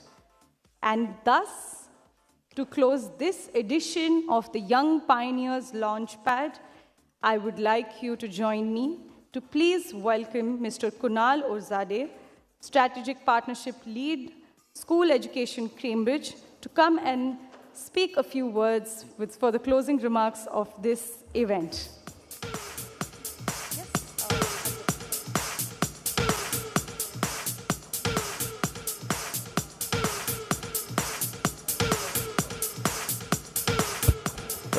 Hello, very good evening, everyone. So good to see all the smiles and happy faces from here. How's the Josh? This high? After announcing all the awards and planning this event for 2 days, how's the Josh again? All right, very happy and congratulations to all of you. So before we wind up and before we close this amazing Launchpad event, just taking a minute to reflect on how this all journey started. And to all the people who are watching us live and online, congratulations to all that who made it. We started this journey with 500 learners across 14, 15 schools in India. And what you witnessed right now, the last 2 days, is the culmination of this event, wherein we had the shortlisted 39 presentations from yesterday, translating to 12 final pitches that happened today, and few winners. So congratulations to all the winners, and for the rest who couldn't make it here in person and who could not make it to the event, and to everyone else as well. What next is something that I think I would want to leave all of you with the thought of what next. So where do we go from here? So what we've seen in the last 2 days, if we just kind of summarize it or take a step back, I think we started with an amazing journey narrated by my colleague Ashish, where a kid of 12-year-old Boyan just identified a problem of, all the garbage and the contamination in the ocean, and had a good intention and a thought of what exactly can be done and how can we clean this and make it a nice, clean contamination-free ocean. And that led to a very big revolution and the largest cleanup cleanup drive in the world in the history, which is the cleanup drive. So I think the journey for all of you have just started from here. We have seen all the jury members and all the distinguished members come here and address all of you and highlight one fact for sure, that when we were of your age back then, we did not even have 15% of the N2, the skills, and maybe the thought process that you have today. So I think this is what is 21st century learning skills means to all of us. And I think it gives us tremendous, encouragement to kind of bring out these solutions to see how this has been well perceived and how it culminates. So I think, yeah, so the journey has just begun. Then we had, again, very beautiful stories shared by a lot of entrepreneurs who came here. I think one distinguished that I recall is the story narrated by Vic. Does anyone remember Vic? Anyone from the students? What did he, what venture does he have? All right. So Vic was here, and he today has Earth Cafes across India. And if you all recall, he did mention one thing, that, how long did it take for him to see Earth Cafes in reality? Does anyone know it? Absolutely. So think of that. It took him 26 years and more than 10 ventures to kind of eventually land the concept that he thought he wanted to do it in the first place. So the point that I'm trying to drive is for all the winners who made it, there's still a long journey to go from here. There are a lot of questions to answer. My colleague Ashwin did mention to you yesterday, that all of you in your presentations had chief operating officers, chief marketing officers, CFOs, and CEOs and all. But then how about sales? Who's going to drive sales, right? Who's going to get you the money from all the leads that marketing gets you, right? So I would say the journey has just begun. There are many things that you still need to explore. Again, speaking of which, we did get to know about a lot of, VCs who came and spoke here, and the options and the opportunities that we have for funding.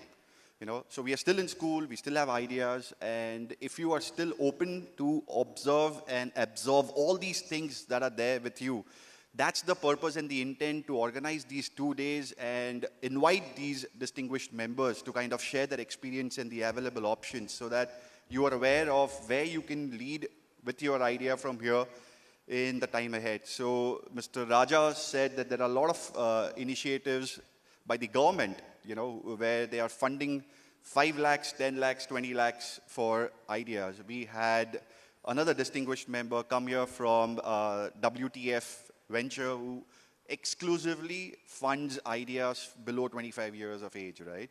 So these are the ones to tap, these are the ones to connect with, these are the ones to absolutely, just follow them and see where and what all do they lead, attend some events like this, and work on your ideas to take it to the market, right? So I think that's the thought that I would like to leave all of you with. And thank you, first of all the students, for all your patience and the efforts that you put into this. Thank you for taking out these 2 days and coming here in person and joining us live, all the schools. Absolutely, thank you for all the schools, the principals, the decision makers who believed in our product and our tagline, that fostering our entrepreneurial mindset. And thank you for all my team members here who have absolutely worked relentlessly in the last couple of weeks to get this show together. And if we continue this journey of learning and making these amazing, beautiful presentations, I think next time we can do it in some other place with 10x the participation that we had today and look at a multifold event. So with this, thank you once again. It wouldn't have been a success without your participation, both live and in person. In person, we had, I think, close to about 7-8 schools, but then we were joined by multiple online. So on the last 2 days. So yeah.